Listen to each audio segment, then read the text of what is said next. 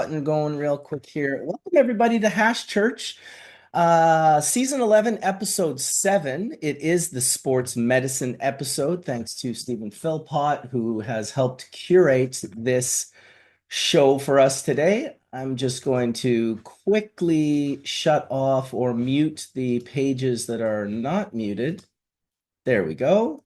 Perfect. Okay, so yeah, we're going to get going here right away. Thanks everyone for bright and early joining us for Hash Church, as you always do.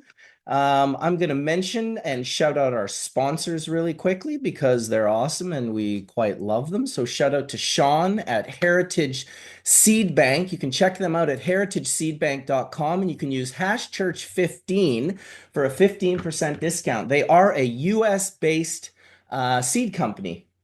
So at Heritage Seed Bank, they're not just distributors, they're passionate cultivators and preservers of cannabis heritage with decades of breeding experience. They collaborate closely with top breeders, truly, to offer only the highest quality genetics. Their goal is to empower all growers, that's you and you and you, with access to the world's best genetics, knowledge, and support, ensuring cannabis remains diverse, potent, and accessible.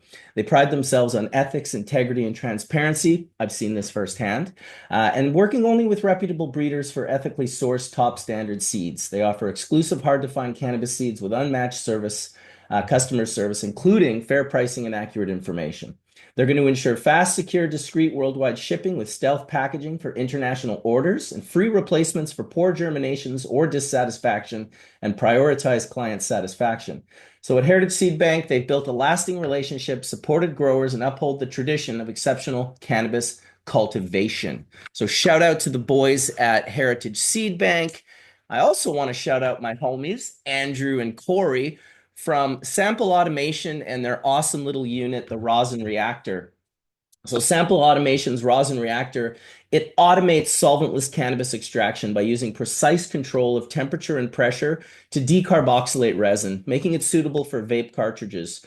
They are now working on a more affordable mini and micro version to broaden accessibility while maintaining the system's core functionality of data logging and remote control for consistent high quality cannabis concentration.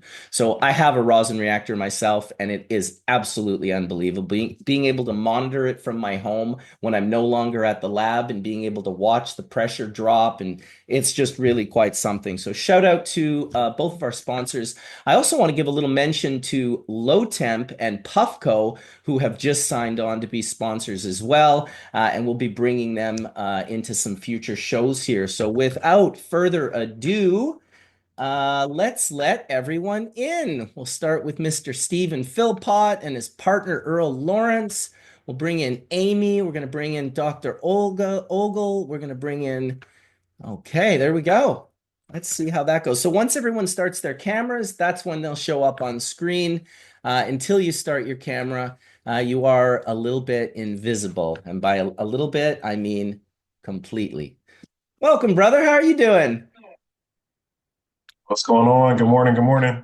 Good morning. Good morning to you. And thanks for everything, Stephen, for helping curate and produce this show with me. Really excited. This is one of the shows from a hash church. 3 or 4 weeks ago, we had a show where I suggested everyone give some ideas. That's when Caitlin mentioned the mental health episode, which we did a few weeks ago.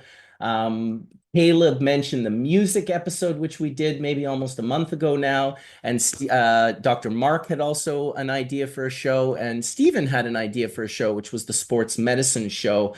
So without further ado, Stephen, if you want to, welcome everyone. We've got Amy Van Dyken in the room. We've got Whitney.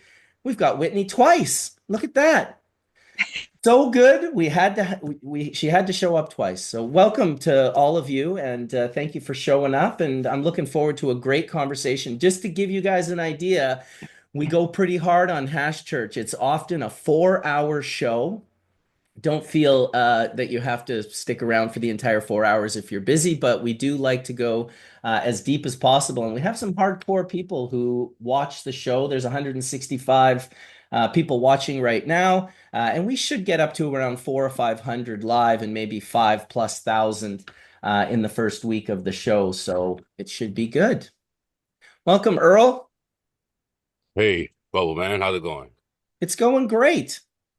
It's going great. Nice and early. I got all my responsibilities. I've only in the very recent past started doing sponsorship, so that's why it took me a little while to get you guys into the room. I like to shout out the sponsors prior to bringing everyone into the room. And it's funny because I've always worried about Hash Church being good, and I've always wanted, make sure the right people show up and the conversation is proper.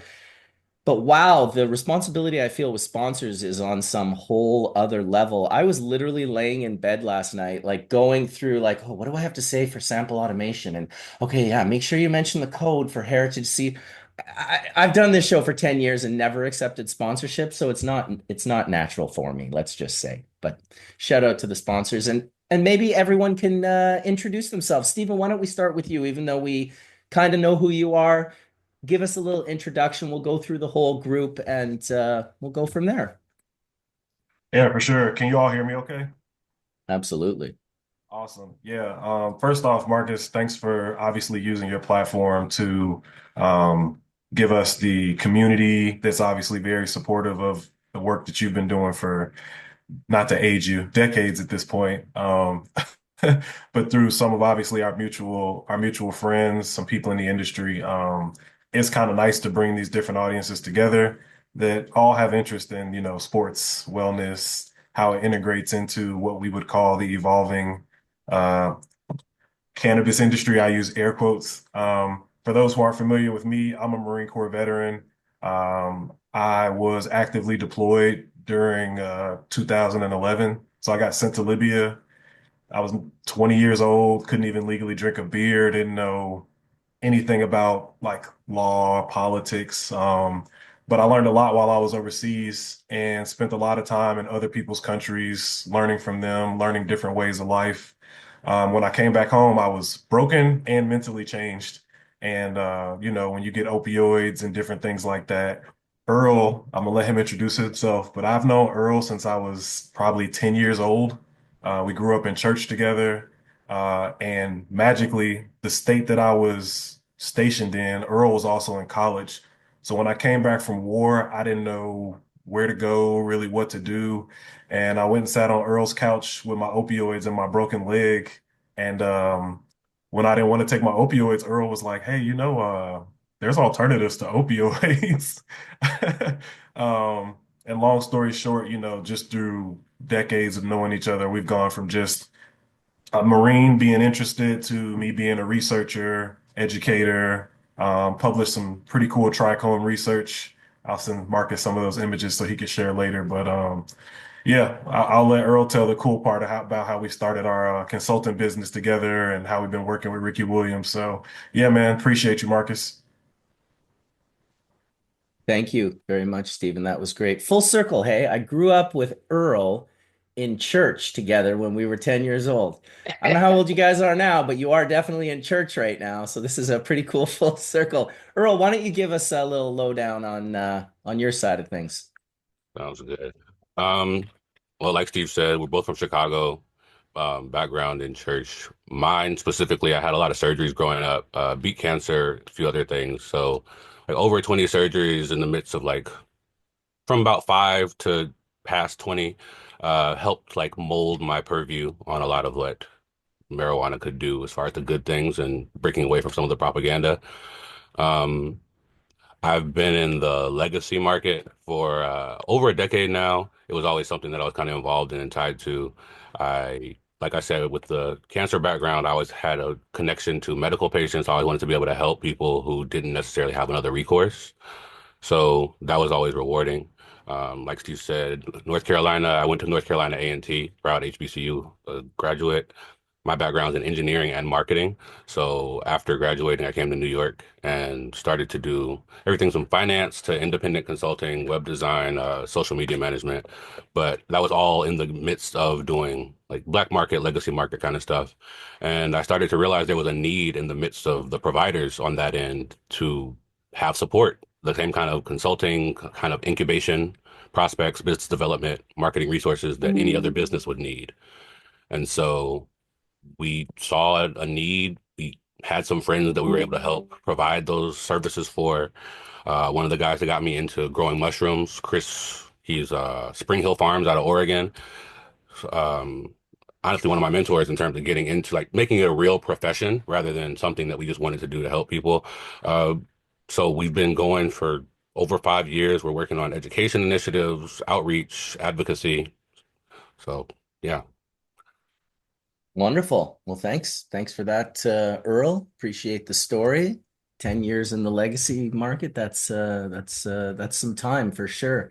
I'm glad to see you made it in, Dr. Uma. That's wonderful. She was having some connectivity issues. It's weird. We're psychically linked. I was like, I wonder where Dr. Uma is. And then she sent an email.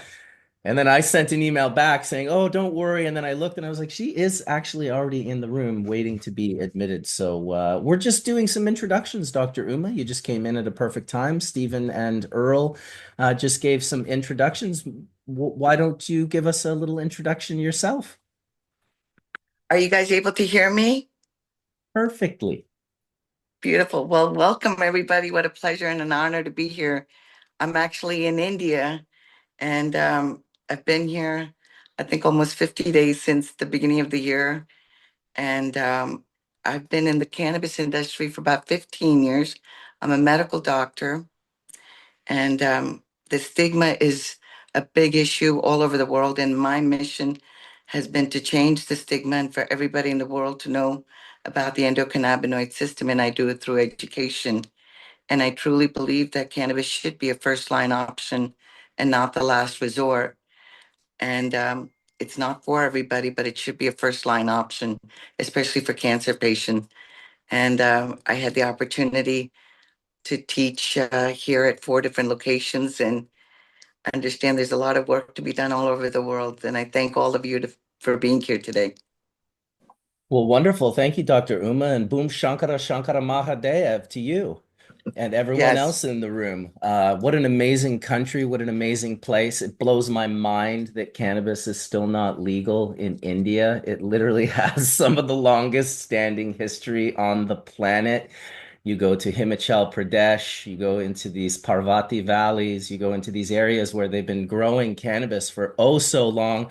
I was lucky enough in 1998 to go to India for the Maha Kumbh Mela in Haridwar in Oh the my north. God. Yeah, oh my God is right. Let me tell you, it Yes. was to say the least amazing. I got to exist in a country of people who the only way I could put it together was when you believe the impossible can exist. And that is what I learned from India. I saw impossible shit. And for those of you that are familiar with the Kumbh Mela, this happens every 4 years in a holy city in India.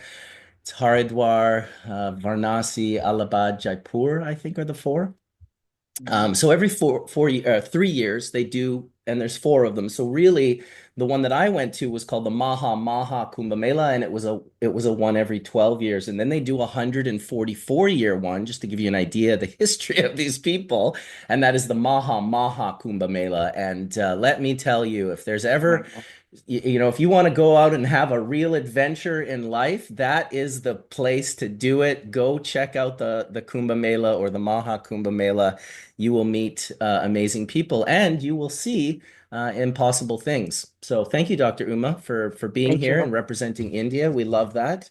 Dr. Ogle, Whitney, I would love to hear from you. Whitney was introduced to me by my good friend Craig from Alpenglow down in California, just an incredible regenerative farmer, just a all around epic, amazing dude on all levels. Him and his wife are just amazing people.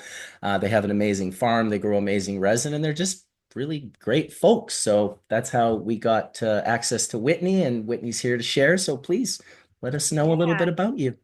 Shout out to Craig and Melanie from Alpenglow. They're great people. I'm so happy that we were able to connect.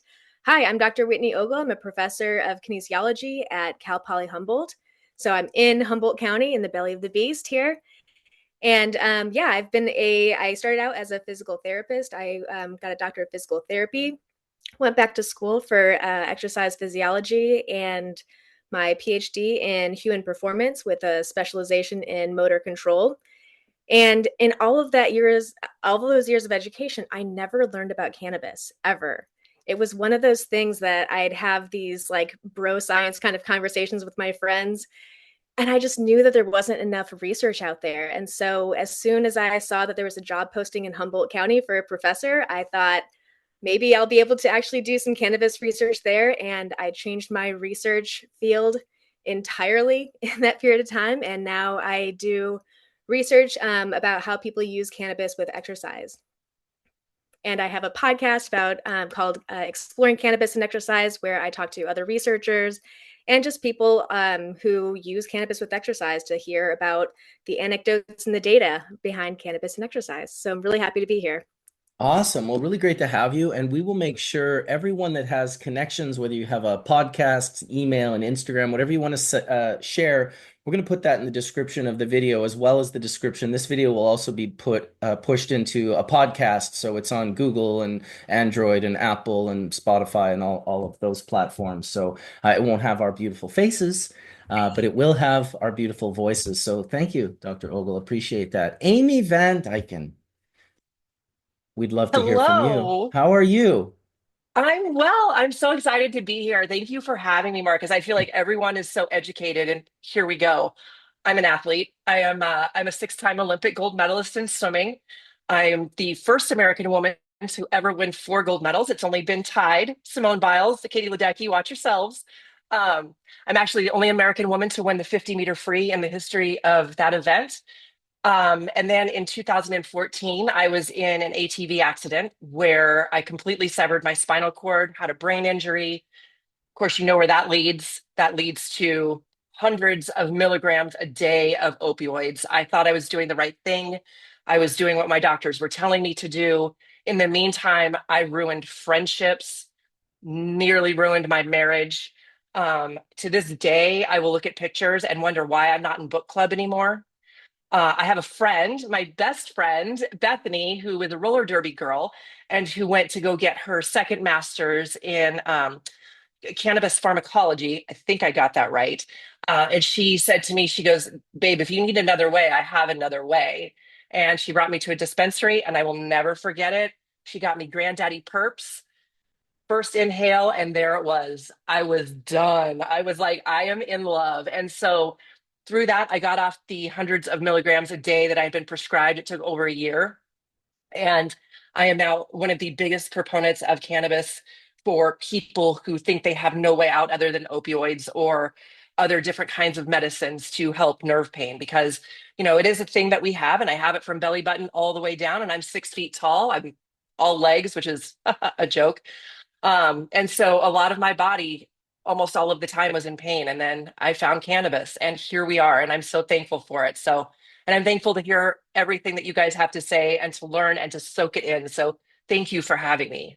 Well, absolutely. Thank you for being here. And wow, what six time, that's unbelievable. Like, holy smokes, you're like it reminds me of the Michael Phelps meme. Winners don't smoke weed, champions do.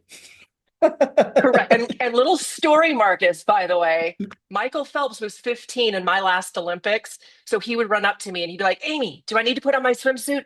Amy, do I need to warm up?" So I tell him, and I will tell you, you are welcome, because without me, he would not know when to put on his swimsuit. You're welcome, America.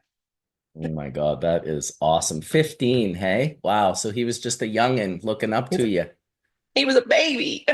Amazing. Well, we appreciate having you as a proponent for cannabis, and it's a story I've heard oh so many times of people ending up on opioids. You know, obviously, if you tear your arms off, opioids are pretty amazing. There's a place for opioids in trauma where, when we're in just the most excruciating, insane levels of pain, okay, maybe we should, do this. Very much like what Dr. Uma said in that sort of first line of defense. It's like, okay, you can use that sort of here, but let's like get off of it as soon as humanly possible. Let's look at it as, the absolute potential danger that it is. I live in a city where 400 to 500 people die every 30 days of an overdose, generally fentanyl or carfentanil. But it all starts with oxys. It all starts with opioids. It all starts with the quick, I hurt my back playing soccer. I was just driving to the grocery store and I got a little rear end. It's like, oh, don't worry about that. We can hook you up with some oxys and it's going to take that pain away. it's just like, yes, it will take that pain away while simultaneously getting you addicted to one of the most addictive substances on planet Earth. I also find it very interesting from a little scientific standpoint that, the part of your brain that controls your breathing and your heart has no cannabinoid receptors. It's one of the only places you won't find cannabinoid receptors. But oh, is it filled up with opioid receptors? Just chock full. And of course, this is one of the reasons why if you take too much of it, it can stop your heart and stop you from breathing. So, thank you for that introduction, Amy. Really appreciate that. Last but or two left who are my regular panelists. We have Collin Palmer, Vessel Life Science. I've known Collin for, my goodness, it's got to be 25 plus years. We kind of met on the internet when things were very illegal, and we were both just like, kind of like, hey, lemon cake, hey, bubble man, like just kind of meeting each other in a very kind of funny way. Collin is an incredible musician and a real dynamic father and husband and friend and hash maker, and we're happy to have him here. Collin, why don't you just, for at least the panelists, give yourself a little introduction? Hello, everyone. Thanks for having me, Marcus, as always. My name's Collin Palmer. I have a company called Vessel Life Science, VLSNY in New York State. We're a licensed operator there, and we grow cannabis. We have a cultivation license, extraction license, and we mainly work in solventless extraction. That's our background, as Marcus mentioned. So it's been a lifelong passion of ours, and really, really stoked to be here amongst all of you, and six-time champion over here. That's quite it's quite the feat. That's amazing. So congrats on that. But It's as incredible. always, it's always great to be here. So thanks. Thanks, Collin. Last but certainly not least, we'll have some other folks come in. We do have some other folks in the room right now who have their cameras off as well, which we'll do some introductions with them. But right now, Dr. Mark Scialdone, he's our resident chemist. He's kind of been on Hash Church for damn near the last 10 years, and he's just a wonderful, wonderful access to the chemistry of cannabis and really the chemistry of anything, because we, like Mark often says, we live in a world of chemicals. Go ahead, Dr. Mark. We do live in a world of chemicals, don't we? That's a good way of putting it. Hey, everybody. Good to see everybody. It's a snowy day up here in Vermont. We're in this middle of this 8 to 12-inch blizzard, but it's just a beautiful day to be on Hash Church. Marcus, good to see you, Stephen. And yeah, what a great episode to have. So, like Marcus said, I'm a chemist. I'm a professor of chemistry over here at St. Michael's College in Colchester, Vermont. And we investigate cannabinoids and their chemistry.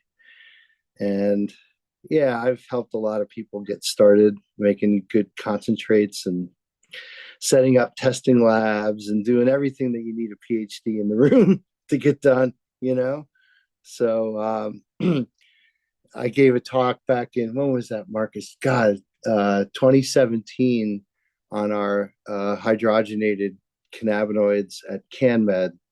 Yeah, I was recently recalling that, Marcus, because that's, I think, where I met Ross's mom, right? And that's how I know that it was the McKernans, I think, that have that connection to Ross.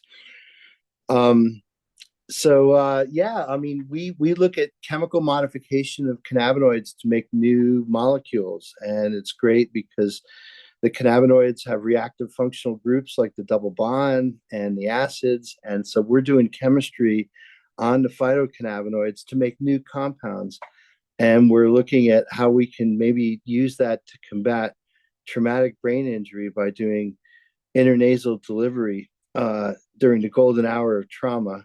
I'd love to hear what you guys think about that. We have some preliminary data that looks super promising in mice, but ultimately we need to get it into humans. So the notion is that you're going to get cannabinoids into the brain to reduce neuroinflammation during that golden hour of trauma, and perhaps that can lead to a successful outcome for the patient. So we think this is something that the world of sports ought to be paying attention to, and so we're going to continue to chip away and do the research. But in the meantime, we're training undergraduates and graduate students and, the next leaders of scientific generation that will take this plant to realms unknown. So, So and they'll look back at these hash churches, Marcus, and get so informed. When my students find out I'm on hash church, they just light up. They're like, "Oh my gosh!" They go and they dig deep and go back and look at a bunch of episodes and start learning more about me than I probably know about them. But no, it's just a great opportunity, Marcus. And I know that we got some great episodes coming up on the chemistry of the plant. So if you all have any chemistry questions, feel free to reach out. I'm the guy to answer them. awesome. Thanks, Dr. Mark. And are you mostly doing bioassay over there with the cannabinoid research? You look pretty baked today. No, Just joking. no, I'm just super happy. I had myself a nice stack of flapjacks with some Vermont maple syrup on them this morning, and just inside during a blizzard, watching people. We live right on Lake Champlain, so we watch people walk out on the ice, and there's some ice fishermen out there, and we see snowmobiles go by all the time. So I pretend that we're in Canada because maybe it's a better life up there, eh, Marcus? Beautiful. You know what? I think Vermont's pretty awesome. It is.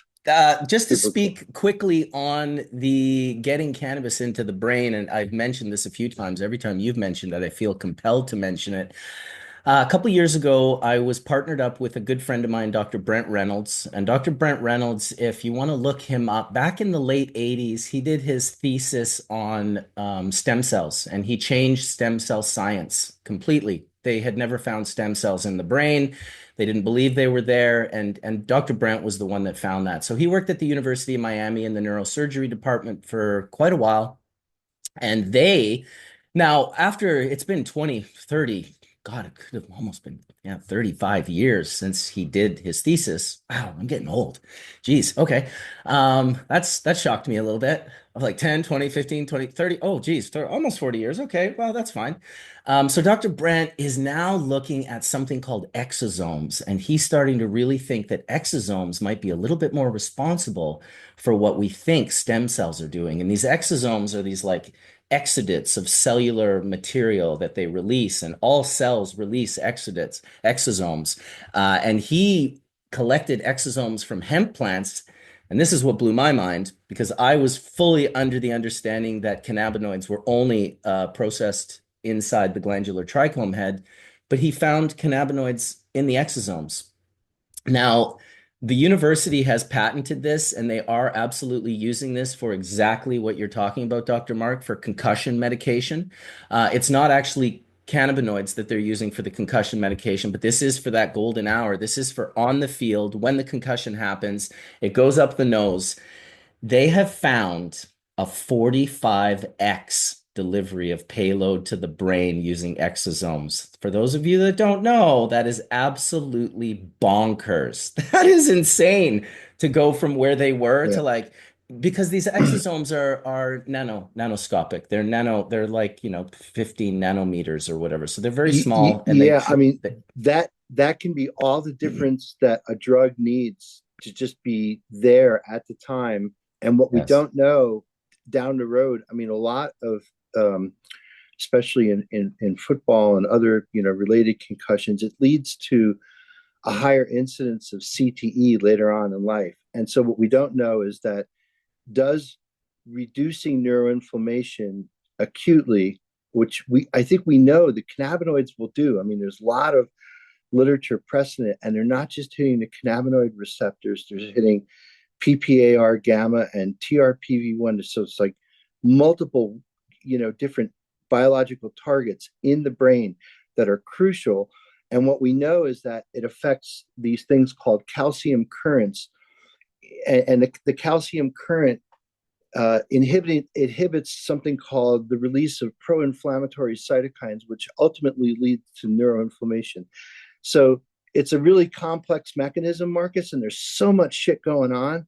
But like this exosome technology, or just being able to do, liposomes or just nanoemulsions to be able to get things through the brain, you're not relying on, what the pharmaceutical companies want to sell you, which is a pill, right? Pill that you take, and then it's got to go through the gut, and then eventually end up in your liver and end up in your system and eventually make it to the brain. This is getting the medicine into the brain during the most crucial period of time when you have to reduce neuroinflammation.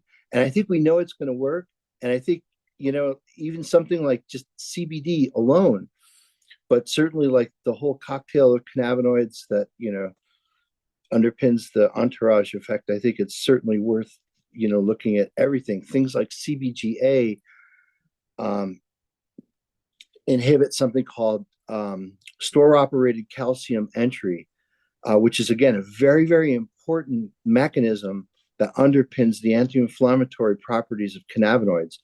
So I think we need to get CBGA in there. The whole untold potential of cannabinoid acids being able to traverse the blood-brain barrier is a whole scientific frontier that needs to be fully investigated. And these kinds of drug delivery techniques that you're talking about is going to enable that. Absolutely. Well said, Dr. Mark. I want to bring up Oil. He's got his camera turned off. He's one of our anonymous friends today. He's a professional athlete. He's still competing. So he thought, well, maybe I've got some good things to share. I want to share, in particular, he wants to share some good things with athletes in regards to kind of how they can acquire cannabis exemptions and why that might be a good idea rather than get tested and failed for it. I'll never forget my good buddy Ross Rebliati in Nagano, Japan in 1998 after winning the gold medal for Olympic snowboarding, the first time snowboarding was ever in the Olympics. And they found like nanograms of cannabis in his bloodstream. And I remember my lawyer many years ago when I got arrested with 16 pounds of cannabis for the BC Compassion Club and some cash. First Compassion Club case in Canada. So it worked out very well. My judge's name was Paradis, which is French for paradise. We felt like that was a good omen. And then I got no fine, no time. And he ordered my money be given back. It was a win, win, win. Even the prosecutor who was prosecuting me asked my lawyer, hey, our mutual friend Bob's dying of cancer in the hospital. Do you think maybe you can get some of that medicine from your client? So while I was being charged with trafficking, the guy who was charging me with trafficking was in the hallway trafficking with me. So this is the world of cannabis and hypocrisy, and that's what I went through. So yeah, pretty wild stuff. And so we'd love to hear from Oil. He's going to go by Oil today, and I'm going to make the best attempt to not blow his anonymity. But how are you doing, Oil? Hey, yes, thank you, Marcus. Super happy to be here this morning, and I think it's a super important conversation. So I'm a professional tennis player. As you said, still currently competing, but I suffered a brain injury and compression fractures in my neck in a snowboarding accident in 2019, where I collided with a tree. So this talk about brain injury that we've already started on so far definitely hits close to home. And I feel I actually knew about this golden hour research, and I turned down the ambulance ride and made sure my friend packed up multiple dabs on the way to the hospital. So I feel that that was definitely, I'm glad I knew about this research back then. And I think it's super important for people to, while it was still a super long recovery and took, I didn't play a professional tournament for 2 years from the end of 2018, 2021-ish. So it was like a long way back. And yeah. You're cutting out a little bit on us, Oil, but that sounds really interesting. When you said you suffered like a head injury and like your spinal compression, I was like, I had no idea tennis was that violent of a game. But then you added the snowboarding part, and I do know how violent that is because I live about an hour from Whistler Mountain, and I am pretty jacked today because I spent 6 hours on Whistler Blackcomb Mountain yesterday, raging the pow pow. Yes, it was dumping, and it was wonderful. I hope you're wearing a helmet when you had your accident. Yeah, unfortunately, I was not wearing a helmet, so a lesson for me, and don't make the same mistakes, and wear your helmets, kids. Thank you, Oil. That's what I wanted from you. I was lining you up for that very thing. It might sound cheesy out there, young people, but learning how to walk is also very cheesy. It's best to just do once in your life.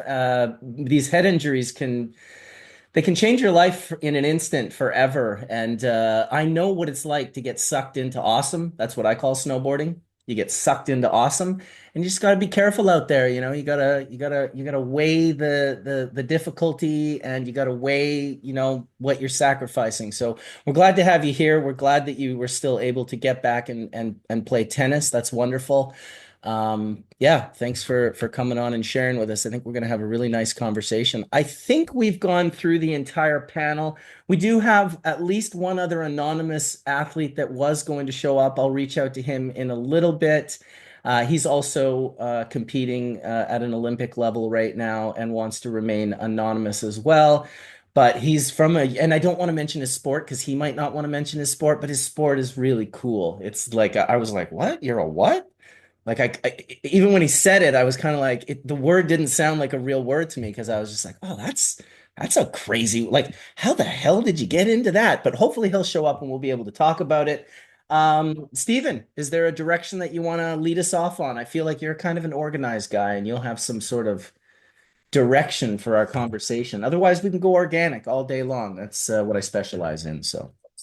Yeah, I have some topics just especially because of everybody here. I already kind of know, like Dr. Mark was texting me. I know Dr. Whitney. I've seen Amy a bunch of times because I know Bethany. So yeah, so I have some things that we definitely want to talk about. One thing that I was going to say, and I'm glad that everybody is kind of giving their backstory. My experience is super odd, I'd say, because I went from being a Marine to coaching in the NCAA for 6 years. But during the height of COVID, when all the NCAA sports were being canceled, Earle and I actually did an online certification through the Trichome Institute. And Earle had already had his legacy experience, so we had talked about hash and all those different things. But once we got deep into like the trichome literature, it was kind of like a crazy rabbit hole. Like once you start getting at that point, it's pretty wild. But what's interesting is I met Dr. Uma a couple years ago at an event where we were with Ricky Williams. So everybody here is kind of has this crossover of experience. And I kind of want to use that to kind of lead our conversation. So like I said before, Earle and I think we did yoga with Ricky Williams in 127-degree heat a couple years ago. Earle almost passed out, I'm gonna say that, but he did manage to make it up the mountain. But the reason that we did it was because we wanted to actually raise awareness about the endocannabinoid system and not just cannabis. I think a lot of times when we're trying to educate people as athletes, as people in wellness, as Dr. Whitney says, when you're in a department of sports medicine and kinesiology, when you lead with cannabis, a lot of times people just turn their head up, they'll walk away and they won't listen any further.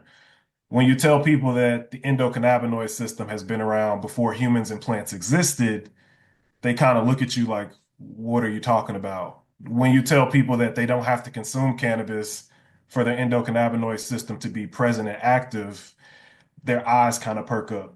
Then once you start saying it's in bears and jellyfish and fruit flies and all kind of different animals, the conversation becomes one more of what nature was doing before humans even got here, and why would nature put this system across all these different animals and species for hundreds of millions of years. So all that to say, like, it's gonna get pretty heavy today.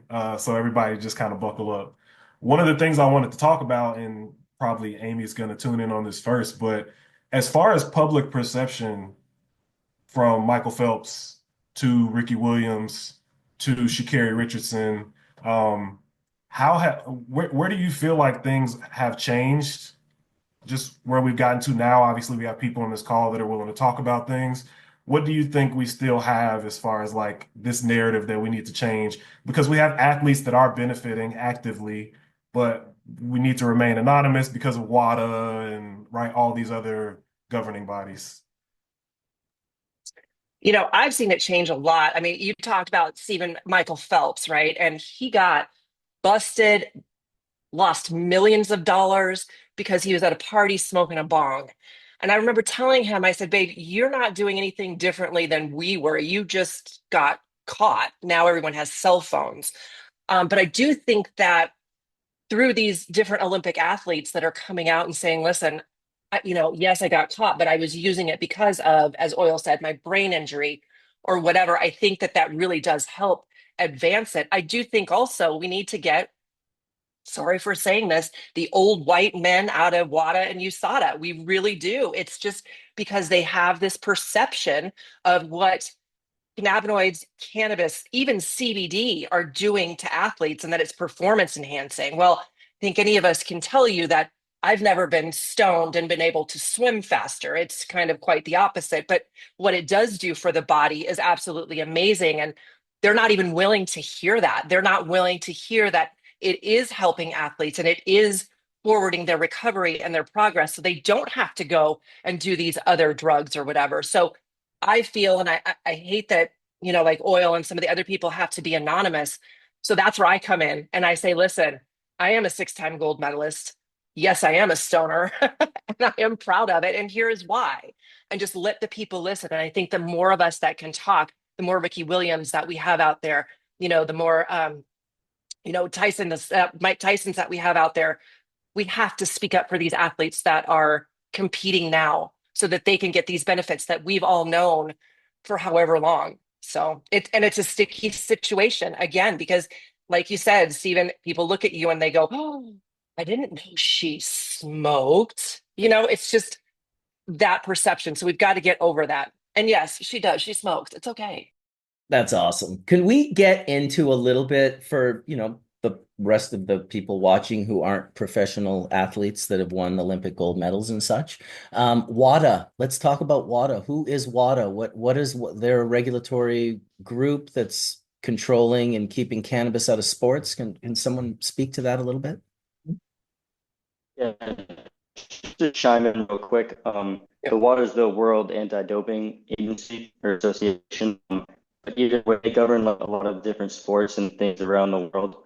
The one thing that I think is important to know is that they have, at least for tennis, and I'm not sure about other sports, but they've raised the level to 150 nanograms per milliliter of CQ.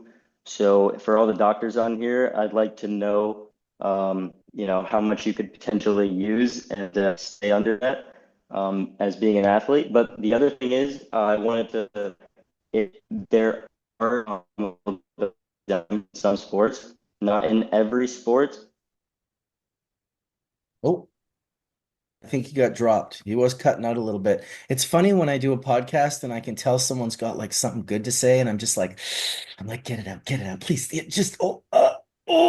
Well, that was a pretty good. Yeah, sorry. I think there I'm you back. go. You're back. Where did I cut out? Yeah, you've got a bad connection. I don't know if you're online or if you're in a bad. I'd say we're hearing a good 90% of what you're saying, so it's not super bad, but there's a little bit that's just clipping out. Okay, yeah, I'll see what I can do about that. But either way, all I was saying was exemptions are possible, and I think it's important for people to apply for these exemptions, just to keep moving this forward as more countries become legal. And yeah, I just think it's important just to keep pushing that forward. Awesome. Thank you, Oil. Is there a doctor that wanted to answer his question in regards to the numbers he said?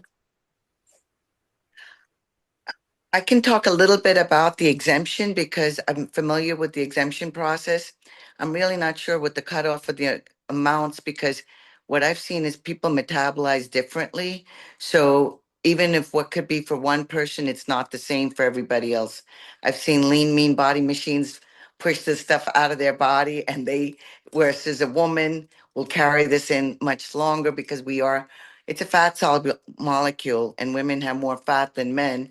And among men, even some men are able to metabolize quicker than others. So it's really dependent on the individual, and why I call it the U curve, sort of like the UMA curve, too much, too little. That's the way I look at it. And the other thing is that I want people to know that I've been doing these TUIs. TUI stands for therapeutic use exemptions. And it's a process, but it can be done. And in addition, I started a panel called Doc and Jocks. I'm the doc, and we've had different jocks on.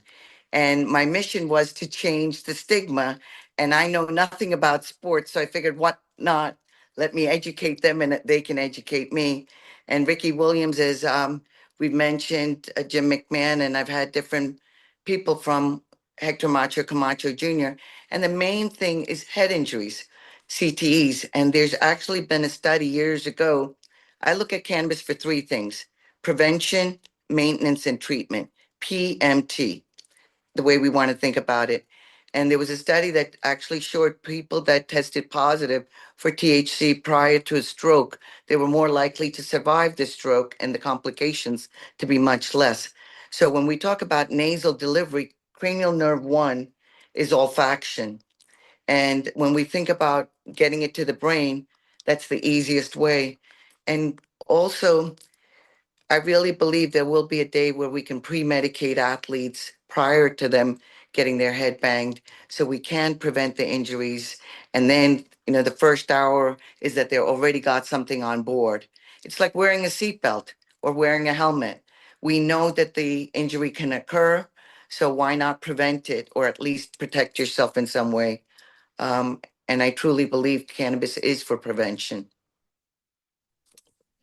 Absolutely. The United States patent was on the Yes. neuroprotective properties of cannabinoids. And so what we know, like Dr. Uma said, is that these are fat soluble.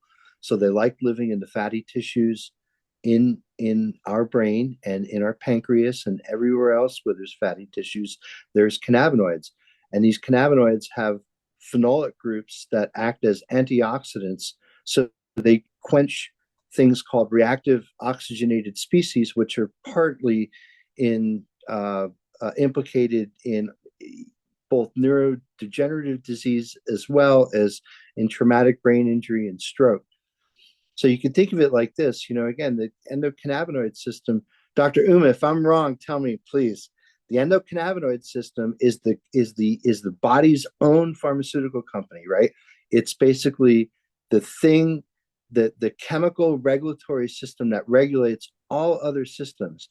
And Marcus, you were talking about the opiates, the opioids before, and there's opioid receptors that are really important in neurological function. And these things are all related, man. They're all part of the software in our brain. And so you can't really affect one of those systems without affecting the others, which is why we need to do the research to study it. But thank you, Dr. Uma, for all your work. You're fantastic and a big hero of mine. I love what I'm doing. And, it breaks my heart because I got involved in this because I never got to give this for my mother. And it was just so counterintuitive.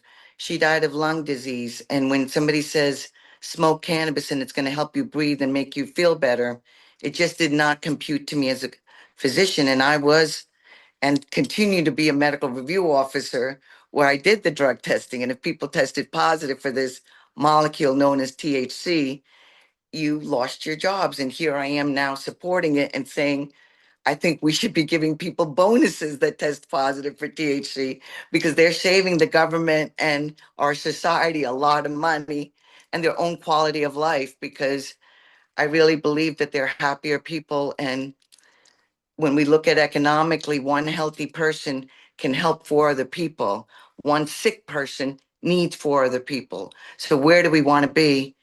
And this is being used by majority of the seniors right now, and they're having a better quality of life. And I think this is where the stigma has to change. And it's just heartfelt to me. I'm in India, and as soon as I say the word cannabis, there's either this, oh my God, you're going to be crazy, and the attitude, but I'm not stopping. And I'm going to be back here, and I'm going to make it that cannabis will be legalized in India. And I'm hoping by the end of the year. I'm going to pray for it, and all of you guys are going to help me.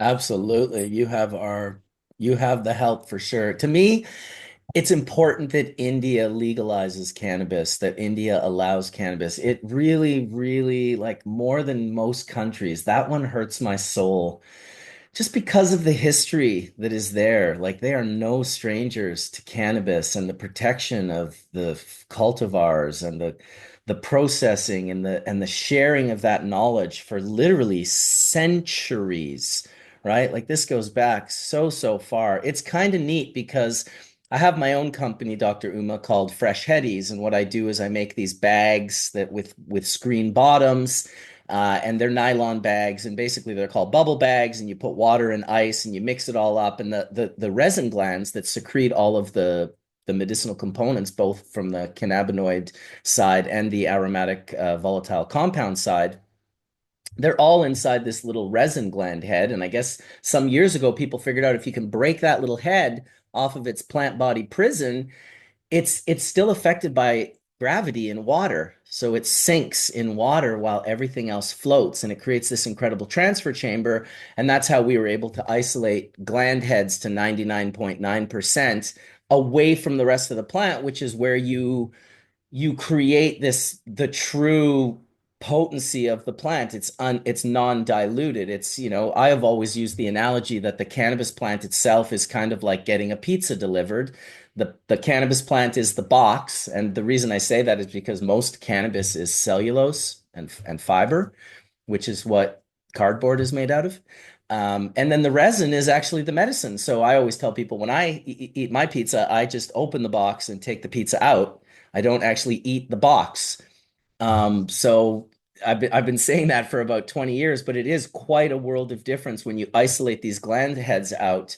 I'll tell you one thing, if I had if my mom got cancer tomorrow and needed to shrink a tumor out of her breast, I would not be giving her like cannabis to smoke. I would be giving her cannabis resin to consume orally. And so there are differences. There are amazing aspects medicinally and both recreationally for the smoking of cannabis. Medicinally, you can reduce ocular pressure in glaucoma patients in an instant with a puff. You can reduce tremors almost instantly in advanced MS and Parkinson's. There's a whole variety of things that you can do. You can stimulate appetite in a wasting syndrome patient. This is also from just having a couple of puffs. But if you're looking to shrink a tumor out of your colon or do something on those deeper levels, for me, I've always thought that the consumption of oral cannabis extracts, cannabis resins, is kind of where you wanna land. Sure. And I wanted to double back to what Dr. Uma was saying earlier. I'm from Chicago, huge Chicago Bears fan. Obviously, Jim McMahon, 1985 Bears Super Bowl legend. I will never forget when I saw Jim McMahon on television and he wasn't doing well. I just remember seeing it, and as somebody who coached Division I NCAA football as a strength and conditioning coach, as somebody who just grew up as a Bears fan, when I saw Jim McMahon like this, it was about the same time the movie Concussion came out. Um, and it just kind of you just had all these thoughts about football. I'll say this.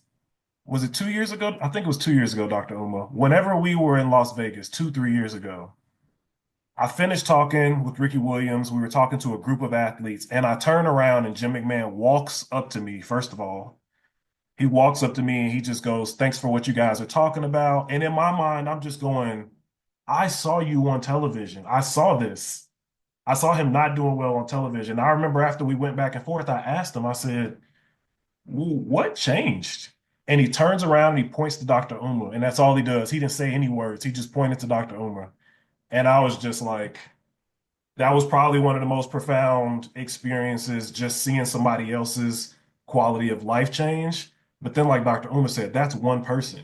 And that's one person that has the platform that people can see. But that just made me think about all the different people with, I mean, we're talking about Parkinson's, Alzheimer's, all these different neurological ailments. When we're talking about these receptors in the brains that we've talked about a couple times, there's all these different drugs that treat that target different receptors. But knowing that there's more CB1 receptors than all those other receptors, it really makes you start thinking about what I would call supplementation. Marcus used a really good analogy with the pizza box earlier. I always tell people your body naturally makes cannabinoids, but through depression, anxiety, and a lot of different other things, your natural anandamide can actually drop, right? So they see that in research. People that have chronic depression and chronic ailments, they have naturally low anandamide levels. Well, first thing I thought was like, THC is kind of a supplementary product, right? It's a supplementary thing that can be used for an. Ooh, these trichomes look amazing. But it was one of those things that I thought about when I saw Jim McMahon. he wasn't doing well. And then he kind of turned around and pointed to Dr. Uma. And then we were talking about these different things about how your brain has all these CB1 receptors. And we see so many people with neurological ailments, right, that can obviously benefit. So, Dr. Whitney, that was something I wanted to ask you about. What do you think about the fact that now we know, right, these anandamide levels are low in some of these people with chronic ailments? And then as far as like supplementation, how do you feel about that word being used rather than just consumption or medicating? Yeah, great question. I think that it's when we look at the research right now and to understand why people are using cannabis with exercise, a lot of times they say that they use it with exercise to help them enjoy exercise. A lot of people have not had good experience with exercise. Myself as a former swimmer, Amy, oh my gosh, I'm so happy you're here. As a former swimmer, I had to stop swimming for years because I had chronic shoulder pain, and so it's taken me a while to get back into a pool and get back into exercise to actually enjoy it. When we think about our trans and non-binary brothers and sisters that are not having a good time with exercise right now, we need people. Exercise is good for all of our bodies.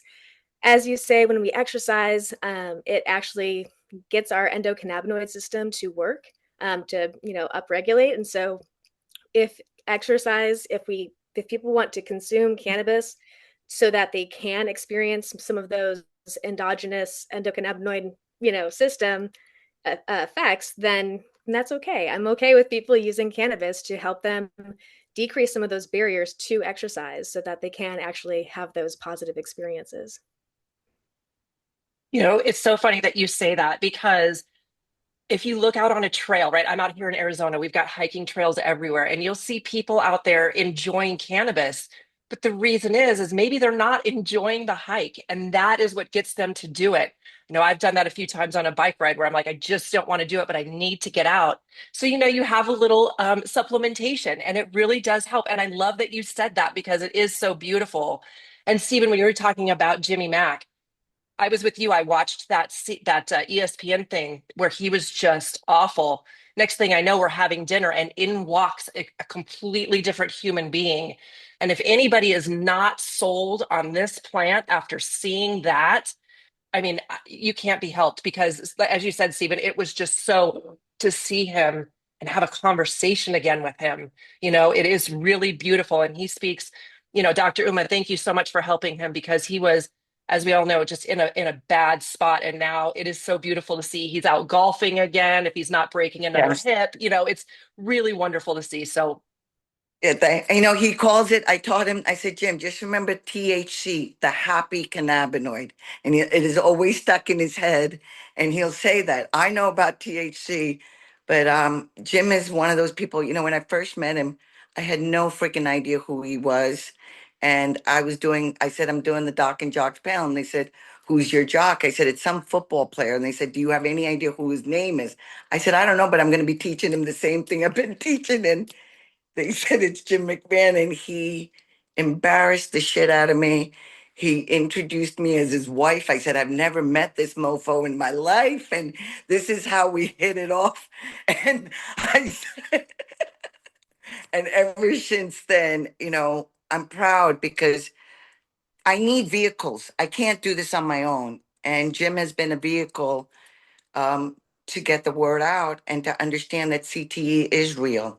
And if people don't know what CTE is, it's deadly, and we can't diagnose it, and it's upon death when they do an autopsy and they find out that it's due to chronic trauma, and encephalopathy means enlargement, and ultimately it's every daggone thing's inflammation. It's some itis, arthritis, bursitis, carditis, conjunctivitis, gastritis, endometritis. I don't give a shit what the itis is, but it is itis, which is inflammation. And we need inflammation, but anything that overdoes it is what illnesses are all about. And as doctors and the medical profession will tell you, I call it the triple D. We make a diagnosis, and that's the disease. When we're not at ease, we are at dis-ease, folks. And then we come up with a drug, and it's a dose. So it's the triple D. Make a diagnosis, give a drug, start a dose. And cannabis just doesn't go with that because it's every system is involved in it. So it's not just one system, one itis, it's many different things that you're helping.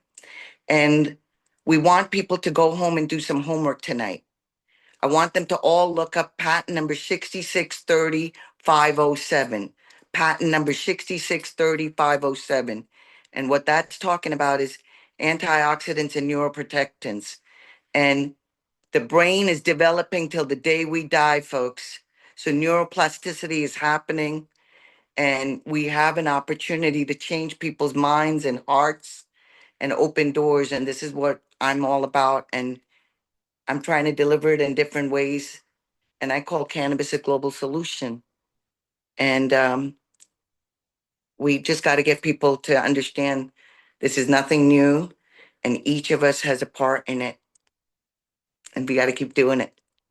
Beautifully Dr. well Uma, see, said. here's my brain injury. I'm a frontal lobe, so I can't stop things. You are flippin' magical. You are an angel princess, and I'm so glad that we get to listen to you. So thank you. And I'm a badass too. And a badass. I love it. You know, I've got a video. I don't know.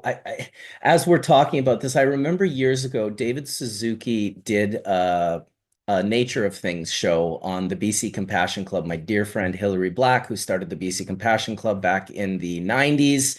And Hillary was kind of just this like, she was kind of a, she was a West Vancouver girl, she was from that side of the tracks. And she decided to be like, I'm going to go to East Vancouver and I'm going to sell cannabis to homeless, mentally ill, drug addicted, terminally ill people. Try to find a more vulnerable group of people by any means. You will not find them because that is the most vulnerable group of people. And that's what she decided she would do. And I remember she was like, I don't like the word medical and I don't like the word marijuana. And that is where compassionate cannabis came from. She chose different words. This was back in the 97 or so. I was very lucky to be friends with her, still dear friends with her, but I was able to help. My court case was a BC Compassion Club. Hillary and all of these people testified on my behalf and came and shared their knowledge. But there is a Nature of Things video. I'm going to try to share it. I might not be able to get the audio through correctly. I definitely will be able to get the video. This is my friend Crash. He's 26 years old. He has advanced MS. You cannot believe how badly this guy shakes on the regular. He can't put a bong to his face because he'll chip his tooth on the bong. In this video, he's going to smoke a joint, and we rolled him up a fatty of oil and hash and weed. And you'll see him unable to talk, and then you'll see his neurological disorder almost dissipate by 80 to 90%.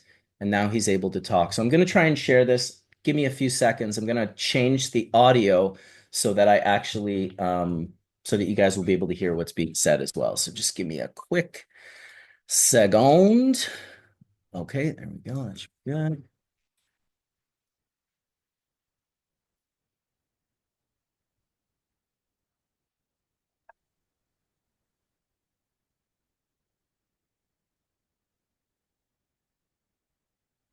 Try and get the stereo working properly here. Pose. Let me see.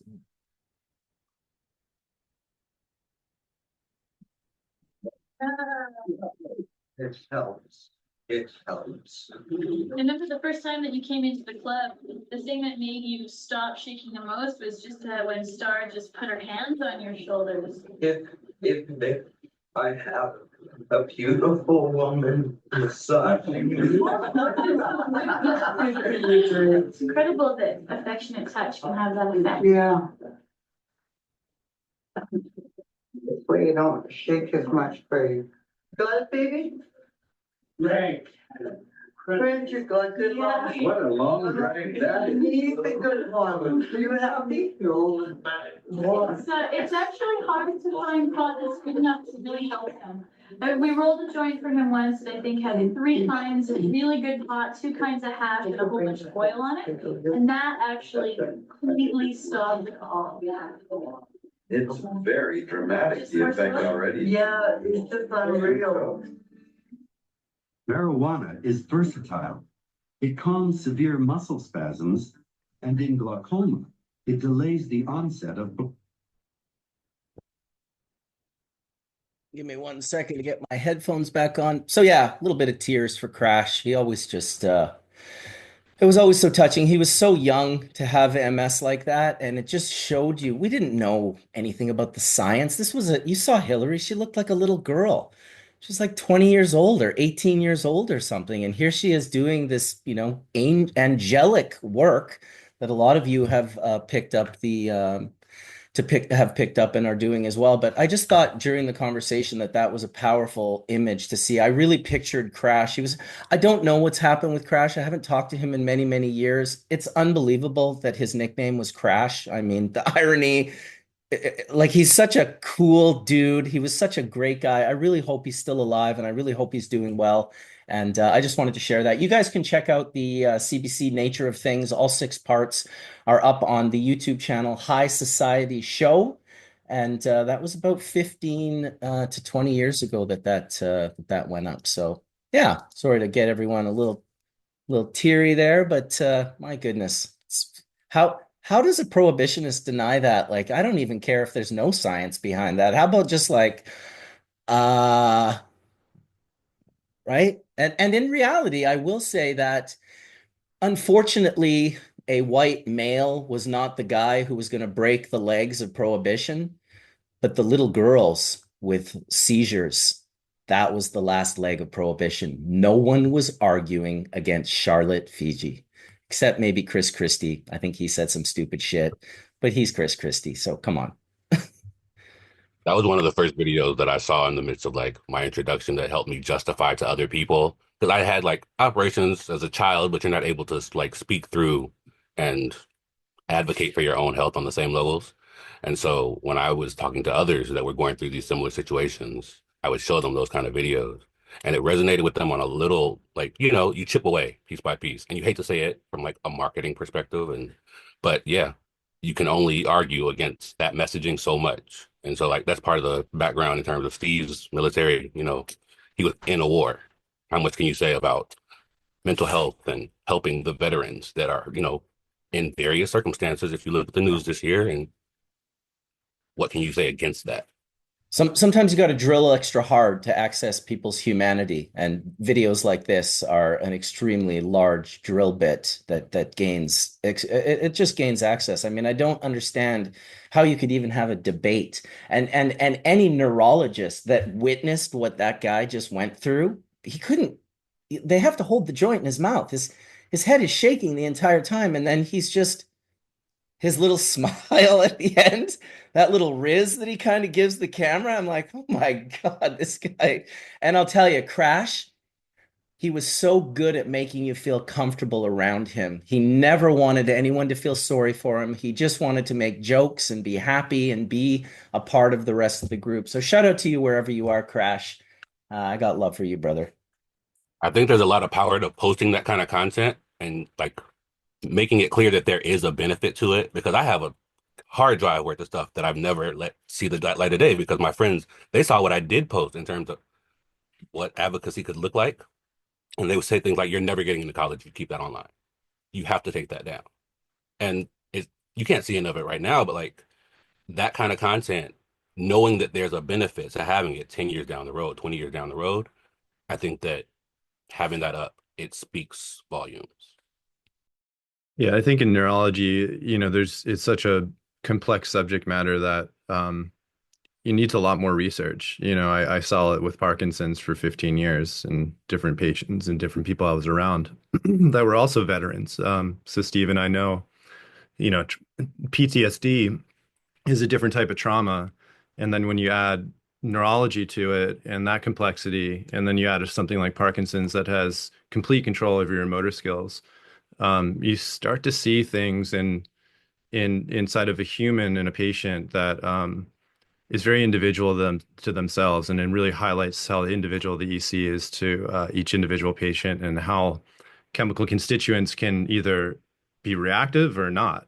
And it's fascinating. And I know when you're talking about the difference in a recovery for a patient that has cannabinoids in the system versus not. I went through a situation where I had a neck injury and I had to heal. I was told I had to get surgery, and I just didn't want to get surgery, and I'm glad I didn't. And I used cannabinoids and made my own topicals to help release the inflammation in that part of my body. And then at night I would take these pills. And I remember talking to Tony and I think Marcus about it at the time because they were doing prana, and I was like, man, I really need this for my shoulder and my neck. And you kind of we talked about how to make it and different things that you could add to it out there outside the cannabis plant that would maybe helpful. So Do you know who worked on that, Collin? yes, Brent. Dr. Brent Reynolds. Yeah, that's what I was gonna full circle. It's like Dr. Brent Awesome. Reynolds, which is another incredible human I think that doesn't get enough light in our industry. As Marcus said, really brilliant mind there. But my point of saying this is I had to use yoga, which allowed me to elongate my body and my skeleton, and cannabinoids together, and kind of work myself over a 5-year period to back to normality. And now I don't have a herniation anymore in my neck that is constantly shooting signals down to my fingers. It was quite interesting to have that just stop one day, after being so deep in thought of, wow, I'm gonna have to go and take these other type of drug classes that I don't want to take at all. So it's really, it's fascinating to me that through that journey, it just solidified what I already knew in my mind. But the next thing for me is tears, ligament tears. It's the next journey with cannabinoids. I have a question for Dr. Uma, if I could. Collin, sorry to interrupt. Yeah, go for it. Dr. Uma, have you ever prescribed Epidiolex for a Dravet's patient, or would you prescribe Epidiolex, or would you just have them go take a CBD tincture? Thank you, Mark, for that question. So for people that don't know what Epidiolex is a available medication that's prescribed. It's a prescribed synthetic, and I want to explain that what the difference between phytocannabinoids, synthetic cannabinoids, and endocannabinoids, just to kind of give a little bit of background. Epidiolex was a drug that's been created, and it's prescribed for two particular type of seizure disorders, Dravet's and Listart-Galt syndrome. And these are seizures that are not working for any other medications, and they've given this. The thing that I have not prescribed Epidiolex, I have helped many patients that are on Epidiolex, mainly because Epidiolex to me still has the side effects because it is synthetic and it has a lot of additives in it, which people have a lot of different reactions to it. And it still can be toxic, okay, because it is synthetic in that sense. As far as Epidiolex, it's a new drug that's been out, and some people can't get access to cannabis. They're in states where this is the only thing they can access. So something is better than nothing. Okay, so let's start there. If they can't get a hold of any cannabis and they could start with Epidiolex, it's a starting point. Um, there's endocannabinoids that are made within our own body. And this is where the concept that Ethan Russo talks about is an endocannabinoid deficiency, and why I do think of cannabis as a supplement, as a nutraceutical, is where I think it should be classified, and it does not belong on any schedule. That's where Dr. Uma feels my stand is. It should not be on a schedule. Um, so when we understand that our body produces endocannabinoids, meaning it's within our own body, the first drop of breast milk a baby receives has a molecule known as anandamide. And anandamide is what THC mimics, and that's what works with the receptors. CB1 primarily in the brain, CB2 in the immune system, and many others that we're learning about. So Epidiolex was made with a molecule known as CBD, which is one particular molecule. But I truly believe in the whole plant. And this is where phytocannabinoids come from plants, endocannabinoids come from our own body, and synthetic cannabinoids are made in a lab, just for people So, to understand. so Dr. Uma, I hate to disagree with you, but I think history and the public record shows that the CBD active ingredient that's in Epidiolex is not synthetic. It is botanically derived from high CBD cultivars that our dear friend, and I'm getting choked up as I say this, Marcus, our dear friend David Watson's contribution to the starting of the GW Pharmaceuticals was Hortifarm's high CBD cultivars. So the CBD that is in Epidiolex today is not synthetic. It is botanically derived. There he is. Let me just clarify. The Epidiolex itself is something that's made in a lab.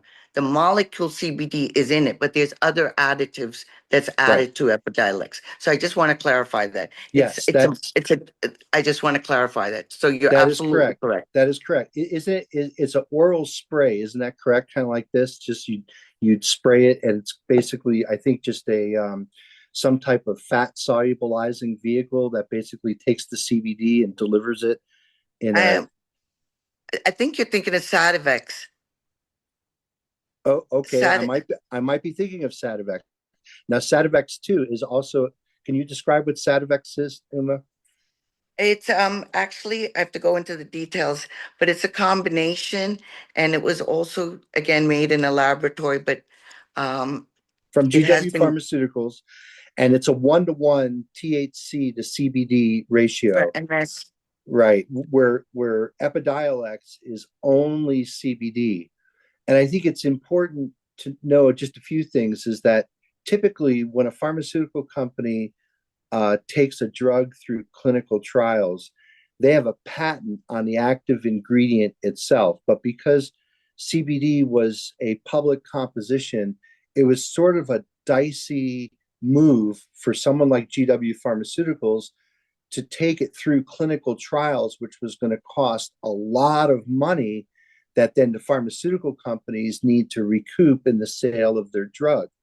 So I think what we know now today, again, is that a lot of people are getting CBD not from Epidiolex and not through a prescription. They're getting tinctures from Farm Bill legalized hemp. So I guess my question originally to you was, if you have a patient that comes into your office and it's a typical Dravet syndrome, where we know from Charlotte, in fact, Marcus, remember Naya from Pittsburgh too. We had Naya's mom here on Hash Church several years ago. Naya suffered from the same debilitating seizures that Charlotte succumbed to. And I think that, again, if I remember correctly, we used Dr. Alan Shackelford's. He had developed a based on body weight, what the dose was for both maintenance and a rescue dose, Dr. Uma, for like if she were in the middle of a seizure. And I think if I remember correctly, the rescue dose was somewhere up around 120 milligrams. And I think the maintenance dose was somewhere around 30 or 40 milligrams. And this was, again, for an 8-year-old girl. So you can imagine someone that small getting that much cannabinoids. So I guess in today's practice, is it just okay to refer a patient like that to someone, or just a CBD tincture? Or do you actually think that, something about the pharmaceuticalization of CBD into Epidiolex has now created a standardized version that's always going to be the same quality, always going to be the same potency? It's not going to have all the minor cannabinoids. And right, if Professor Meshulam teaches us anything, he teaches us it's not just in a single molecule. There's this synergy of all these other molecules. So what is the options for patients today? I mean, obviously Epidiolex is out there, but we could also just give them a high CBD full spectrum tincture, couldn't we? I'll tell you, with the Farm Bill, what it did is gave people access to something.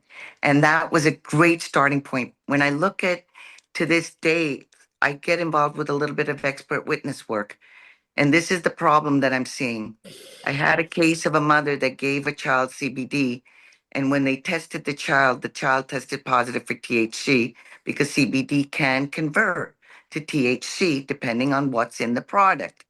And depending on the individual, it can bioaccumulate. And again, if people metabolize differently, it varies.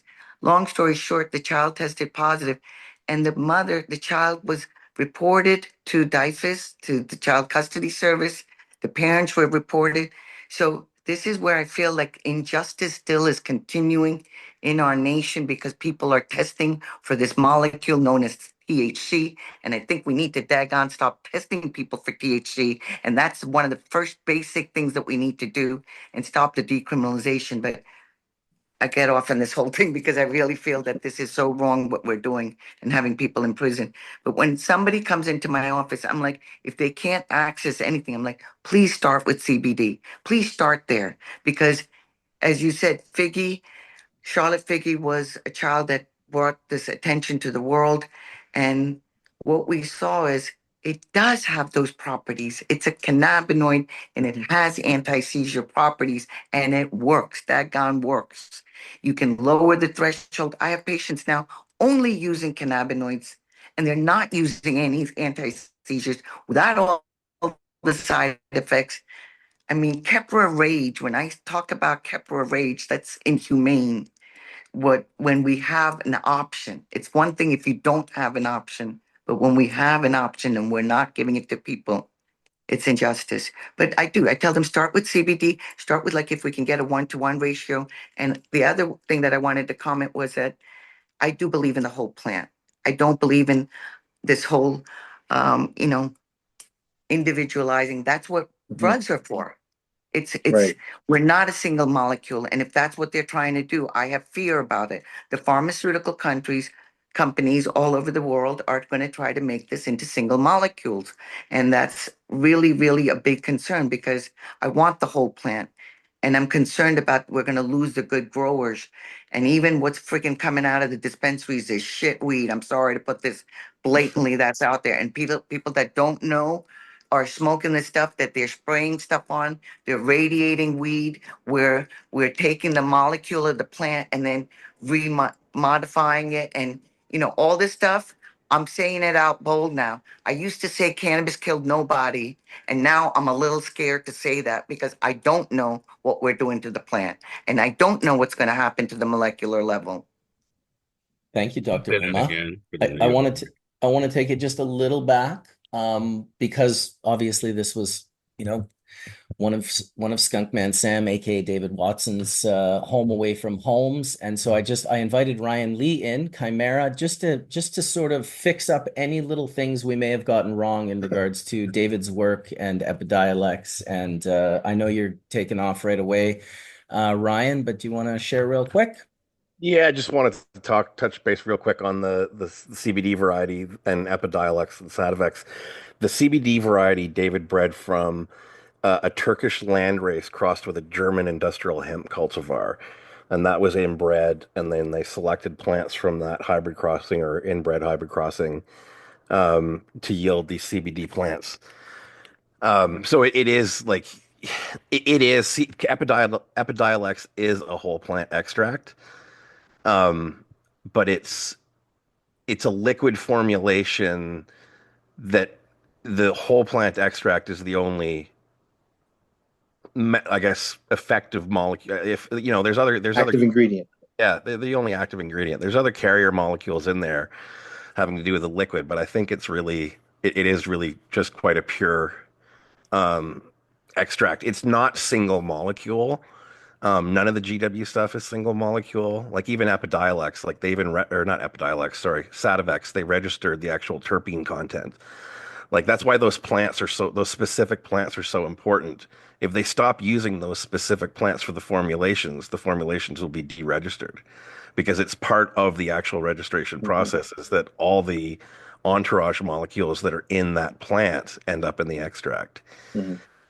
And the other thing I just wanted to touch base on, Dr. David Mieri has done some work in Israel, and they've been doing, there's growers over there that are producing type 3 CBD plants for children with epilepsy, and they have these ongoing trials where they're using these oils.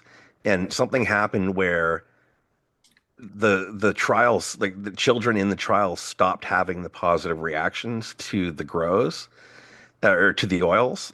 And the researchers contacted back the growers to say, hey, have you changed anything? Are you using different plant varieties or what? And it turned out that they hadn't, that they were still using the same plants, but there seemed to be some seasonal effect um, with specific minor compounds that were found in the oil that were produced at different titers in different seasons. And so Mieri is like, he's an insane chemist. He's got this really high power analytical lab set up, and they did a really deep breakdown of the oils that were going into these the extracts that were going into these oils, and they actually found that there were some minor cannabinoid difference, even though the CBD content was the same.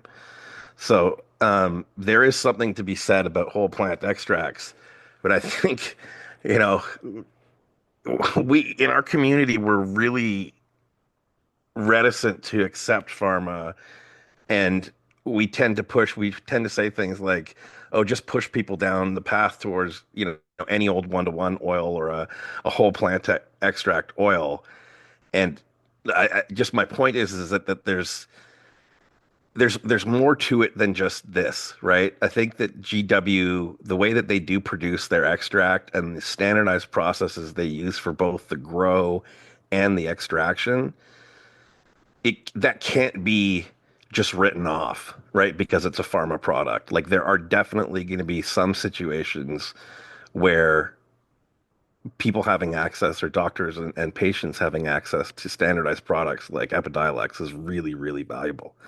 So that's just another way how David has impacted not only, the cannabis community, but the therapeutic community. And, in my tours in these GW, in meeting a lot of these folks from GW at these international conferences, I have to tell you, they're no different than Wade, right? Like I had conversations with people that work for GW where they're speaking and offering care to the families with these 6 children in essentially exactly the same way that Wade and the Gladrius network helped, the children in California. Like this is not some pharmaceutical company where they're just churning out a product for profit. Like these people really do care about patients. So, as you know, I just want to say, as much as we're like always willing as a community to kind of bash pharma, like these people have the same drive to make people well that we do. So I just wanted to make that clear. I just want them to take the harm out of pharma and put the farm back in. So let's just drop the H and the P and put the F in there. We'll take the harm out, put the farm back in. And as always, Ryan, well said. Ryan, for those of you that don't know, is a longtime friend of mine, breeder, cannabis aficionado, really like, he studied under Dave Watson, probably Dave mentored Ryan more so than almost anyone else in regards to breeding and cannabis and selections and populations. And so, we look to Ryan to often just help us see things a little clearer when it comes. Even myself, I'll sometimes make some mistakes. And so Ryan and I both got to spend a good amount of time with Dave over the years. Me for the hash information, Ryan for the breeding information. And so I often say he's forgotten more about breeding than the majority of the breeders know collectively. And I'm not trying to throw breeders under the bus, but a lot of people, pollen chucking is not breeding, and Ryan has the science at the highest level. So we're very blessed and lucky to have him here and just to be a part of the conversation. I appreciate you, Ryan. Thanks for having me. I got into nerding out on the science aspect of breeding And, when you introduced me to David in the late 1900s, early 2000s, I think David saw that I had that same kind of geeky passion that he had for the science and the breeding. And that was really the basis of our relationship. And I'll bet the first thing that he said when he met you was "Howdy, howdy." yeah, howdy, howdy, Warden. That's how he used to I, open every phone call, pretty much. I think one of the first things he said to Ryan was like, "Wow, look, it's clear doming." Yeah, I had brought some quite nice hash that I had made from a very fresh crop using Marcus's extraction system, and it arrived when I arrived in Amsterdam, and I was able to put that in David's bowl, and that was a memorable day in my career. It was putting the finest, meltiest hash in Marcus's and Sam's bowl, and watching the reaction on his face as he couldn't deny that it was of that top grade. So that was a win. Anyhow, I have to Especially run. at a time where he was so used to just decimating people for the quality of their hash. But go ahead, you got to get going, brother. Yeah, well, back then, I mean, your system was so new that very few people had seen like full melt, right? Mhm. It wasn't really a known thing in the community. So when someone showed up with it, it really, and it was as good as his. I mean, it really made his eyebrows go up. So yeah, that was a good day. We had many good days with David. We were very lucky to have many. I wish we had more, but the universe doesn't always give us those opportunities. So appreciate the days like today where you do get to spend time with lovely, intelligent people that are passionate about the same things. Awesome, brother. Anyway, Thanks much for love. Thanks sharing. for having me. Ryan, Yeah, Thank thank you, you. Ryan. Ryan also mentioned our dear friend Wade. Wade's been suffering with some pretty serious illness for the last year or so. He did text me earlier. Um, I always invite Wade to every episode, regardless of what it's about. He's an elder. I want to spend as much time as possible with him. We don't know how much time we have left with him, and so he may come in a little earlier. He was having some issues with his body. He may get it together to join today, but he's unsure. He said he's going to be fine. He thinks it's a new medication issue, and he stopped this cocktail until he speaks with his doctor. So Wade's always transparent and loves to share and let us know. Don't worry, don't worry. But of course, we worry. We love Wade. His work with Caladrius Network, for those of you that don't know, Forrest and Wade created this network to produce and supply cannabis extracts and creams and balms to catastrophically ill children. Really, really, really catastrophically ill children. It's another. It's a when you hear them talk about it, it's a real heartbreaker. And of course, I'm pretty sure the state of California shut them down. I'm pretty sure that they shut them down from giving away cannabis. They never charged a penny for it. It was all, we'll just give it away, and they still got shut down. So I don't know what the hell's going on in California, but it seems like there's some things moving in the wrong direction over there. I hope you guys get it together because I always considered California to be the center of the cannabis universe. It is. It's all the cannabis knowledge we have up in Canada. It came from nut bar like draft dodger dudes that were like, I'm not going to war. I'm going to go up to Canada and grow some weed. That's what the Kootenays basically is. Our Humboldt of Canada, the Kootenays, that's basically how it started. And some of those guys are still up there, and it's some pretty wild stories. So appreciate all the characters. Hopefully we'll see Wade a little bit later on today. He's always gets me tearing up. He's just he nails it every time with his whatever words he says. He doesn't say a lot, but as Sun Tzu said in chapter 23 of the Tao Te Ching, to talk little is natural.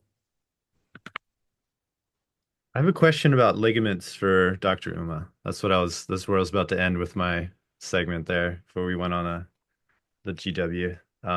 Is there anything that you could recommend to the listeners that would be helpful for ligaments in cannabinoid recovery? And Absolutely. yeah. So first of all, back in the day when I first started, we used to say rested, ice it, compression, elevation, and the drugs were anti-inflammatories. Now it's meat, MEAT, move it, heat it, analgesics, and some form of treatment. So when we talk about analgesics, cannabinoids are a great form of analgesics. So what we've gotten away and what we've understood, and this is the beauty of medicine and understanding the role of pharmaceuticals, is we went from using things like ibuprofen and Advil and all of those naproxens to using more Tylenol.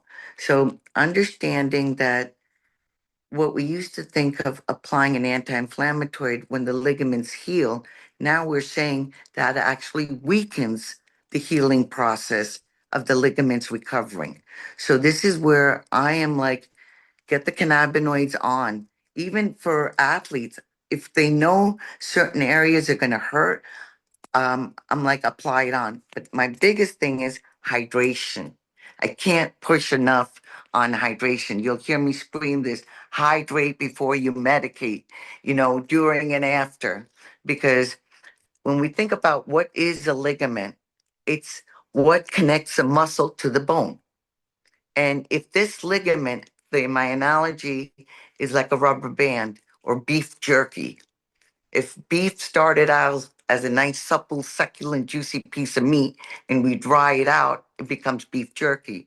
Well, ligaments, the same way, when people get dehydrated, these too can dry out. So hydration is important. In recovery, make sure that you are hydrating and use topicals. And also, the way you can rub it on, also learning to understand how the ligaments are and then working against it. Like if the ligaments attach one way, massaging against it so it thickens the ligaments. So these are some things that we are still learning. And so for ligament injuries, absolutely topicals, go to it. And if you like your regular Bengay's and all of those, add a little tincture to it and rub it in. It works amazingly. And understanding that the skin has got lots and lots of receptors. So dermal absorption is another great way of getting it into your body. You don't have to inhale it, you don't have to ingest it. And understanding that the most common medications that are out there, ibuprofen and Tylenol, all go either metabolized through the liver or through the kidney, and these can impact other organ systems, and the list can go on. So always, when you're taking any medication, take it with caution, and that also goes for cannabis. If you're ingesting it, please be aware that it is metabolized in the liver, so there can be drug-drug interactions. So being aware of that is important. And the three Doctor, rules are hydrate before you medicate, make sure you have food on board, and journal your experience. I'm sorry. Go ahead. no, that's okay. Dr. Uma, do you know that Tylenol, acetaminophen, is metabolized into a cannabinoid called AM404 in the body, right? So what happens is Tylenol is acetaminophen. It's got an acetyl group on the nitrogen, and in the body, that basically degrades and it makes para-aminophenol, which conjugates with something called arachidonic acid. And you'll know arachidonic Yes. acid is the fatty portion of 2-AE and 2-AG and anandamide, right? So basically, Yes. the way so then it becomes a COX-2 inhibitor. So Tylenol acts on the endocannabinoid system. I don't know if you knew that. It's really interesting. So does Advil. Like, each of these have different pathways in the arachidonic. This all goes back, and I get so excited because this is pathways. We know the science, and if people, maybe we need to go back and teach them that, and that they could listen to it that way and say, this is the pathway that we're interfering with. And so any way we could get it to the mark, let's do it. I mean, if we can show them pathways and show them diagrams. But I really believe that the message with Doc and Jocks is that there's an athlete in all of us. Motion is truly lotion, and we do need people to start moving. And to what Collin said is, cannabis is just a tool. It's not the panacea drug. It's a tool that can be used it's an adjunct therapy. It can be used alone. It's an alternative. So those are the three A's as well that I always talk about. And the other thing I wanted to mention, because it's getting late here, is PTS. I dropped the D. I ain't no disease and I ain't no disorder. It's post-traumatic stress. And we need to leave it at that and understand that there are real brain changes when we look at the brain and look at people that have had trauma and how people recover differently. And I do believe in breathing and doing yoga and your nutrition, all of these factors, and having good people surround you and doing the very best every day is part of what keeps our endocannabinoid system happy too. I love it. Whitney has her hand raised. I just let people know if you do have something you want to say. Usually I'm pretty good at watching bodies move, and I thought I saw Amy moving away a few seconds ago that suggested she wanted to say something. But Dr. Ogle, you had your hand up. And Amy, if you did want to say something, you can be next. Yeah, just following up to the question about ligaments, and my kind of thing that I kind of said earlier is that sometimes cannabis can help people tolerate exercise, and a lot of the recovery from a ligament or a tendon or muscle injury involves physical therapy and doing exercises that are good for your body to recover. And so if cannabis can help you do those exercises in a way that you actually stick to a home exercise program and actually do the things that you need to do, then that's awesome. The other thing that's interesting is that when you look at who develops chronic pain, going from an acute injury and why would someone develop chronic pain, some of that is related to how our brain is even processing that injury. And so again, you want to have more experiences of your body moving in a way that is not that's pain-free, and reminding your brain that that is possible. Because if you don't, if your brain is always thinking, "Oh, I expect pain," our brain likes to be right. And so if we expect pain all the time, then our body will start changing the way our muscles will actually fire so that we do actually experience more pain. So I think it's really good for people to do if exercise is uncomfortable or if movement is uncomfortable after an injury, then it's a really good idea to find ways that you can have more positive experience with movement so that you can not so that you don't develop more chronic pain. So that's what I would recommend as well.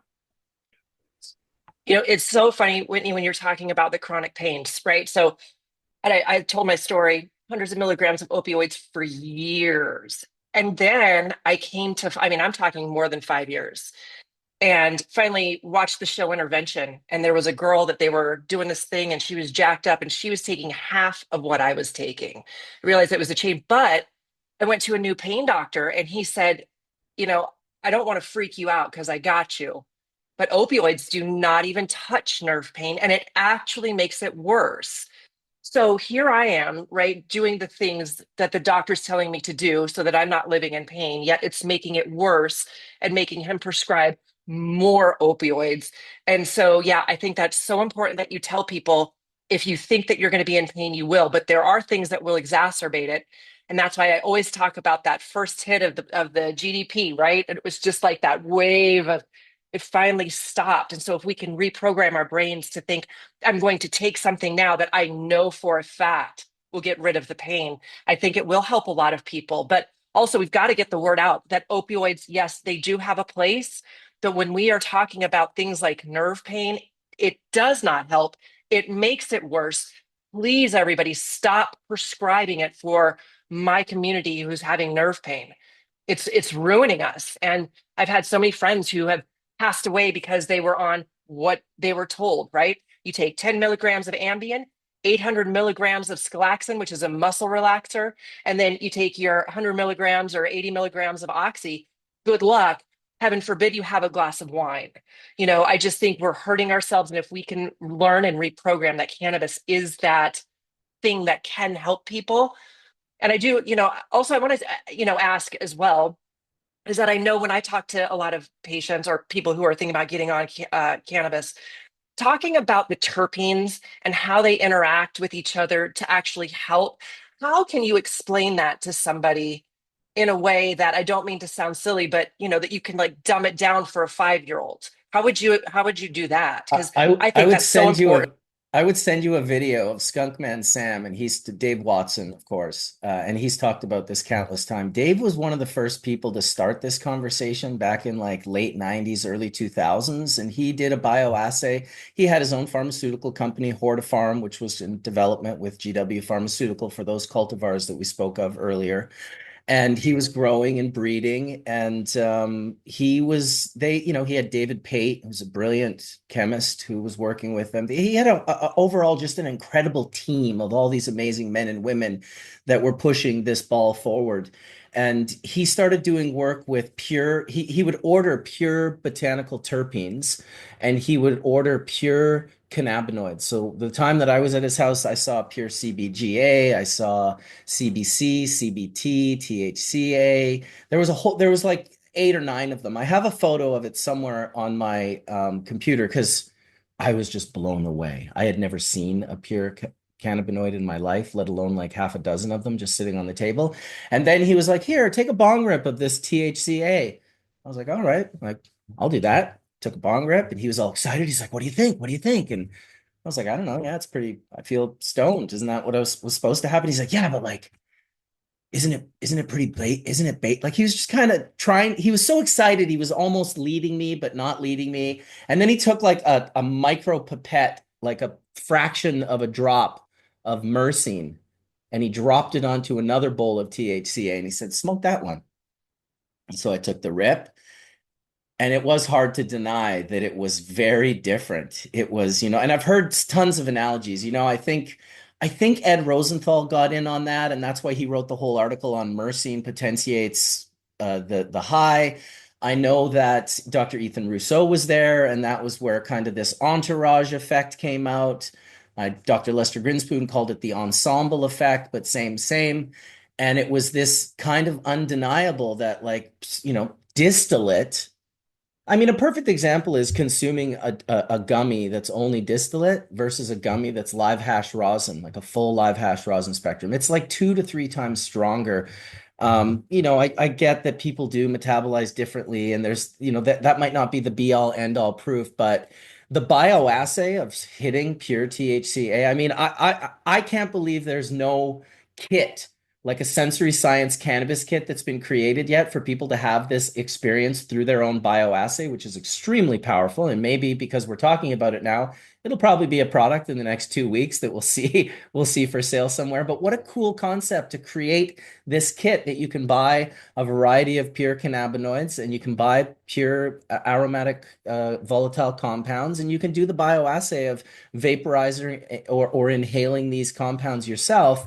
To me, that's the most powerful way to show someone. Now, a 5-year-old, probably you're not going to let them bioassay THCA, but I think you were using that more as like the mentality of a 5-year-old. To you, Stephen, you had your hand up. Oh man, I was vibing with where we were going. Dr. Uma, if you have to run, first off, I just wanted to say thank you again. Um, I cannot state enough how powerful meeting with you in person, seeing how these giant NFL players, when I walk in the room, they're like, "How much do you bench?" And, we kind of have this thing when Dr. Uma walks in the room, like people really understand why you're there. And I've seen that in a room with 30 NFL players. So thank you again for taking your time out to come spend this day with us. This is my life. I'm dedicating it to it because my parents are never going to come back, and they're watching over me now. And I get very emotional because this should be a first line option, and there's so much more to get done. And I'm not dissing pharma. There's a role for it, but this is a plant, and people are in prison for this plant, for touching it and possessing it and trying to plant it. And that's got to stop. And it's going to happen in my lifetime. I Dr. thank you Uma, all. I will say Uh-huh. to you, Dr. Uma, your parents never left. It's clear that they're still with you today. I know. Thank you. Thank you all. Thanks for Thanks, showing up. Dr. Uma. Thank you. God bless you all. I'm here for you if I can help. Thank you. It's Bye-bye. great to Yeah, have you. I just wanted to start with that because it's kind of funny how Hash Church operates. it's very much a real community. I was actually introduced to Marcus through one of my personal mentors who's a veteran, Etienne. I saw Etienne in the chat. But those real connections in a community like what you've created, obviously, are super important. And what something we were saying earlier about, we've talked about a lot of things that are the reality now, but how do we change things? Something that like Dr. Whitney and I agree on, and we're like right here with it. The field of sports medicine and athletics is so interesting because right now you'll see a movement where it looks like there's recreational, because that's what's been talked about in policy. And then there's medical, because that's what's being talked about in policy. Me as a strength conditioning coach and a sports scientist, I'm like, you can walk into a vitamin shop and get stuff that'll kill you as supplements, right? So supplementation is very much this middle ground. It is not food. It is not medicine. It is not a recreational something that you consume. It's very much like if you're exercising and your body is deficient in X, Y, and Z, or if you're going through something and you need something to add to your natural system. See, the supplement word is always talking about adding something to a natural system. I think the word drug, a lot of times publicly, we hear drug and we imagine something coming in and totally changing everything, even though synthetic drugs have only been around since the 1800s. So even that's still a new thing.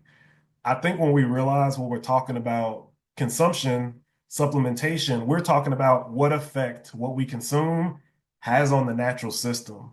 And in the athletic world, we've realized that they're one of the best groups of individuals to talk about, hey, I consume this much protein.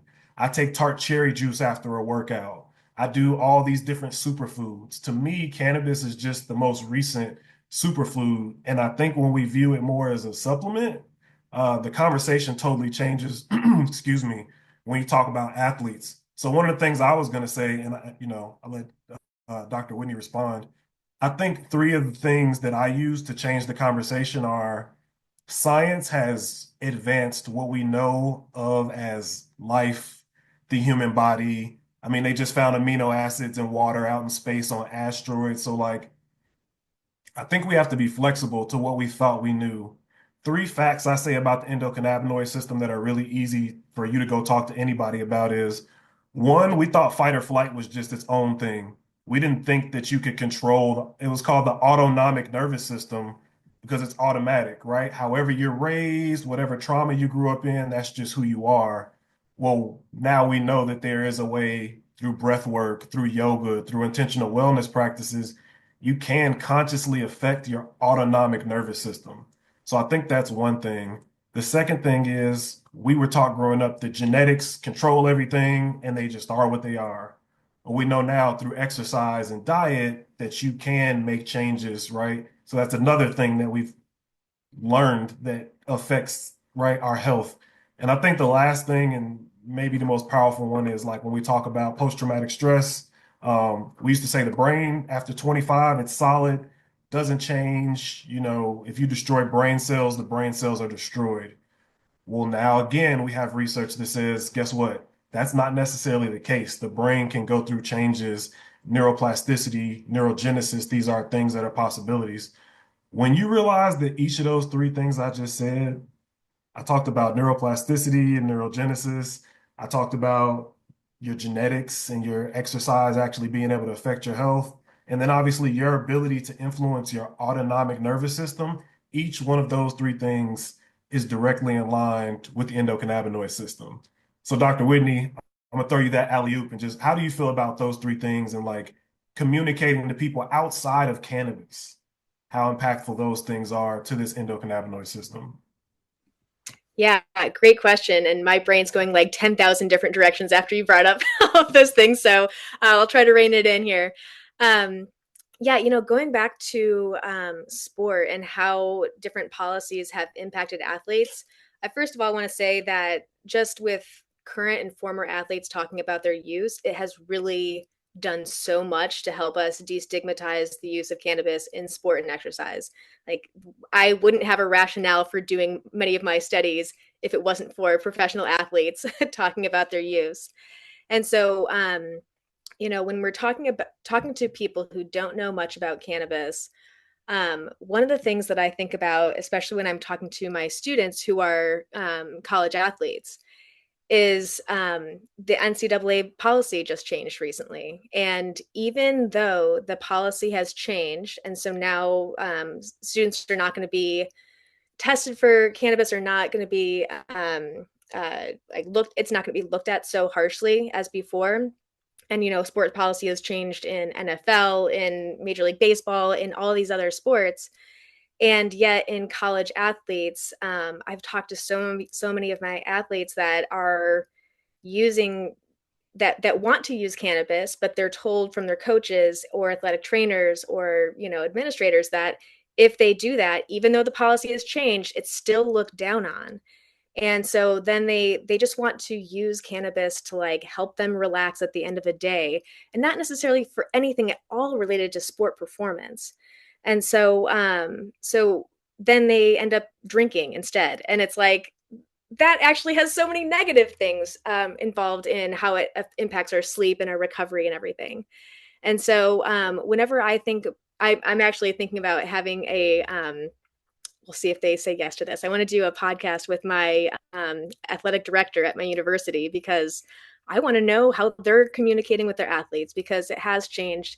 And we need to, if the people who are in charge of the athletes, who are overseeing the athletes, if they're not aware of the information that's currently available to the public through research, then we need to inform them about what it's all about. And so I think, all the different ways that we're talking about things on this episode today, we can really help to change the way that people who are not aware of the benefits of cannabis to start becoming more aware, so that we can update policies as well.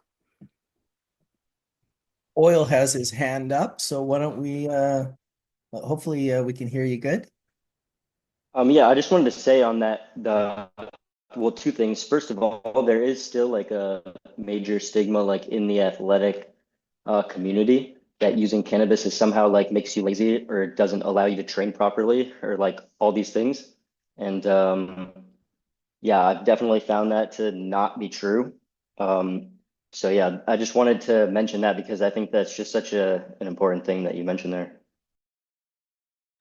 And I Yeah, I forgot what the think other thing was. So stoner moment. No, my bad. no, you're all good. One of the things I was going to say that you brought up, and I knew that this would flow into the natural course of the conversation, but I have a list of the leagues that do test and a list of the leagues that don't test. So currently, UFC, the NFL, the NBA, NHL, and the NCAA no longer drug test for cannabis.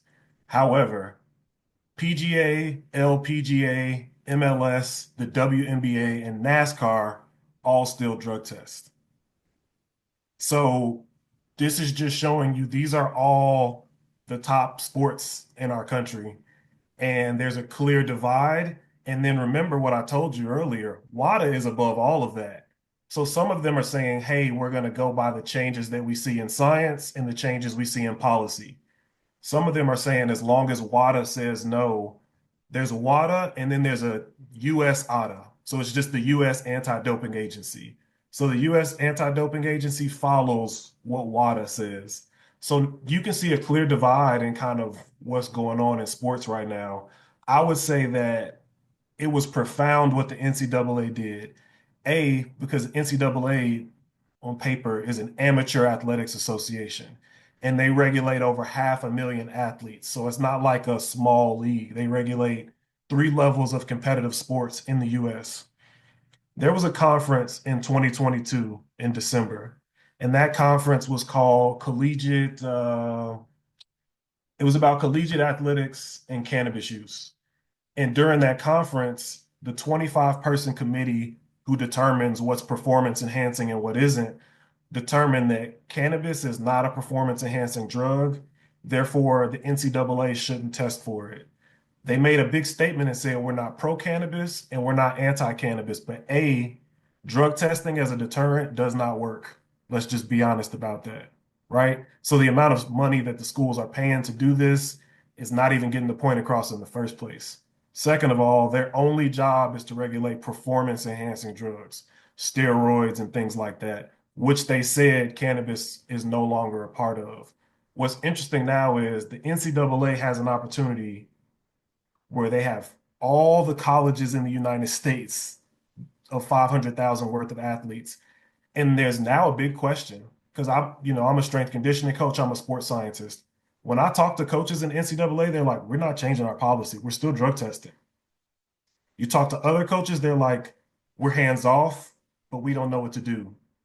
You talk to another group of coaches and they're like, my athletes brought me something called THCP or some synthetic from a gas station. And I'm just like, whoa, that's a crazy, right? So these are all athletes, all hearing these different conversations. And kind of like Dr. Uma said earlier, they're not thinking about their endocannabinoids versus phytocannabinoids versus synthetics. All they heard was that these leagues no longer drug test, and there's an accountability because what we don't want to happen is an athlete get a hold of something bad, something that's not natural, that become a public story, and all the people at these groups are going to say that's the reason why cannabis wasn't legal in the first place. So that's why education is so important to talk to these athletes because I'll say as a researcher of high performance populations, both athletes and military, people don't know this. Active duty military have the highest rate of suicide in the country. NCAA athletes, the second cause of death in NCAA athletes is suicide. And people don't think about those things. So those are college athletes, 18 to 24, best shape of their life. And they're suffering in a similar way to me as somebody who was a Marine who got deployed overseas. So when we talk about that stress and what it does, we're talking about a bigger conversation than even just cannabis consumption. And I think when you approach it as there's these issues and now we're proposing solutions, the NCAA made a huge statement by not just removing cannabinoids, but also saying that they were going to allow schools to educate, on the individual level. But now every school has to come up with their own education program. Every school doesn't have a Dr. Whitney, right? Every school doesn't have a Dr. Mark.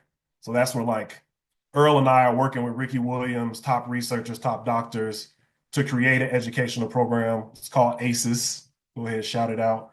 But ACES is meant to bring that education more than just cannabis, but the endocannabinoid system to NCAA athletes, to these leagues who have contradictory statements, one side going one way, one side going the other way. So we kind of want to put that stake in the ground because I do feel a war on drugs 3.0 brewing when I look at, what's going on. So athletes, military are great, obviously, groups of people to have these conversations around because people listen a little more. So here's a question for you. Do you think that I competed back in the day. I've played lots of sports in my life. I know the intensity of like trying to win that 100 meter or that high jump or swim or whatever it is. It's exciting. It's awesome. I've been on losing teams. I've gone back to the locker room crushed and been like, okay, what are we going to do differently? Like, let's pick ourselves back up. Is it the monetization on this multi-million-dollar level that crushes these people's souls? Is that what it is? Because what is it? Like it's, oh, I'm going to lose my sponsorship. It becomes kind of like to athletes, it's really like we're gonna win. We're gonna do the best we can. We're gonna like be a team. We're gonna, they've got that aspect. And then there's the owners and the people who monetize these things. And I think that is where there's a fairly big disconnect. I've seen it from NFL football teams who are happy to sacrifice their players to CTE while they literally for decades denied that it existed after it had been proved to them that it existed. And so you have this sort of like, are those entities always looking out for the best interest of their athletes, or are those athletes disposable heroes? Amy, I'd love Yeah. to hear your take first. Thank you. I was going to say, yes, we are a piece of meat. Absolutely. And nothing says it better than, when I was competing, I was looked after. You get your body composition, you get your blood drawn, you get all the things, you get the nutritionist, you get the Dr. Whitneys out there, right? That help you through it. The second you're done, you're done. They don't want to talk to you. They don't want to talk about you. Nothing. Like you are so far in their memory and you haven't even pulled your swimsuit out of the locker yet. I saw it with myself in the Olympics. I saw it with my husband in the NFL. And, To give you an example, when we're talking about what a piece of meat these human beings are, my husband back in the day, he was a punter and he would hold for field goals. But he also used to be a linebacker, all the things, whatever. So he was holding for a field goal in a game, had his head down, kicker stopped, didn't yell fire. My husband's down like this, gets hit on the back of his head under his helmet. They found out years later he had a stroke on the sideline. He couldn't pass the test, right, to get back on the field. They said, we're going to have to cut you because we need a punter. They cut him, and I cannot make it up. An hour later, he was playing for a different team. It is absolutely amazing. It's just a piece of meat. And I remember being so afraid to take my asthma medicine, and no one would really help me. I'd call and be like, hey, am I allowed to take this? Well, you can take it, but you need to have a note, and then it's got to be da, da, da. No one cares. They really don't. We are pieces of meat, and I hate to say it that way, but that is the reality. Stephen has his hand up next, but I just want to say, so I see another connection between the veterans and the athletes. You're both pieces of meat, and they don't give a shit about you once you're out the door. Go ahead, Stephen. As a human performance researcher, I've done research in athletes. I currently do research in active duty military and their stress exposures. I have a saying that I've used for the last 10 years. Your greatest asset is your availability. So now exactly what Amy just said. Think about what happens when you're not available. Think about a stock. It goes to zero instantly. There's no ripple wave. Like we all can't be Ben Simmons and just drag teams along when we're not playing and hope they give us a new contract. The majority of people are, right? As an athlete, it's just like, hey, you're taking up a spot. And I can say this as a military veteran, I was having issues with my leg before I went on deployment. And I remember them asking me, like, hey, do you think you can do it? And I was like, I'll go to the doctor. If the doctor says I'm good, I'm good. Now, we found out once I came back, I had a fractured fibula, and it's a non-weight bearing bone. So it's one of those things where you can kind of push through and it just feels like a really bad ankle sprain. Once I found out my lower leg was actually separating from the other bone it's supposed to be attached to, I had to have all these surgeries. I remember when it was time to go re-enlist, I just asked. I was just like, hey, I just had a metal plate drilled in my leg because I was on deployment for a year. And they were like, we're downsizing, man. Like, performance-wise, you're damaged goods, essentially, at that point. So I think one of the things is your availability being an asset obviously adds stress, right? Your performance, it can't really drop. So it's not just your availability, but then it's how high of a performer are you? Because what we're talking about in athletes, military, EMT, doctors, they are the highest performers, but they're also the highest at risk for suicide. So that shows it's not just a war trauma. It's not just a one-time bad event that happened. These are people who what they do is they push their bodies so that they're not actually hitting recovery. They're not eating well. They're not getting as much sleep as they need to based on how hard they're pushing. And what happens is when we talked about that autonomic nervous system, it needs to get back into rest and recovery and not stay in fight or flight. And if you stay in fight or flight long term, we know the mental health things that happen. We know what happens to your body in repeated injuries. And that's kind of like the whole conversation we're talking about is if you took cannabis out of this whole thing, the endocannabinoid system is involved in those switches that are supposed to flip to help you go back to recovery. And if you're an athlete where it's like, hey, I know you're supposed to sleep, but back to practice. I know a normal person shouldn't be pushed this hard, but get back out there. And after a while, you found out it's not just physical performance. There's a psychological aspect of constantly doing that to yourself. And when a check is on the line, then you add in a whole different level of complexity to this. When we say mind-body connection, you put money in that mind-body connection and right? You have people legitimately, like you said, I've heard NFL players that say, I'm from the hood. I'm from backwoods Arkansas. Like, I'm from the sticks. You think I wouldn't go slam my head around to try to get $25 million? That's somebody who later on doesn't even understand that they're not the same person because now they have CTE. So it's like the performance. Now you see how complex it is. Anybody who's in a performance job, like my fiance is a doctor in an emergency room, our margin for error is zero. those type of performance jobs are at high risk because they don't get the same leniency as everybody else. And it's money on the line, your career. So that's kind of like my take. And I was glad Amy said that because as a Marine turned into a coach, I chose this line of work because I saw those similarities in what we consider high performance populations. Dr. Mark? Yeah, I was just going to add, it's just such a great discussion because when the NFL first stepped to the table and started spending money on research, what did they spend money on research, Stephen? It was pain, right?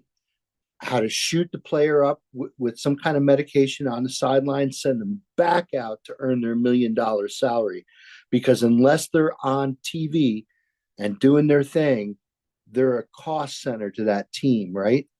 So now look where the NFL has gone. Now they're finally doing research that's targeted towards what happens after that football player is no longer on the field, right? Which is this CTE issue, right? Which we've talked about before, Stephen. So the other thing, Stephen, what you said before just resonates with me, literally resonates with me.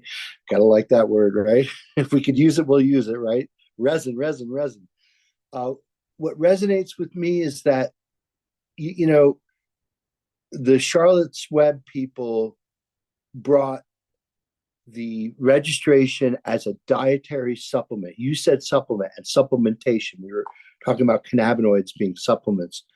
And yeah, you almost think about it in the same way, kind of the way Todd used to talk about it here on Hash Church, which is that there's certain nutritional aspects of nurturing the body's endocannabinoid system, right? To make sure you have a lot of those polyunsaturates like arachidonic acid, and the way that you're basically using your nutritional input for not just, sustenance and fats and sugars and flavors and all that stuff that we like, but really, like, if you think about it, cannabinoids actually function like vitamins, phytocannabinoids, right? So phytocannabinoid supplementation in a patient that has endocannabinoid deficiency is certainly going to now raise the level of the ECS tone in the body to bring you back to homeostasis, right? And certainly, like after traumatic injury or after stress associated with seeing your friend getting blown up in front of you. I mean, certainly those kinds of things. I mean, Meshulam used to say it all the time. It's so important that the human mind is able to forget, right? Because if we remember every person that we've ever met in our lives, our head will explode, right? I mean, I can't even remember what I had for dinner last night sometimes. But it's important, I think, in the whole PTS. I won't use D, but just the PTS thing, right? That cannabinoids are helping the brain rewire themselves to give you a more healthy outcome. And so, yeah, I totally believe in this supplement. I think, the FDA has problems because in their model with drugs, right, you have to have a single active ingredient inside an inert matrix, and you have to be able to show in double blind, clinical trials that you have a therapeutic window, right? That the side effects are not as pronounced as basically the therapeutic effect that you're seeing from the drug.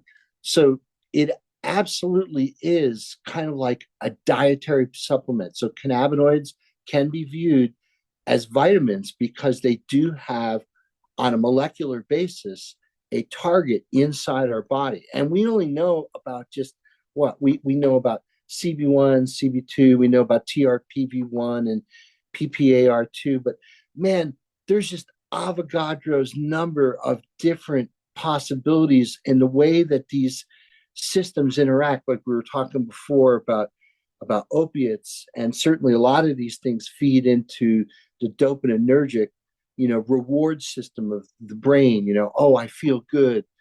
Oh, there's a certain aspect of that that's tied in to agonizing CB1, but it's not all about just, that feeling good. That feeling good is actually your body reducing stress. I mean, everything about cannabis use, we've said it here on Hash Church hundreds of times. There's no such thing as really recreational use. All use is medical. Even if we don't understand how it's working in our body, it all has a medical function. But I totally believe like what you're saying is absolutely not only true medically and functionally, but ultimately has to be true at the regulatory level, which is that, look, it's not single ingredient monomolecular medicine, as Marcus would say, right? It's we have this polypharmacy of things that are in the plant. I say this as I'm looking at the trichomes just beyond Collin's neck, right? So inside those little trichomes, right, there's little pharmaceutical factories that are creating this plethora of medicine that we don't even fully understand how that medicine works. But certainly, like in the way that we treat other dietary supplements, like, I don't know, ginkgo or any of the other things you can buy in general nutrition or any of the things, different extracts and whatnot, we don't fully understand how they work neither, right? But certainly you could buy them and you can make teas and tinctures out of them. So I think the place in the modern pharmacopoeia for cannabis is not in FDA approved drugs. It's not more versions of Sativex and more versions of Epidiolex. I believe there's a functional aspect about botanical medicine that the FDA needs to figure out how to regulate. Okay, it's not a dietary supplement. It seemed like that was the easy way out. Dietary supplement, bunch of active ingredients. As long as we could put some quality control measures on how these things are produced, that should be okay, right? But I think, and I don't know, again, not to get political here, but we have this new situation in Washington, D.C., where this person who's in charge of the FDA and the NIH and God knows what else is a person who's way beyond his capability in being able to understand. Everyone's saying, well, RFK is really going to be positive on weed because he's positive on natural solutions. And let's hope that's the case. I think the one thing that he can fix, which I think is part of our problem, and I'd love to get your opinion on this, Steve and Earle and everybody, is there's a revolving door in between the pharmaceutical industry and industrial agriculture and the FDA. Like the same people who regulate these things are the same people who 3 years before were a director of a group looking to develop an Alzheimer's drug, and now they crossed the street and now they're in the FDA. So I don't know, maybe RFK is going to bust that thing up. That's connects big pharmaceuticals with the people who regulate them, right? And inherently there needs to be a wall between those two things in our life.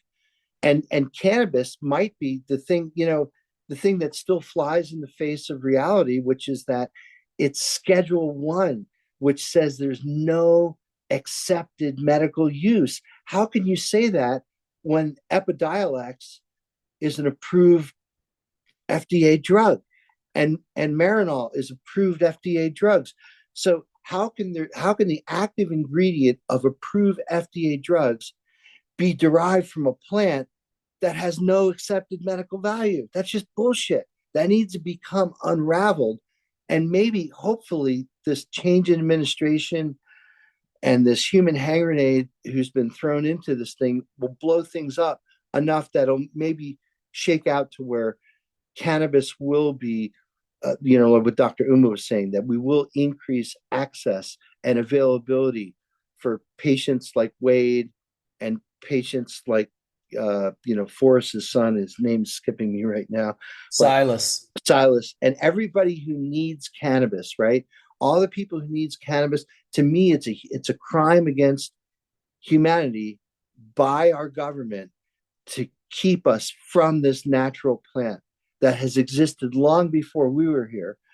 And the last thing I'll say, just again, going back to the supplement idea, Stephen, is that we know that like whole plant extracts are more efficacious than the single active ingredients.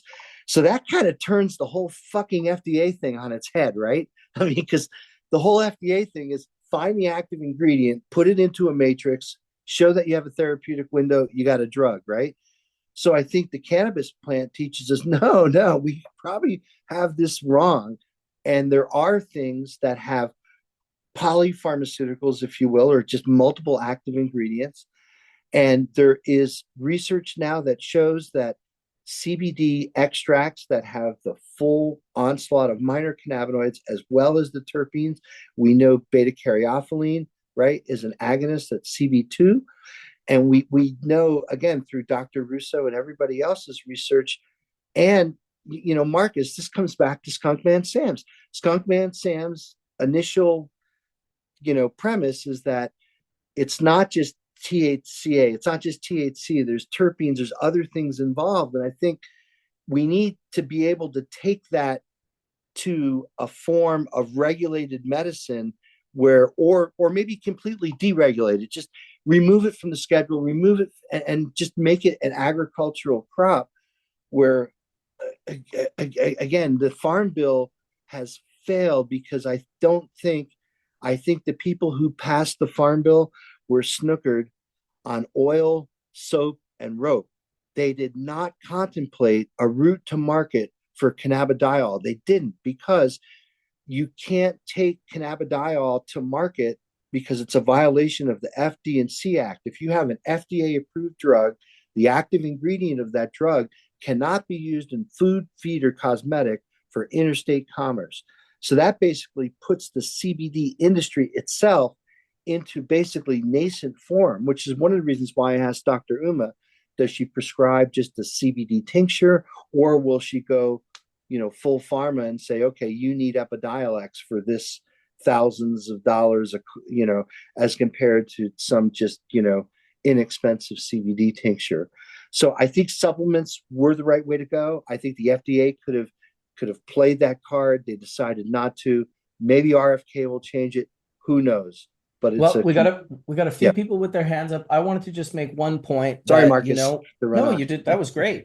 There's a whole bunch of pathways of conversations there, as always. So I was even just saying in the chat, I love Dr. Mark. So the fact is, they want to stabilize something that's only special because of its volatility. Cannabis is special because of its volatility. Okay, it's not stable. It never will be. You can make it stable, then they call it distillate. This is what we're talking about right now. Now, of course, distillate has its place. There's going to be a place for distillate. But there's the volatility is what's special. To me, they need to understand that they're never going to stabilize it, and that what it needs is, much like vaccines, a cold supply chain. It needs to remain cold throughout its life cycle. So Collin had his hand up first, I believe, and then Dr. Ogle. Did I get that right? So thanks, Marcus. So Mark, I think, just to kind of jump in on and dovetail off of what you're talking about, I think there's a couple of things there. The DOJ and the inability for, Department of Ag to really agree on anything, I think that's a real hurdle for where this is headed. And then the Cole memo is a layer to this that I think is problematic. The Cole memo is something that fundamentally needs to change for all of the things we want to see change. And that's really the hinge that I see from a political point of view. That it's kind of it's like it's a really difficult subject matter, but it's something that over time I hope changes, but it doesn't seem like it will in any timely fashion. Right. So and then furthermore, I feel like the FDA, sure, they're there, but it's really lazy of them, as you highlighted, for them to not develop some sort of special team or subset of the FDA that deals with this subject matter, that has experts on it, because they're generalists, right? Like it's very clear. So that's my piece here. I just wanted to kind of say those things. I feel like it's important to note the Cole memo hinges everything that we want to have change, and that is probably the most difficult thing in it to change in a timely manner. So thanks, Collin. Go ahead, Whitney. Yeah, and along with the scheduling of cannabis being Schedule 1, that it gets in the way of us being able to do research that we do need. And so, therefore, we're kind of basing a lot of our science right now on a lot of the cellular kind of side of things or just on anecdotes. But we need to do human subjects research where people are actively under the influence of cannabis. And there's so many different ways of consuming cannabis. And I mean, even within like different strains. I mean, there's so many different things that we need to investigate. And right now, because of the scheduling, I mean, even in California, I'm in Humboldt County and I can't like have participants come into my lab high. It's like I'm on campus. I know that half of my students are high all the time, but I can't tell them to come into campus and do research in my lab under the influence. And that's the kind of research that we need to do to actually see how this is impacting athletes, and so we can increase the benefits and decrease the risks that are potentially involved in cannabis use. So we really do need to change these policies so that we can do good research. You got to sell it through language. This is just bioassay. We're merely bioassaying the work that we're doing here in the lab. I do want to welcome Handroll Bar came in a little while ago. I believe he's one of our anonymous athletes. And I also want to welcome Ox Williams, who just popped into the room, who is an American mixed martial artist. He's, I believe you compete in the welterweight division? Oh no, I No, wish I'm I wrong. did. No, I compete I'm in light wrong. heavyweight. Which one I'm is a it? I'm a light heavyweight. Oh, light heavyweight. Oh, wow. I was going to Yes, say, you do look like you're bigger than. Well, welcome, brother. Welcome. yes, welcome. A- Yeah, And there welcome. actually is. So there usually a mix of sometimes. There's another guy named Ox, but I myself compete in multiple different martial arts. So yeah, Maybe give us a little introduction then. And then once you've done your introduction, we'll go over to Handroll Bar and he can give us a little introduction as well. We're just kind of couple hours into the conversation. We're super glad that you could make it. And yes. yeah, a little introduction would be amazing. Well, I'm originally from Chicago. I've been living in Las Vegas for the last going on 11 years now. I compete in MMA, boxing, karate, and also wrestling and jiu-jitsu. So I wouldn't just call myself an MMA fighter. I'm sort of just a martial artist. But my hands in the cannabis industry, I've been cooking for a while now. Been cooking with Magical Butter for a couple of years. I started cooking with other different chefs in the industry, and just trying to get my name out there more and get more experience in the cooking side of things. So yeah, I'm glad to be a part of the panel. Talk with you guys, pick your brains about your takes on cannabis and also how it helps other athletes and people through daily life. So yeah, that's about it, man. Awesome. Thank you. Well, we're really glad to have you, man. And that is exactly what we've been talking about for the last few hours here. I'm not sure if you're familiar with everyone on the panel. Stephen Philpott Jr. is really the gentleman who curated this panel. And if you aren't hooked up with him, I will make sure to hook you up with him at the end of the show. Handroll Bar, are you present in the room? Let's see if he's there. He's got to unmute his mic if he is. We'll see. He might not be in the room. He might have stepped away. That's my timing No, sometimes. I'm here. Sorry, I was just trying to figure out how to unmute. Oh, okay. Well, welcome. Sorry about that. No problem, man. You're one of the gentlemen that wanted to remain anonymous, correct? Absolutely. Okay, cool. Unfortunately, I'm an athlete. I'm an Olympian, and I'm still competing. So it's kind of hard to shake the stigma that's associated with cannabis. I'm actually at a competition right now. So Well, I've been trying to find a way to find a private space so I could speak because there's kids and parents watching, and yeah. Wow. Well, we appreciate you showing up. Do you want to tell us what sport, or maybe just leave that out as well? Yeah, I'm gonna leave that out because if I tell you the story, you'll single me out so fast. Yeah, exactly. Okay, well, hey, we're really happy to have you here and to join the conversation. You and Ox just both came in at the same time, so feel free to chime in any time. And thanks for, spending some of your time with us. We've been having a pretty good conversation here so far. just with the doctors and the athletes and the different we've got Dr. Mark, who's a chemist, who's been breaking down the chemistry. Dr. Uma just left a little while ago. She had some really great information. So you've got another Olympian on board here with Amy Van Dyken, who is she's not doing that anymore. So she's like loud and proud. Let me tell you. It's awesome. It And is welcome, nice to be Etienne. able to speak about. Sorry about that, Marcus, but it is nice to be able to speak about it a little bit. I mean, I understand how Handroll is feeling. Probably a little nervous, so it's okay. We got you. You're all good. Thank you, guys. Awesome. No, I just wanted to pop in and say thank you. I also want to say proud of you, Stephen. I love seeing you shine. I've been mentoring you a few years, and I'm so proud of everything that you're doing and the panel that you've assembled. Nothing but mad respect to you, sir. Thank you. I want to shout out Etienne.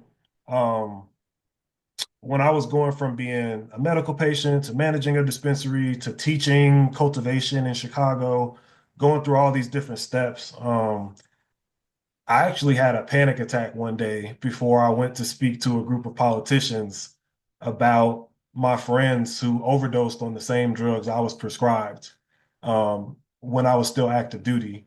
And I realized how alone I felt, and I didn't really know who I could relate to. And something that I've learned is that through all this time of prohibition, parents of sick children and people who are in the military never stopped fighting. They've never stopped asking. Every time they've gotten to know people in the military and parents of sick children, they knock on the politician's door, they advocate publicly. And I think it was important to me that Etienne gave me context on, he won't say it, but as far as him being, Etienne, is it one of the first dispensary owners in the US? Yes, I'm the oldest dispensary, 25 plus years. So that's a military veteran, oldest running dispensary in the US. The first DEA patient that was ever prescribed cannabis was also a military veteran. So it's one of those things I feel now, as we do see some of our legends pass away, we have to continue to kind of move that torch forward. And one of the things I actually raised my hand to say was history gives a lot of context. When you think about prohibition only being around 100 years, prior to that, there's literally bottles from the Food Drug Syndicate that say cannabis in them, right? So we're not actually talking about something new. We're talking about going back to something that was a normal way of life.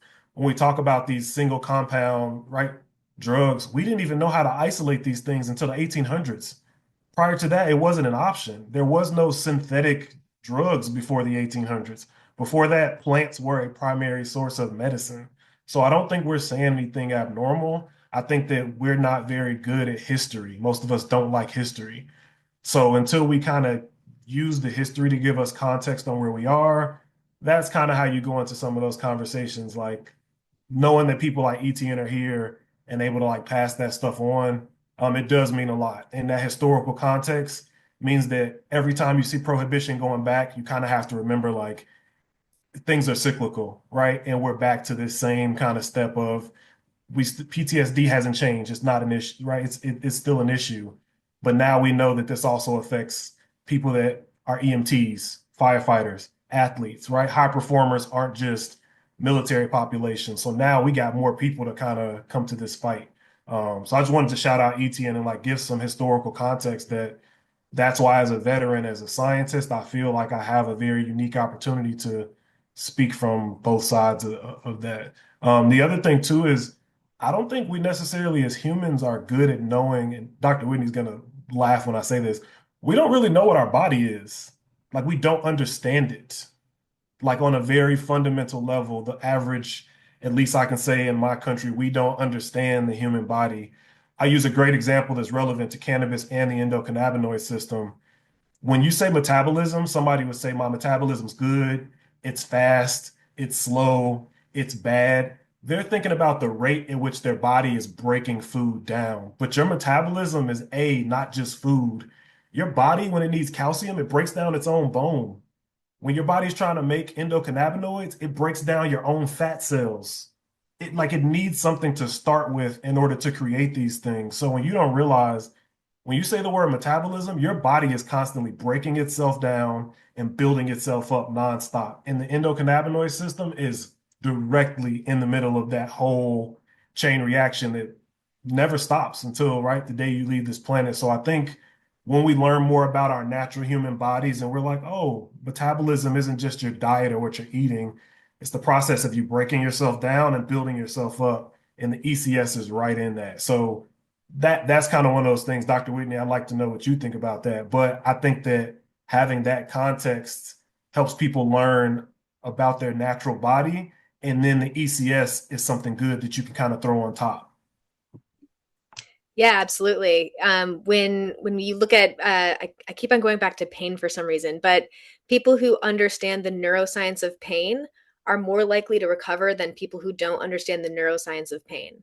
And so that's where the purpose of education and understanding our bodies a little bit more can be so much more helpful than just like, oh yeah, do this exercise or take this medication.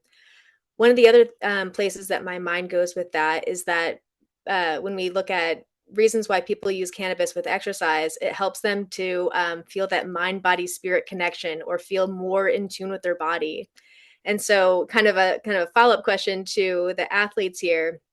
I think sometimes athletes know their bodies way more than the average person, but not always. That's not always the case. I know that we can like dissociate from our bodies a little bit, especially when we're trying to just keep on overtraining. And so is cannabis helpful in athletes being able to get in touch with their own body? Or do athletes already have a better idea of their own body? Normally I feel like when I'm indulging, it depends, and honestly, it depends on the strand. I always tell people you can't just smoke anything. You have to know what you're taking in. I feel better when I'm having sativa, and when I am, I'm able to lock in. I can focus, and then I get this out of body experience. So normally I'm going for runs or I'm competing in jujitsu, but I don't know. It never works when I need to actually compete. Like if I have a wrestling tournament coming up, or I'm competing in karate, or even the night of a fight and I'm on UFC Fight Pass, and they're like, dude, you gotta lock in. I see other guys over there in the corner, popping gummies and going to the bathroom, taking smoke breaks. I'm like, for each his own, but I can't. And I don't know why. I haven't figured that out, why it doesn't work like it would in practice. When I'm at practice and I'm training for a competition, I'm real flowy, like I'm in that flow state of mind. But the day of competition, I don't know. For me, I don't recommend it. I don't. But Interesting. yeah.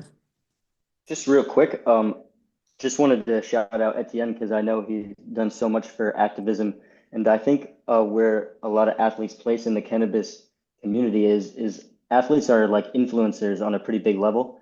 So I think just breaking that stigma with athletes, I feel like we can help to help people understand how to live a healthy lifestyle because in like I know in America and a lot in the world, like people are at a pretty bad state of like unhealthiness just as a general population. And like athletes take care of their body, for the most part, so incredibly well and with so much care.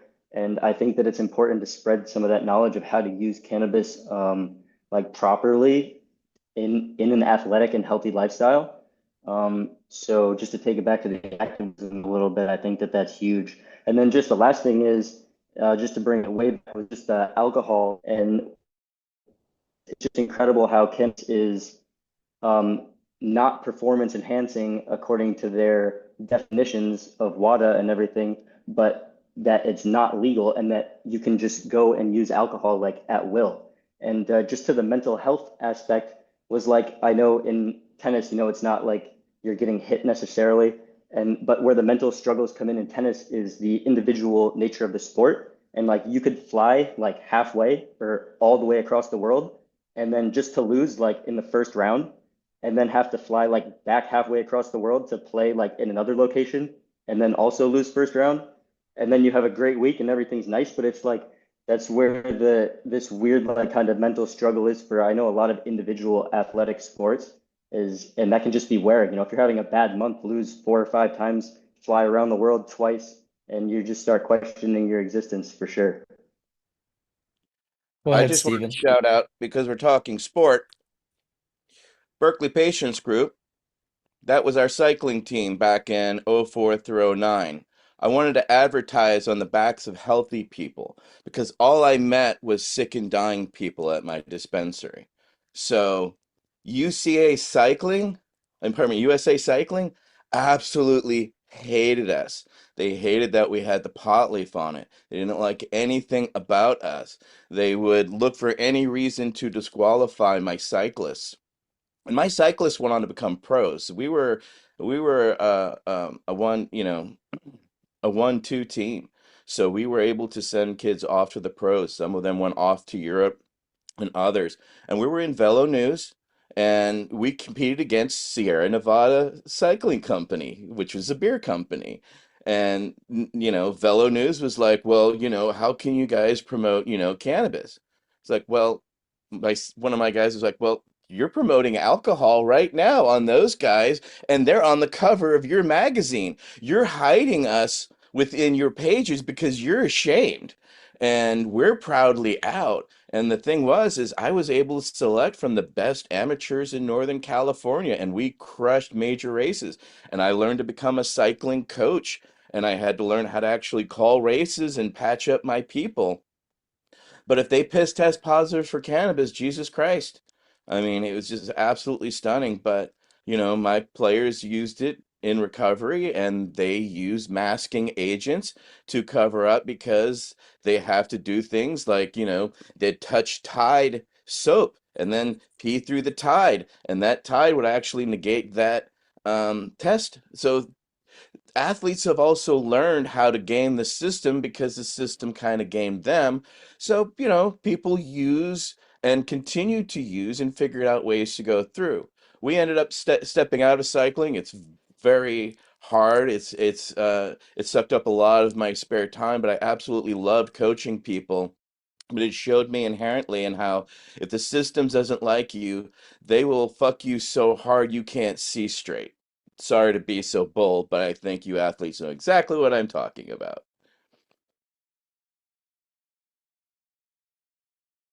Thanks for sharing that. Yeah, just on the side.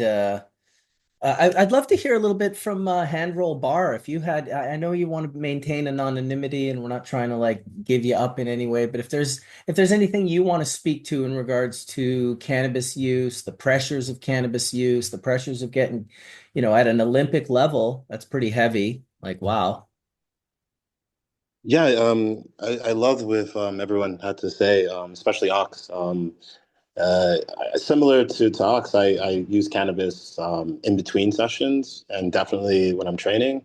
But due to USADA and water rules, I can't obviously use it during the competition.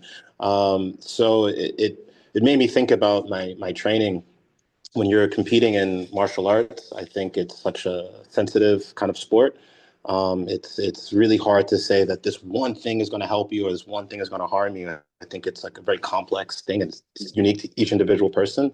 But one thing I think that's pretty similar across the board is it doesn't matter the drug or the substance. It's changing your state of mind and your kind of perception. So I think it's easy to do at training, but then under the pressure of competition, it becomes quite difficult to have the same, I don't know, sharpness and aggression. So I try to limit how much I indulge before a competition. That way, I don't feel a sudden wave of nerves during the competition because I've been medicated while I was at training. So that's something I personally go through pretty often with my competitions and training routine. It's interesting that they say that it's not a performance enhancing drug. I'm pretty sure that's how Ross ended up getting his medal back in Nagano in '98. Ross Repliati. He had it taken away. The Japanese could not admit that it was a performance enhancing drug. They were just like, no, we're not going to say that. They're like, when I got in trouble with my lawsuit in the Compassion Club, my lawyer told me there's two places you can no longer go. don't go to the US and don't go to Japan. They both very much take prohibition extremely seriously and particularly seriously at their borders. So, yeah, it is what it is. But it's too bad that people have to feel that you could just be a raging alcoholic, like just a raging alcoholic, and it would be like, oh, great, man. Like, oh my God, you won an Olympic gold medal. You deserve a drink of pure poison, of something that will absolutely make you a less version of yourself right now. I would love to hear the thoughts on alcohol from the athletes on the panel. If the whole focus is truly to become the best version of what you can become, is there a place for alcohol? I don't think so Listen, because no, alcohol does more no. damage. Oh, go ahead. I'm It sorry. I does, was Ox, right? I apologize, but like, I mean, in my sport, everyone's so proud because we're like known as the party sport. Dr. Whitney probably knows, right? And everyone's like, oh, gosh, don't hang out with those Olympic swimmers because they can drink you under the table. And it's like something that is said with pride. It is the weirdest thing ever. And, there are athletes out there who are like, well, I'm not going to drink a month out of competition because I know it's so bad for me. But the second that you're done, you're right. Bottles of champagne, you won a gold medal. Let's go. Look at the locker room. Champagne, beer poured everywhere. It is so widely accepted, and yet it kills so many people every single year. For me, now that I am on the cannabis side, I can see how dangerous it is. But also, if you make cannabis illegal, drinking legal, what's going to happen? If you're trying to soothe your aches and pains, and that's the only thing you can do. I mean, it's a double-edged sword. It's really dangerous. You want to go ahead, I was just Ox? gonna say that alcohol does more damage to the body than people think. It can actually kill your digestive tract. Your what do you call them? Your biome, Yeah, your bio, your mic. What do you call them? Oh my gosh, the I just woke microbiome. up, so I'm a little late. I'm You trying to get got my brain you together. got it. But yeah, it'll kill your digestive tract, and you can't even process food. Your stomach lining's all torn up. So alcohol actually really destroys you, especially mentally. And what we put in our stomach is like our second brain. So it affects you mentally, especially if you're struggling with mental health. A lot of people don't think about that. So, but cannabis can help you in mental health. So it's crazy how people always try to put the stigma on cannabis as if it's worse than alcohol, but it does a lot of benefits for you, especially for recovery. Yeah, and I'm a huge believer in that. I'm sure that there's large alcohol sponsorships available to athletes. It's like, hey, you know what we should do with the athletes? We should have them sponsor like McDonald's, food that has Hmm. no nutritional value and is probably responsible for most of the childhood obesity in the country. And then we could look at alcohol because that's a good one. That's like kills more people than all legal and illegal drugs combined. So that's a top of the game. It is a very bizarro world that we are living in. I can honestly say. I'm I've not a t- big proponent of alcohol at all. I grew up in an incubator of alcoholics. It's called Winnipeg, Manitoba. It's north of North Dakota. And I thought the whole world drank like that. It wasn't until I really left Winnipeg that I was like, oh, people don't like chug-a-lug like 66 ounces like Texas Mickeys of hard liquor just at a bonfire like night party. That doesn't happen. Like I came out to Vancouver and people were just drinking beers, and I was like, oh, like are you going to drink 24 of those? And they'd be like, no, I'm just going to have a couple. And I had never been exposed to drinking like that. I had only been exposed to drinking the way it happened in the city that I grew up in, and because of it. I never drank alcohol. Instead, I went to the school of Terence McKenna and grew psilocybin mushrooms mm, and grew cannabis. And for those of you that are athletes that use cannabis, do you also see any benefits from nootropic, non-psychedelic mushrooms, or and also psychedelic mushrooms? I'd also ask that question to the veterans. I myself, I take about 14 different mushrooms every day. And sometimes I do microdose just to go ahead and help me get that more flowy state mindset. But the reason I take the 14 different mushrooms is because they help with, your your functional, recreational functions throughout the day. Like for me, it's really more on mental health and staying focused. And I used to take Adderall, and I stopped taking Adderall because I found out mushrooms can actually do the same effect. It can help you stay focused. And we get pushed on all these different, pills all the time to take this and take that, but there's actually natural ways of doing things. So I've always been big into the psychedelics, but once I started learning about microdosing and then learning about the other different mushrooms that are out there, like me and Steve talk all the time about mushrooms, and he blows my mind away. I thought I knew a lot about them, but once I started learning more about the different ways they help us, it's been a game changer for me. Especially not taking Adderall. I'm 35, just turned 35 in November. So to get off Adderall after being diagnosed as a kid of being ADHD and it's not taken, I thought that was the only way of life to be focused. I had no idea I can actually use something else besides that. Mm. No, it's very powerful. Good for you taking all those mushrooms. Stephen, you've had your hand up for quite a while. I apologize. Go ahead. No, no, you're all good. I love the flow of the conversation. Something I was going to talk about is in kinesiology, sports science, sports medicine, there's something we call optimal levels of arousal. Mm. And it is essentially when we talk about that focus. So optimal levels of arousal can mean this. You have two athletes that are both on the same team. One needs to be screamed at. They like to be cursed out. They like to be like kind of triggered to get to that level of, oh, I'm fired up now. Like whoever I go against, they don't know who they're about to see because my coach got in my ear and I'm a different person. That's one level of optimal arousal. That's for that person. On the other end, you may have somebody who's very meticulous, somebody who's very into the mental aspect of the game. I remember those pictures of Michael Phelps just sitting on the sideline with his headphones in, and he had his mean face on, and there were people walking around stretching, jumping up and down, and Michael Phelps like wasn't blinking, like 1,000 yard stare level. So what that means is that not everybody needs to be in the exact same state of mind to reach their peak performance. And I think when you hear different amounts of cannabis use, you realize that kind of goes into the same thing that we're talking about. We were just talking about mushrooms. I equate mushrooms to this. Just as a military veteran, when I came home from deployment, I didn't really feel like I fit in. I didn't feel like people understood me. I felt like people had never left the country and they had a lot of opinions about the rest of the world. Mushrooms gave me this exact phenomena. It's the best way I can explain it.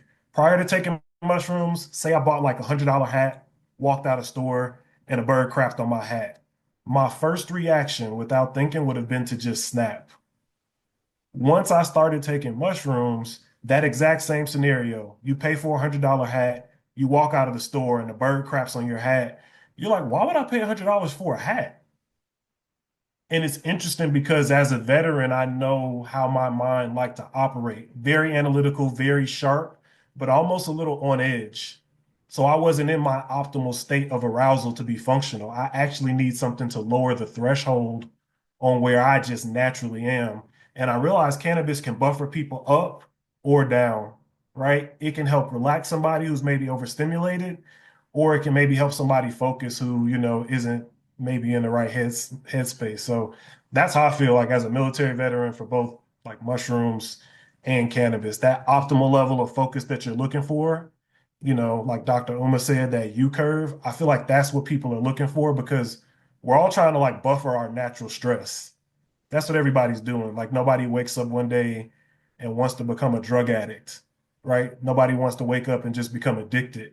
We typically have stress that we're trying to buffer, and then we get to a space, right, where we're like, hey, this works, this doesn't work, or I tip that scale too far in one direction. So that just shows how unique all of us are. Totally. It's how we think. We create and manifest our reality with our brains, right? And the work that our brains convince us to do creates the realities that we exist in. You're getting dangerously close to the secrets of the universe, Stephen, that when we pollute the mind, we pollute the work. And when we purify the mind, we improve the work. And it's just night and day. Anyone that's lived those experiences, like, oh my God, how many milligrams of Oxycontin were you taking, Amy, or opioids? Like that is insane. You must have been a zombie for 5 years.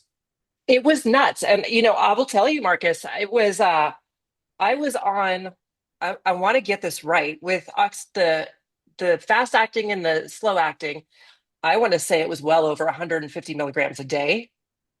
And this is crazy. I was working in TV, and I remember now I would call a race. We would do the replay. I would do the replay. We would interview the athlete, and I couldn't remember why we were talking to that athlete. Like it was just, I don't know how I got through life. And again, I go back to, I don't know how I'm still married. I'm thankful for my husband. But I mean, it was an absolute disaster. And the doctor, I kept going in and saying I was in pain because I was, and just kept upping up the opioids because that was the solution. To come to find out, it doesn't even help nerve pain, as I said earlier. So anyway, hot mess What did, express over here. Amy, what did that do to your uptake for your food, right? I mean, taking all that medication had to have, I mean, wrecks your intestines, right? Absolutely. And I'll tell you what, I have never in my lifetime, ETN, I always had to work hard to keep weight on. And when I was doing that, I gained 50 pounds like that. And it's just because it does it slows everything down. Plus now I'm a paraplegic. So that's slowed down as well because of being paralyzed. And so yeah, it wreaked havoc. And it took me a year to get off of all of it.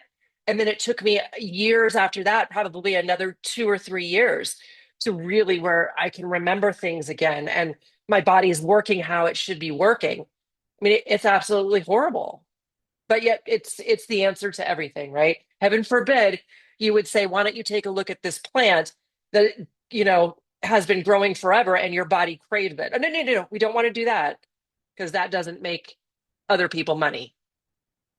Sorry, I got political there. I apologize. I mean, that makes me think about when I had my surgery and they drilled a metal plate and two screws into my leg. I remember waking up from surgery and the nerve block was still working. And if you're not familiar with the nerve block, it does what it says it does. It shuts down everything that nerve touches. You can't feel or move it. I remember my doctor saying it's important. This nerve block is going to wear off and your body's going to realize we drilled a metal plate in your leg. So you're going to need to take these pills and don't forget to take them. A guy in my unit overdosed on the same pills in the barracks where we all lived around the same time. So I actually like was shaking holding the pill bottle, just like, are we being poisoned? What's happening? Like I didn't know what was going on. I went to see Earle on the other side of the same state, and the story gets funny, don't worry. Um, I was sitting on Earl's couch and I was scratching like hives just from my body's stress response to surgery, opioids, all these different things going on. And then at one point, Earl is like, you don't have to feel like that if you don't want to. And I think that statement is really profound when you think about it. If you don't want to feel like that, you don't have to stay there. I think Earl gave me a gravity ball, a 6 foot ball, a gas mask, and I don't know how many other forms of consumption. But what I'll say is for 3 days, I didn't take any of the Percocet, I didn't take any of the hydrocodone that I was prescribed. And that personal experience stayed with me because to the point Amy just made, I was like, wait, the legal pills are supposed to be good and unbeatable, and the bad plant is supposed to be bad for you. In that moment, I had a friend that was active duty that passed from the legal pills. And I had just, through my own decision, I was able to not take the pills using the illegal plant. So I was just like, legal doesn't mean good and illegal doesn't mean bad. And those conversations kind of have to change. So that experience was just like, this plant can compete with these medicines. Let me learn about what the medicines really are and what the plant really has going on. So I think those experiences like Amy had, like I had as a veteran, like those things mean things to people because there's people today that are going to get prescribed opioids and it's going to continue happening. But for certain situations, like we should know that there's alternatives out there, and we should have the opportunity to research those things legally, not as a Schedule One, very hidden behind the vault type, regulation. Yeah, I mean, listen, they're not the ones mimicking. Pharmaceuticals are cannabinoid mimickers. They're mimicking the plants. The plants came first. It's it's not about alternative. It's almost as ridiculous as the word organic. It's like, oh, we have to make a word for what like food used to be, but now we spray so much deadly chemicals on it. We're gonna have to create like a word, right? It's always language, right? They call it veal because it sounds so much better than like baby cows. It's like it's all about the language. I'd also like to say, I see you, Earle. I see that that's who you are. You're that guy. That story Steven just said. You helped your buddy out, dude. Good for you, man. Like that is what is up. Turning people on. It is the most exhilarating feeling to turn someone on who's getting like, and once again, I will also say, much like Ryan reiterated today, it is easy to hate on the pharmaceutical, on the drug cartels. Now, of course, there is help to be had in emergency wards and hospitals and the use of drugs and the use of anesthetic and all of these.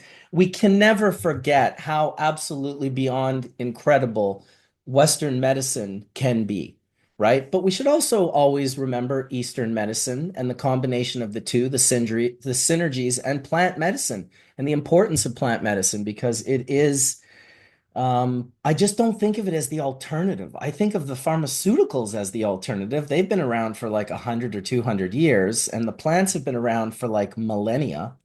And so we got to really, keep the accurate um, language for the importance of plant medicines and that they are not just considered alternatives.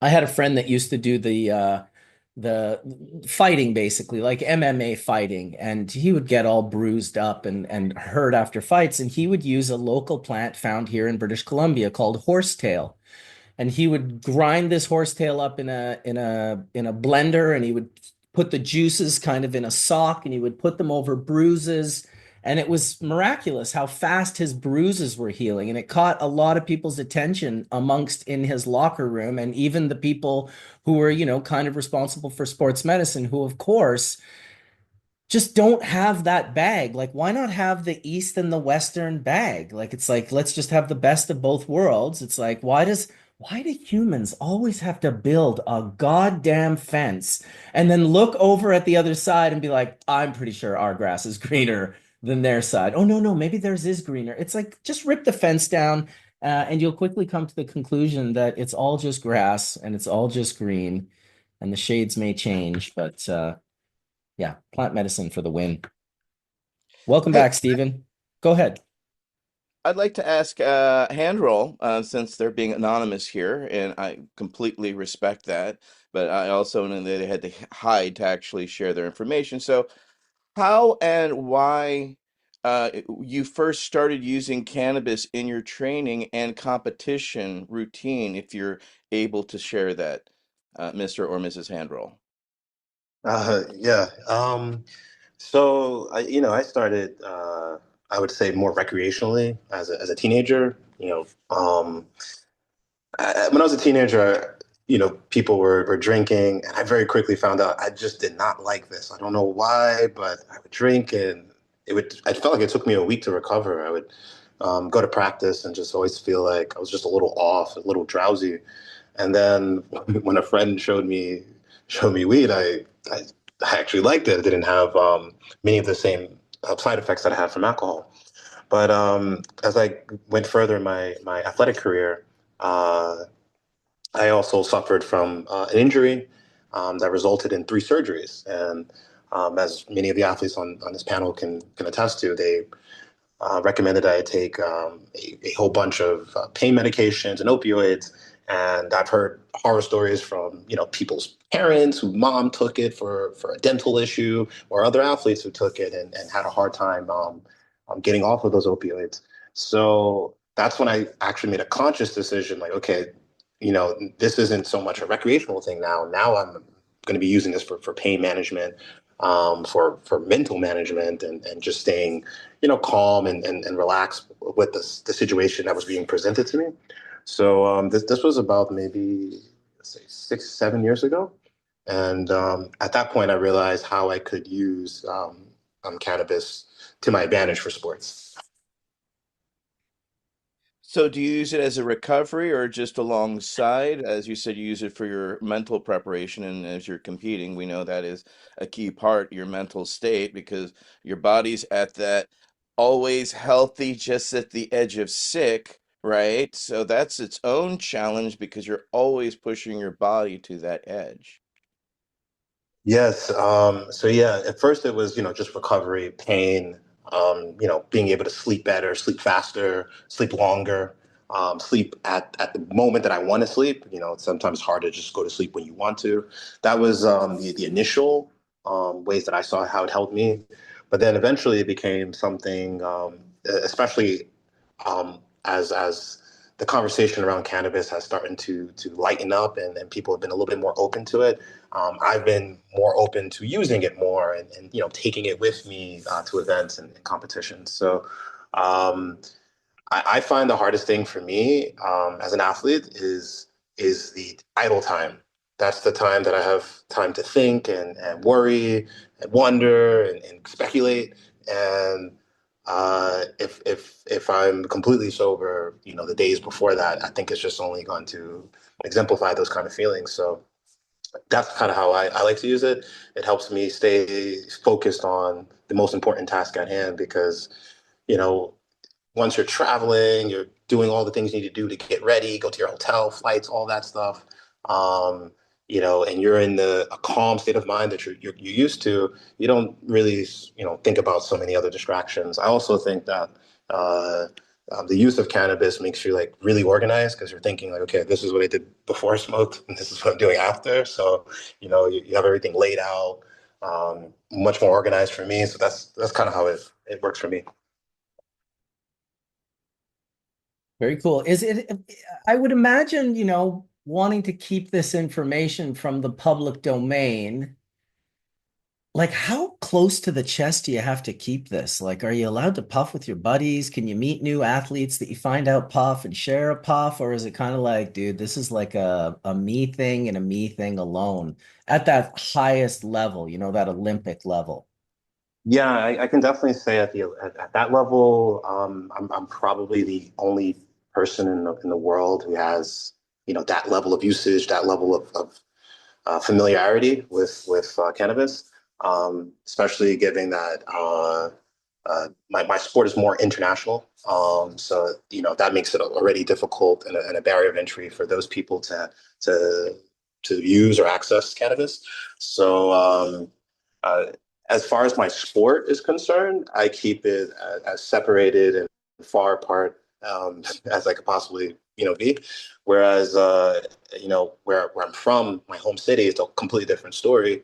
I live in the United States, and depending on what city you're in, it's completely open, a whole new kind of world for cannabis. And I'm very, very heavily involved anonymously in the cannabis world in my home city. Awesome, man. Very cool. That's heavy. That is heavy. That it's, keeping it reminds me of George Costanza. I got to keep my worlds apart. The classic Seinfeld, Costanza, can't stand ya. Anyway, just a little humor there for you all. Welcome to Wade, who's just popped into the room and having a sip. Sorry, Wade. I'm just going to wait for you to put water or liquid in your face, and then I'm going to be like, hey, Wade, how's it going? Let's hear from Wade real quick. Just being silly. Really glad to be here. I'll do my usual of listening. And yeah, at some point, I would like to share a bit what's going on for me. But right now, yeah, I'm just going to try and get up to speed. I'm loving this topic. Yeah, Hey, I'm loving this topic.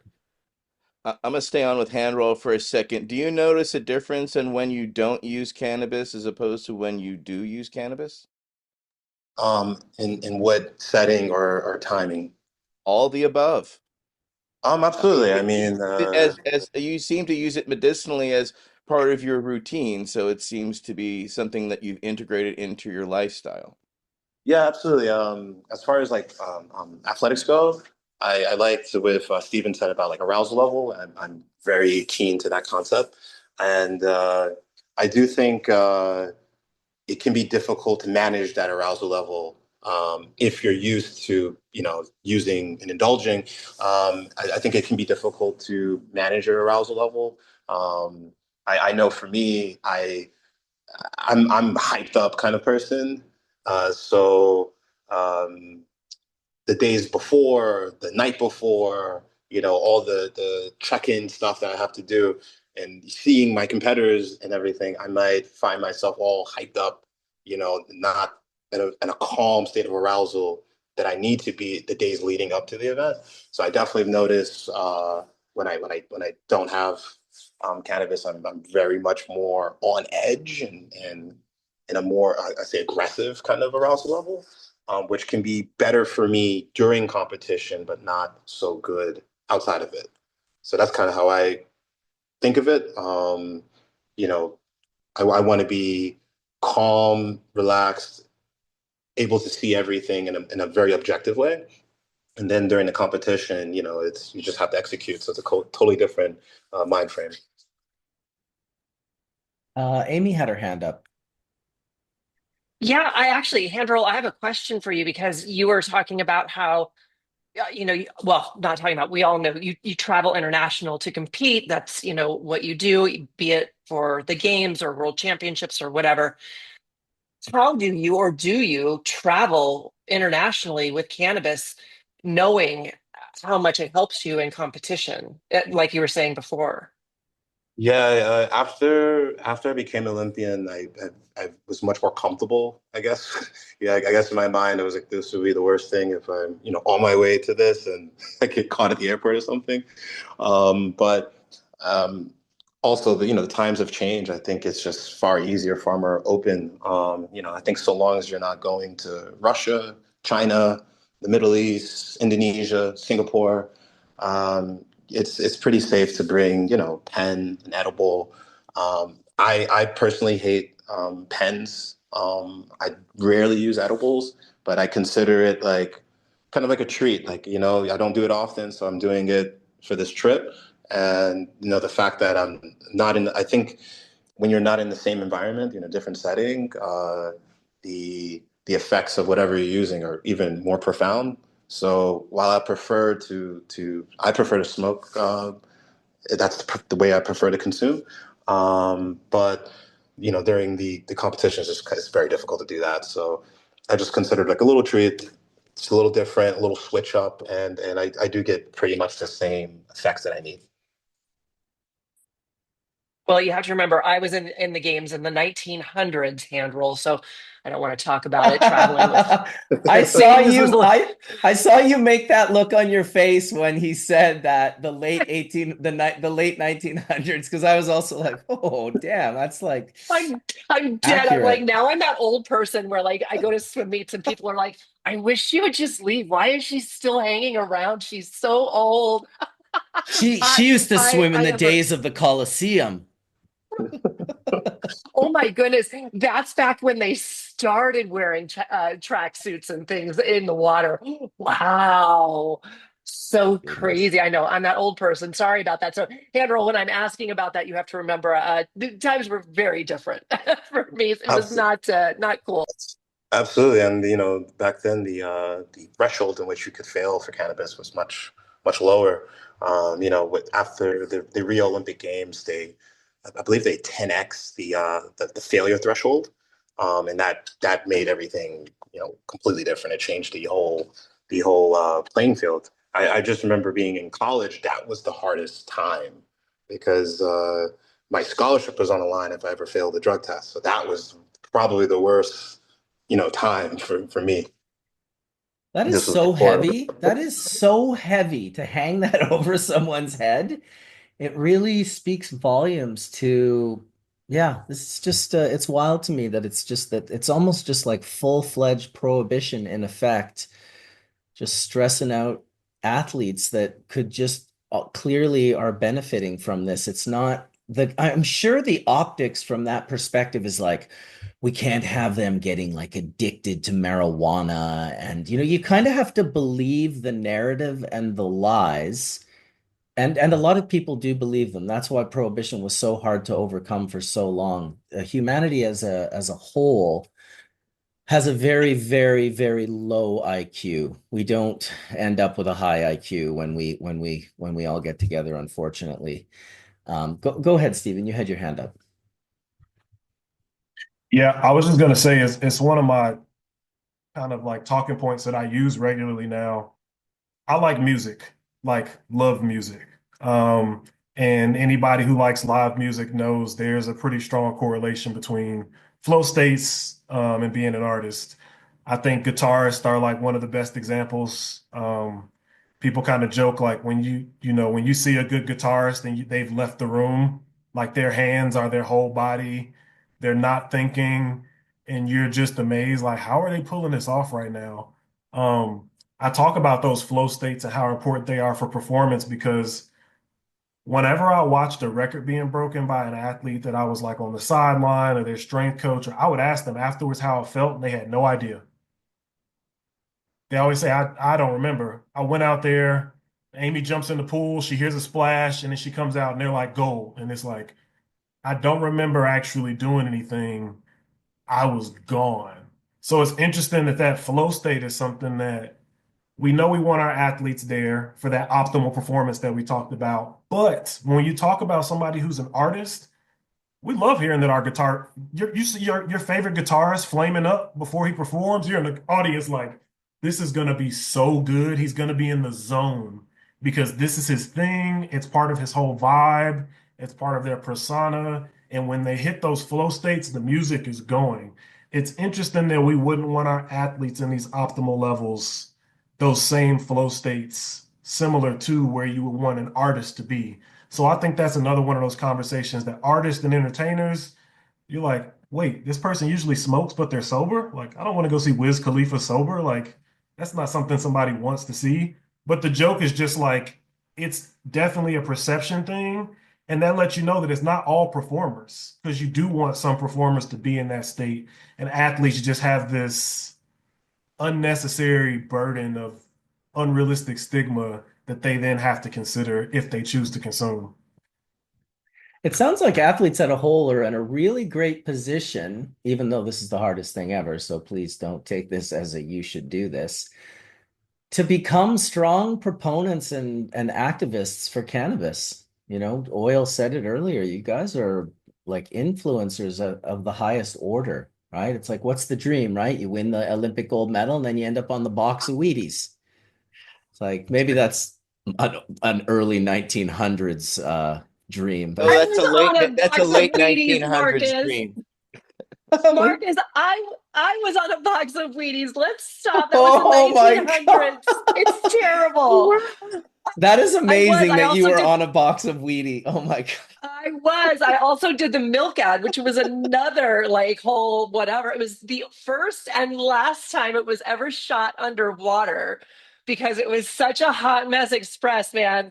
But yeah, so yeah, I know all these kids are like, what is that? What is the milk ad? And all of us like Gen Xers are like, ah, That's amazing. That is amazing that you just even said that right now. Like that was a Skunk Man Sam move, actually. You just pulled a straight Skunk Man Sam move. You were just like, actually, Mark, I was on a box of Wheaties. So yeah, by the way, sir, yes, you can use the Googles on me and find all those things. But yes, the we chat love room the is Googles. loving this, by the way. The chat room is All right. absolutely, there's 320 people in the YouTube chat, and they are just like, nailed it. Wow, Amy, that's so awesome. Oh my God. They're just It's like all of a sudden I'm like, I gotta go now. Mic drop. Can't beat that. So anyway, sorry, I didn't mean to, but like if you got the clout, you gotta use it a little bit, especially since it was the late 1900s. I remember telling my nieces and nephews that yes, we did have the Olympics in the 1900s. I'm like, you guys are idiots. my God, that is amazing. I'm sure, really, in reality, there's only been a handful of people. I'm sure it's not tens of thousands of people that have been on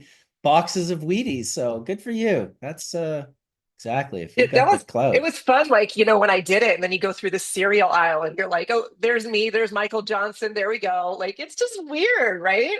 Yeah, that's like you're being woven into the social fabric of our culture. That's it's pretty heavy.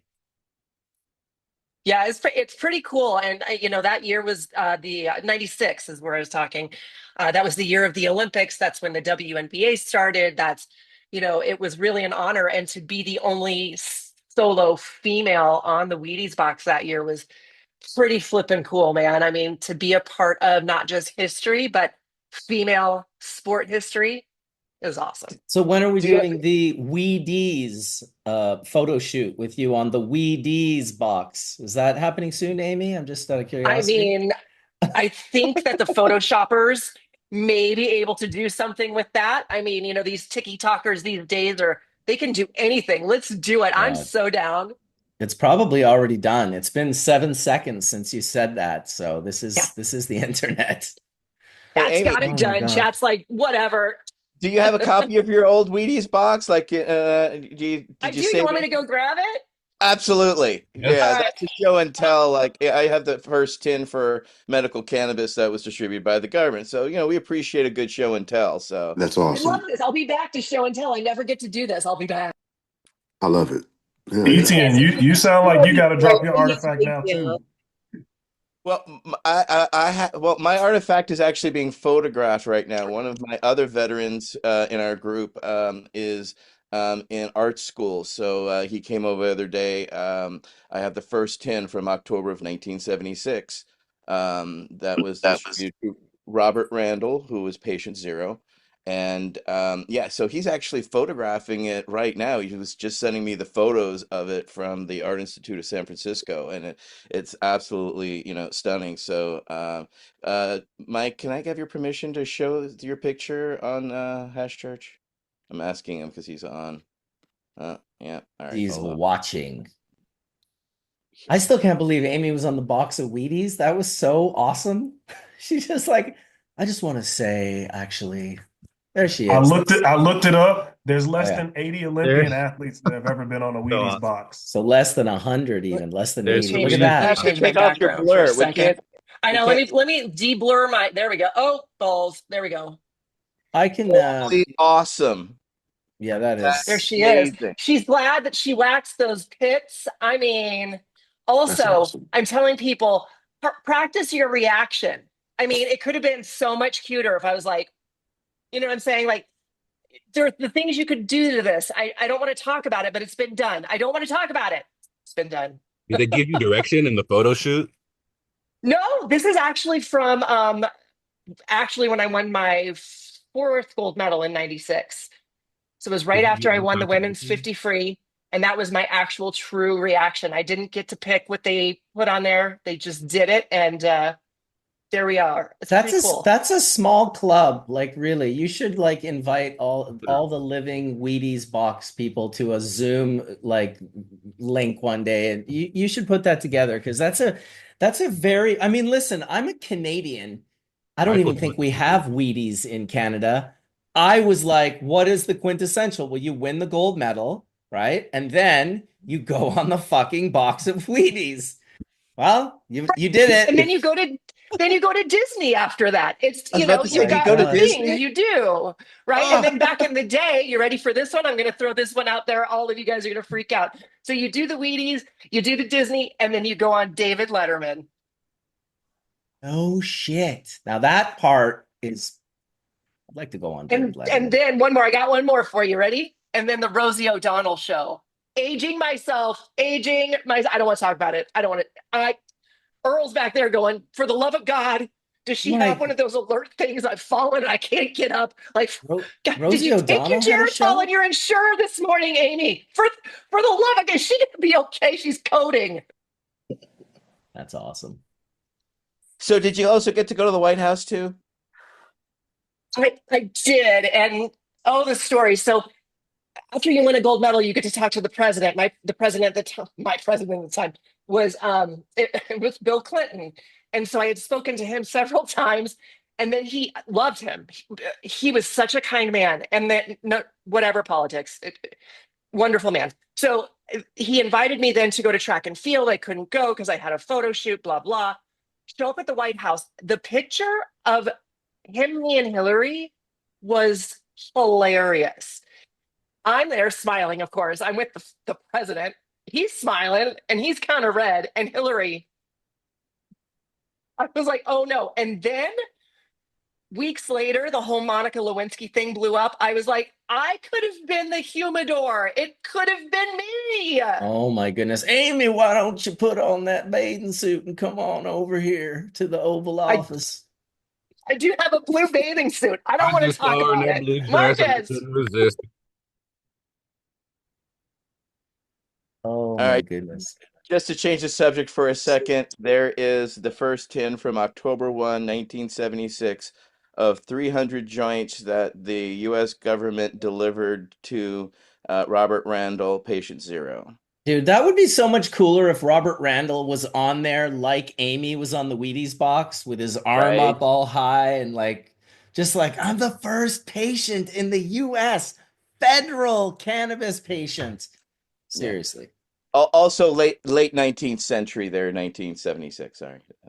Jesus Christ. I have a can of that as well, of that same tin. Maybe not the same number, but That that. that And then that and I also have the cigarette case too for that they put them in, which was it's that interesting. can speaks volumes to what we were talking about earlier in the sense of, um, single molecule medicine versus full plant medicine. And it doesn't become a one or the other. It becomes like access to all. And that's what that tin was. Because I remember when Irv Rosenfeld, who's one of those cannabis users that gets the tin, the 300 joint tin, he came on Hash Church a couple times. And one of the times he was talking about how it's like 14% THC and they take the whole plant stock and all and just grind it and then roll it into these big fat joints. And all of us are just like, oh my God, like Irv, this is a travesty. We're going to make sure we get you some quality product. And he was like, guys, if you can just think for 1 second, I actually really love and enjoy this. He's like, I don't like, I get that you love your dabs. That's awesome. And you're whatever. But he's like, I love these joints. I smoke them throughout the day. They're perfect. They don't get me too high. They get me into the perfect state of mind for me. And it really made me kind of think, oh, yeah, my perspective isn't everyone's perspective. And that is a hard pill to swallow when you're passionately educating and sharing people about the things that you think are important.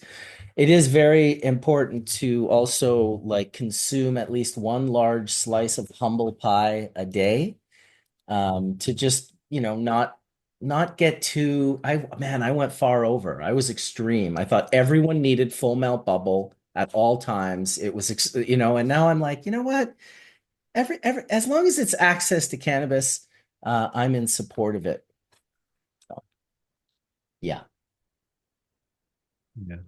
Well, I thought what Stephen brought up was really interesting in terms of flow state. If we could touch on that for a moment, and Go the ahead. idea, in music, we talked a lot about controlled chaos, and pulling that controlled chaos out of you is pulling into your subconscious, so you're flowing with the other members around you, and that's a unique space to occupy.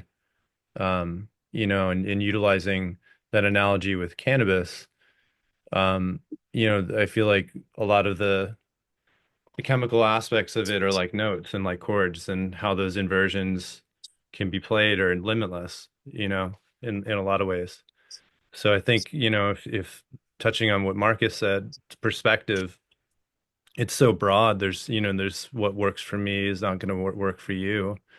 Um, that's a really healthy way to look at things, because there's a lot to understand here that, you know, even Dr. Mark, what you're doing with delivery in the nasal cavity, I'm sure that's been quite the mind bender, and quite humbling, to even your school of thought, like just a lot to kind of explore and uncover here. And I think, the work that Sam had done is so profound, and a lot of the things we're catching up on has already been done in so many ways, and we're just recontextualizing a lot of it for, modern, medicine in a lot of respect, if that's even a way to articulate it.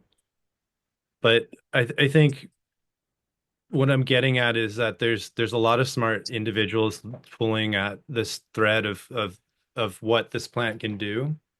And together we're really need each other. We need each other's different perspectives, as Marcus just said, because that's going to, drive us to a place that truly is going to be helpful for the voice of the plant.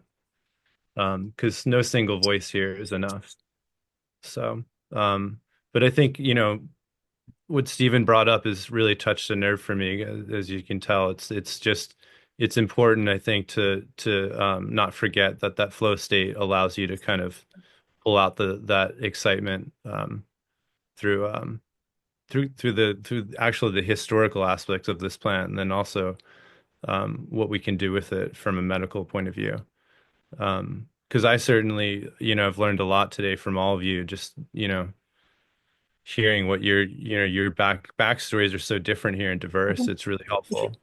I think it's, bringing the conversation to a broader audience is really hard. I mean, I was a lobbyist at one point trying to figure out how to talk about our roots, to state regulators to try to make sure that our, what we've loved for so long and trying to build wasn't demolished by bad, decision making. So, I understand, like when Stephen was talking about education and how it's a broader way to talk about it in a room that's of people that just don't want to listen. The endocannabinoid system is a really great topic to kind of push towards on, because it's at least a common ground, so. I think that's part of the bigger movement of why is yoga so big now in the West? Why are people talking about meditation who maybe didn't talk about meditation before? I think there's an element of we ran to food and drinks and supplements and medicine so much that we decided to not pay attention to our own bodies.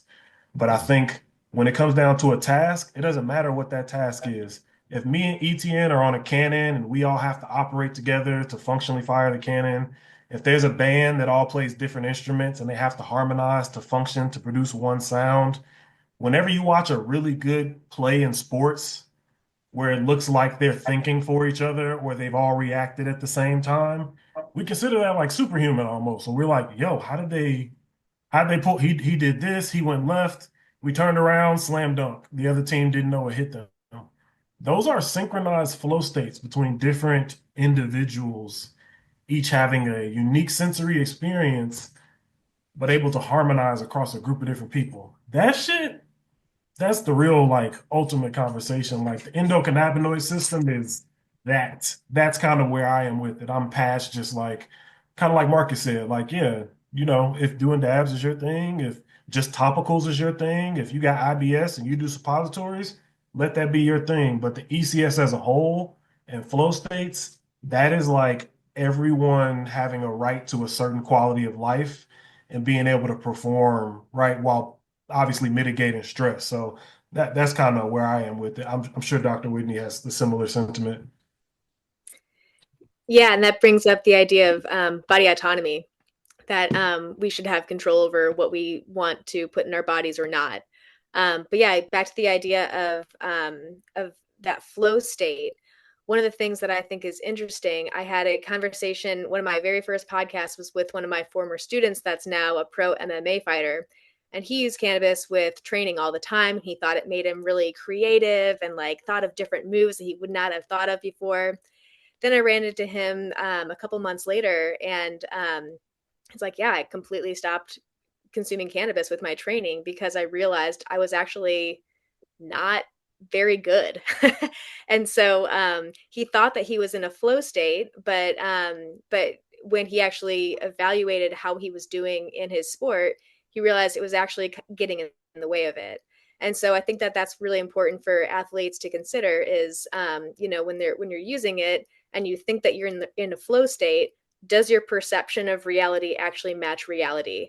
And if not, if it does, awesome. If it doesn't, does that matter? Does that change things? Like if I go for a run and I have a certain strain in my system and I'm realizing that I'm walking all of a sudden and I went out for a run and I'm walking, then maybe that was information for me that, either one, I don't use that strain anymore for running, or two, maybe I just needed to walk that day, and that's okay as well.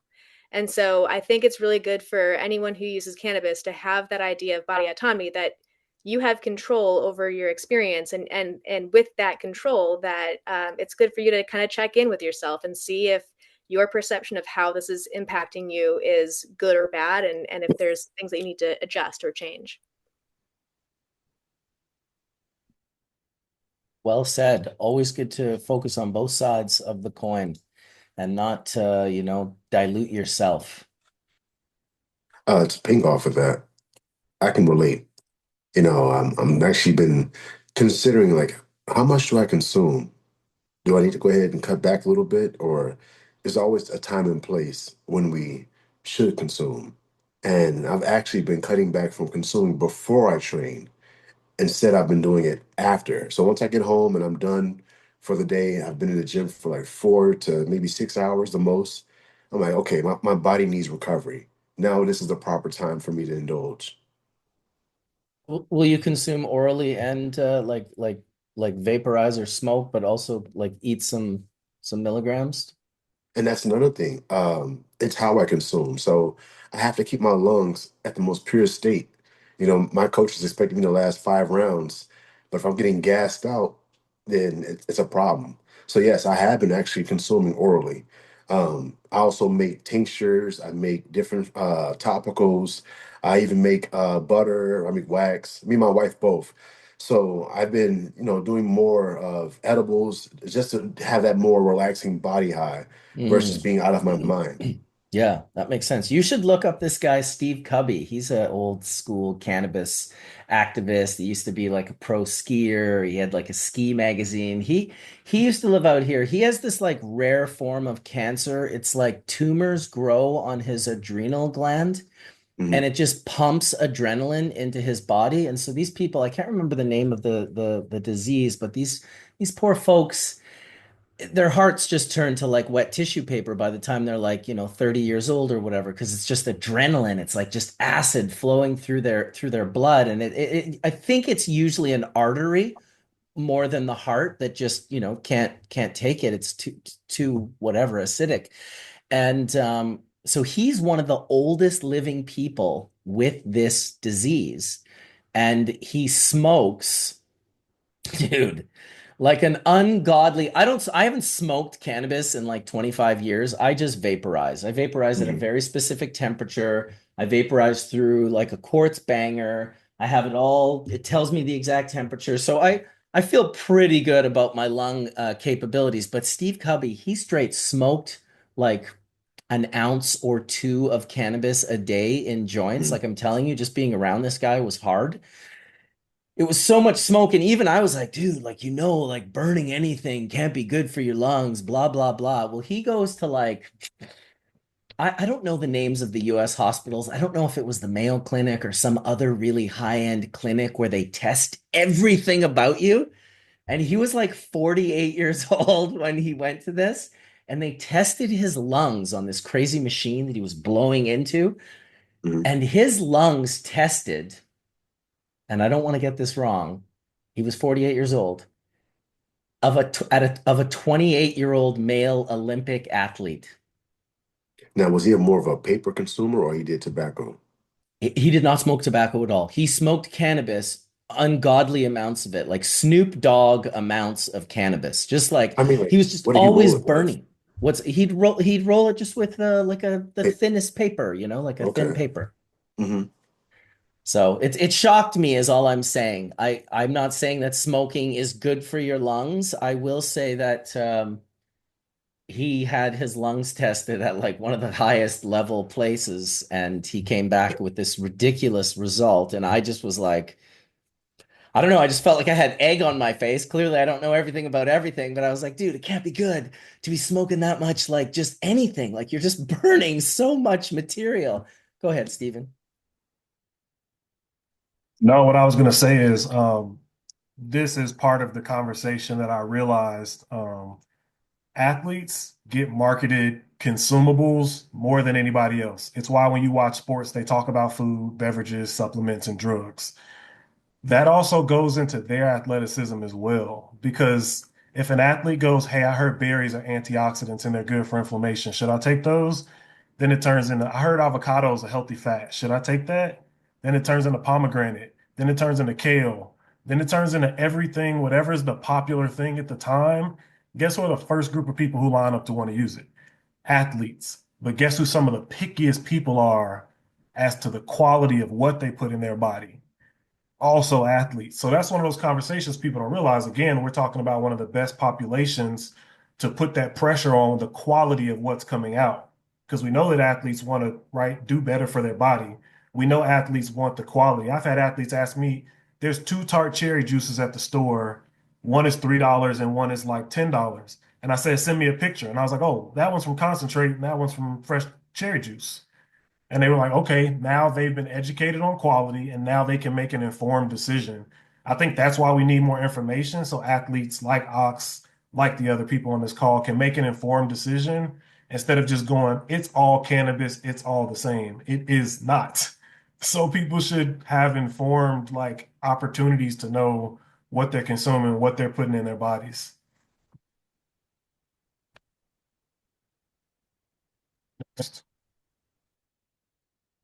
Absolutely. Well said, Stephen.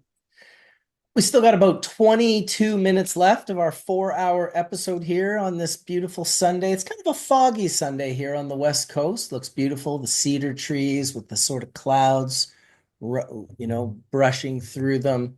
Snow is melting. We had a little bit of snow here for a while, which is great to see that go away. I feel like I'm a big fan of snow. I just prefer it up on the mountains where I can play on it instead of my driveway where I have to shovel it. Although I will say my 250 pound, 6'5", 21-year-old son does most of the shoveling, so I won't take credit for that. He is the shoveler, but he should have been on this episode, although he doesn't really use cannabis. He's definitely an athlete, and he needs to learn more about the benefits of how cannabis can help some athletes. Not all the time, not every single athlete, but there's definite benefits, especially for healing, for reducing that infamous inflammation that will probably be the death of us all. It's likely, see, getting a plane crash or something. It does seem like inflammation is where we're all headed. But yeah, in the meantime, I'm just happy to have had this conversation today. I think it was a really, well, not was, it is a really, I don't get a lot of conversation like this. When Stephen said that he wanted to do a show on this particular conversation, I was like, yes, absolutely. Sports medicine.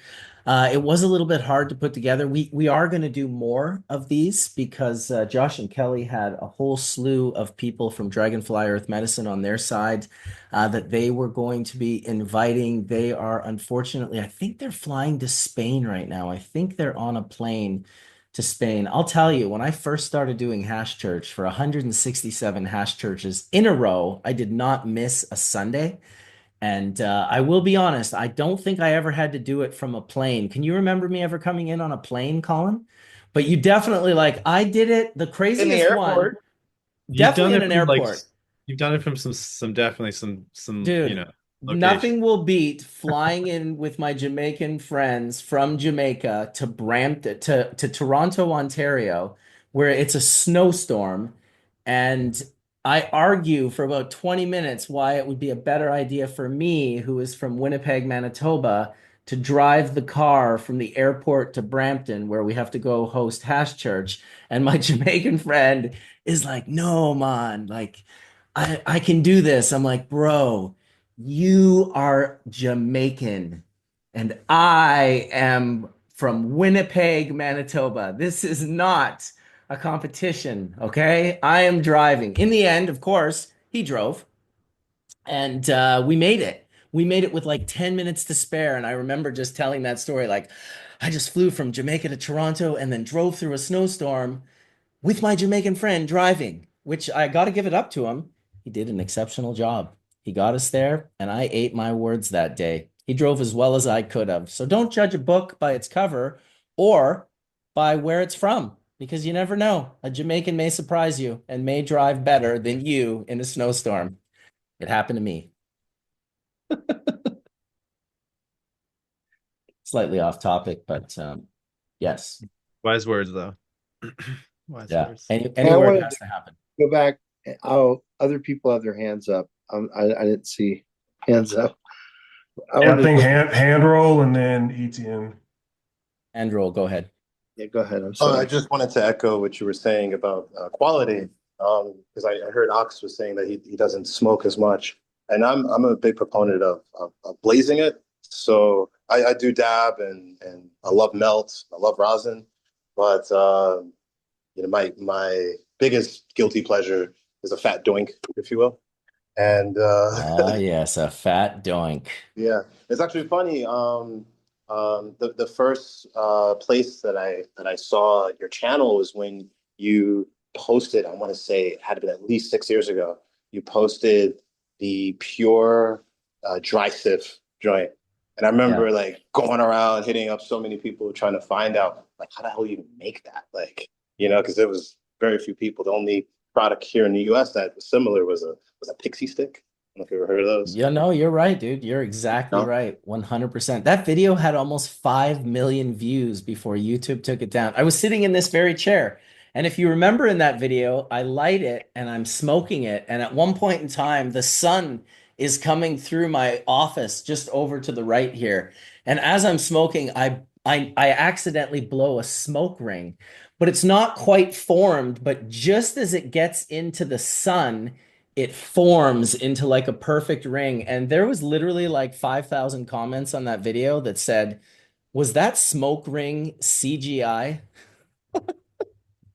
Yeah, that was a super cool video. I just remember that, like, being a young guy seeing that, like, how do I get my hands on that? Because when I first saw it, I started noticing, there's a whole conversation now about ash color and whether or not should a joint burn white or if it burns gray or black. What's the issue with that? And when I saw that, you could see it like it glows like a nightstick almost, and that's kind of what you're looking for in a doink. So. I do think I say all to say I think it is when it comes to combustion, it is a huge matter of quality. I mean, same if you're vaping too. But in my experience, I remember smoking certain things, do my workout on the track, and I'm like, man, my chest is killing me. And then, as I've been able to source the kind of products that I'm looking for, I've frankly have had no issues as far as like lung issues or breathing issues. And I do consume quite a bit. That's awesome, man, that you have such an in-depth knowledge of that. It's super cool that you saw that video so many years ago. It's important to get educated out there for sure. I just had a question. Go To ahead, clear, Earl. when you say vaporizing, are you referring to like the cartridges, or do you mean like with a volcano vaporizer or something of that nature? And also like Oh, that has general definitions and different things like regionally and where you are geographically. Could you just like clarify some of the terminology you use that might not be clear for some viewers? Because my dad's watching, and he's confused. Are you talking to me, Earl? Is that for me? Yeah, yeah, yeah. Yes, please. So for me, vaporization is just anything that's not being combust. So that could be a cart, that could be an electronic dab rig, like a Puffco or a Carta, or it could just be a standard dab on your glass and pipe. All of those are vaporization. I personally try to stay away from carts unless I'm traveling like I am now. So now I have a cart on me, and that's going to be what I use. But I don't like to use carts or disposable carts as my main vaporization because I'm so concerned about hardware malfunctions, plastics heating up. I just feel like that's the place where a lot of things go wrong is these disposable carts. But if I do vaporize, I prefer to use like a dab rig or a Puffco. Appreciate that clarity. Absolutely. Yeah, I just wanted to speak up going back to nutritional supplements, which going back when I had a cycling team, we were sponsored, of course, sponsors you wear, they go on the jerseys, et cetera, right? As the obligations of what was there. Well, one of them was a nutritional company, and that nutritional company had a bad batch.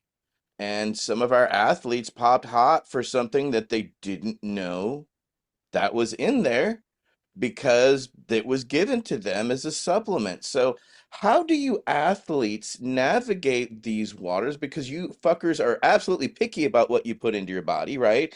You know, how much, you know, Amy and Ox and others, how far into your research do you decide before you put it into your body? Because you piss test hot, you're the one out of the competition. It destroys your life, your reality, and all that hard work and training that you've prepared for so hard. So, and you've heard these horror stories from other people. I'm not the only one to tell you such things. So, how do you decide on, okay, I am going to do this and put this into my body? You know, for me, it was whenever my coach would recommend it. We got to the point when I was competing where if someone handed you a water bottle and it had the top already unscrewed, we didn't touch it just because you thought someone was going to put something in your drink. So navigating that supplement world, again, I go back to it was what my coach told me. I also had the opportunity to have trained for 94 to 2000 at the training center, the Olympic Training Center in Colorado Springs. And so they would also recommend things and then you would take them. But I'll tell you what, if another athlete came to you and said, hey, I got a little something for you, a little zinc, never. Nope. Not a chance. It For makes myself, it makes. Oh, go ahead, please. I was going to say that I always do my research. One of my teammates, Khalil Roundtree, he popped dirty, and it was because someone recommended that he should try this supplement, and he even asked them, what's in this, or I'm because USADA is the one that covers well, not anymore, but they covered UFC for a few years, and you have to be very, very picky about what you take because you just never know if a company is using the same lab as another company that has things that are banned. And sometimes there's small little picograms of their supplement that gets mixed in the other company that doesn't use that supplement, that same ingredients that another company does. And then now you're pissing dirty because they share labs.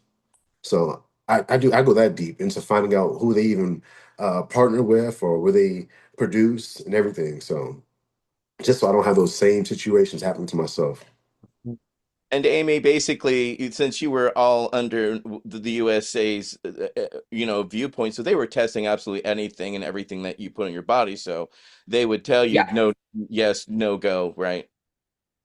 Yeah, exactly. I mean, yeah, so you had to at a certain point you have to trust somebody because you have to, supplement your body. You're training so hard. So it kind of screws with you. Like, who am I going to trust, in telling me this? Am I going to trust a competitor who I know is doing well and I know looks healthy and all the things and I want to take what they're taking, but yet do you really trust what they are saying to you? It gets really weird. I don't know, screws with your mind a little bit. There's a label on the back of these nutritional supplements that says it's like some kind of certification, like safe for athletes. I forgot what it's called. Um, Companies like Thorne. I don't know if you guys ever heard of Thorne. Is one of the few companies that certifies most of their products like that. So for me, it was very simple. If it didn't have this certification, you you knew you were taking a risk no matter what.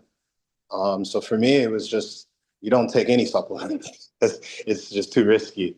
If it doesn't have that label from the lab, then it's just too risky. Anything can happen. I've had many of my competitors fail for very strange failures. Like I had someone recently. They drank a tea apparently and failed for cocaine. So I don't know. Like you have to be very, very careful. I'm with Amy where I don't I don't drink open water bottles or anything like that, especially as you're leading up to a major event like World Championships or Olympics.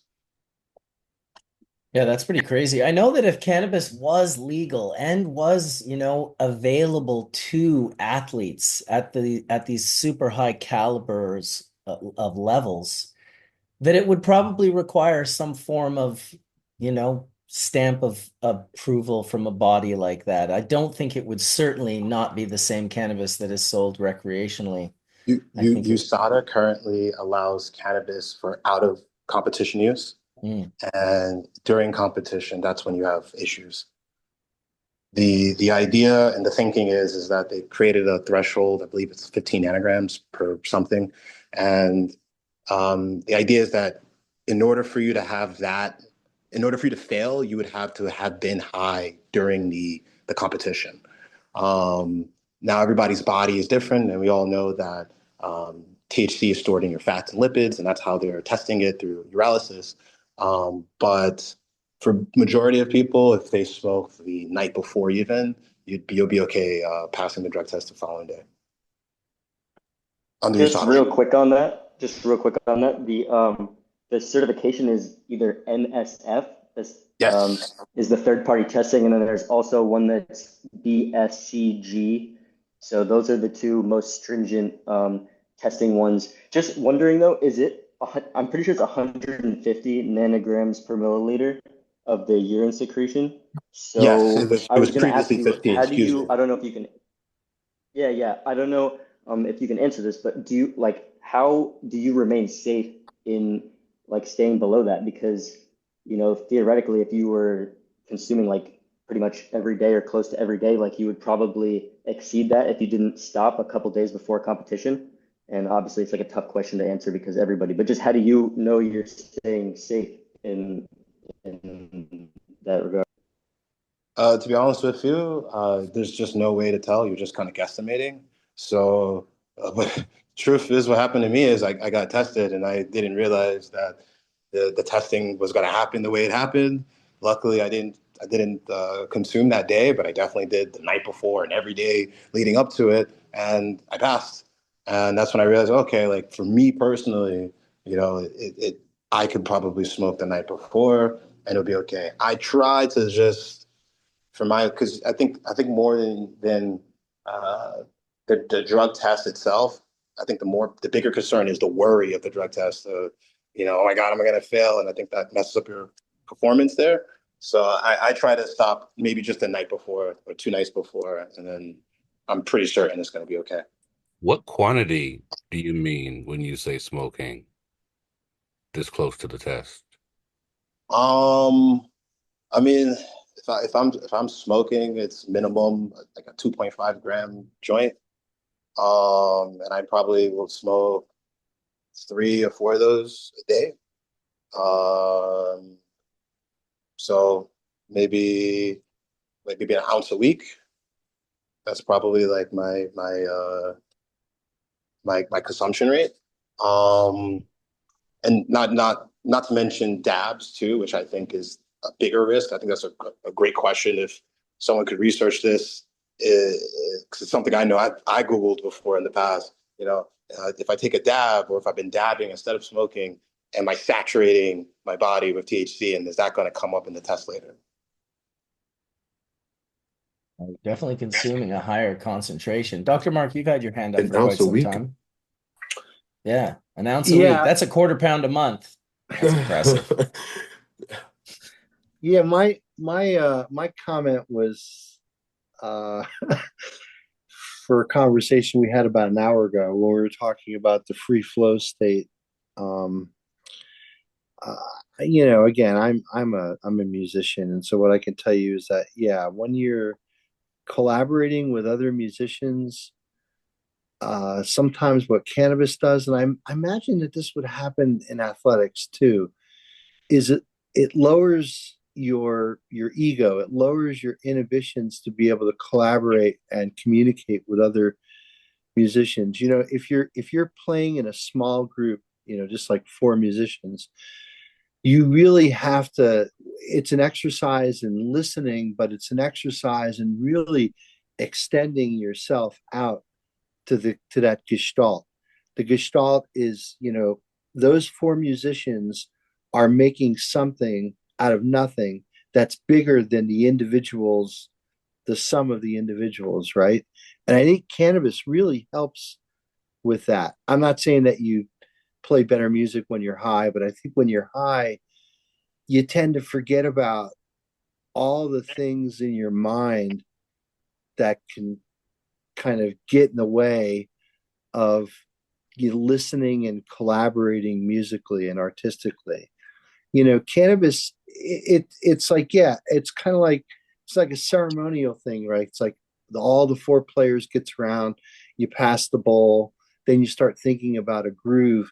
When you're in that groove as a musician, I mean, there's nothing like it in the world, just if you're talking about like, bass and drums, and you have that, for Western music, for lack of a better, description, you lock in on that one beat, right? So that one beat, and you have your bass player locking in with the drummer on the kick drum.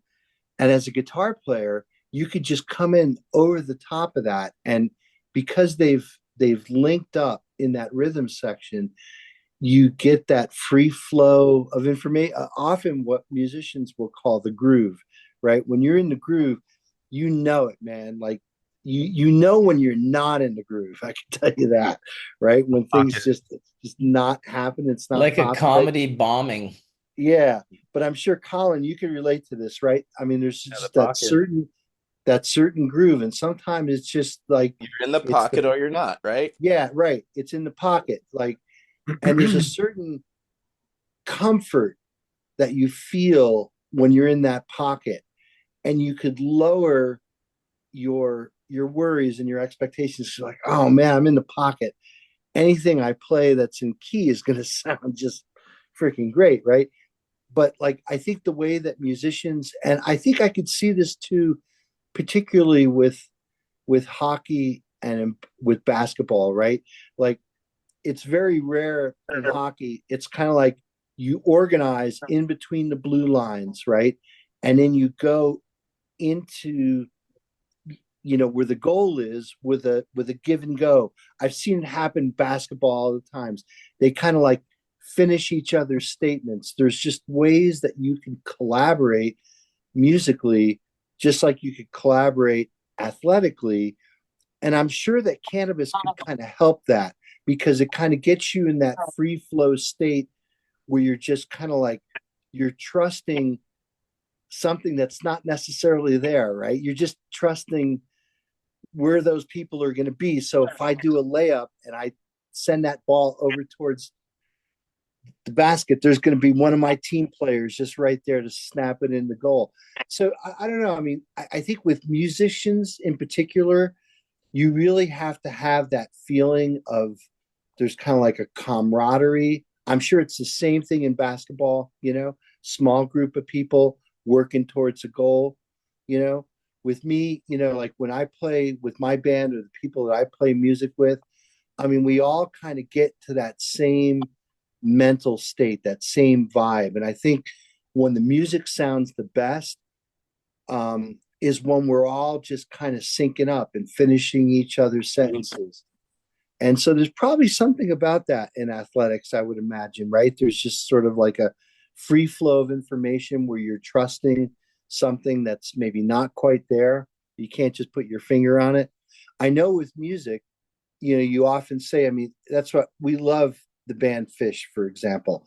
They're a four-piece band, right? There's like a keyboard player, guitar player, a bass player, drummer. They're all playing different instruments, right?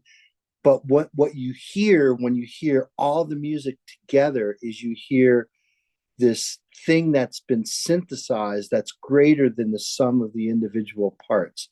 And I don't think like the guys from Fish are all getting high before they play, but I think that there is something to that. I know with jazz musicians, weed's a staple, and certainly, yeah, Adian just put it in the chat here, the ensemble effect, which happens between not only cannabinoids, it happens between people, right?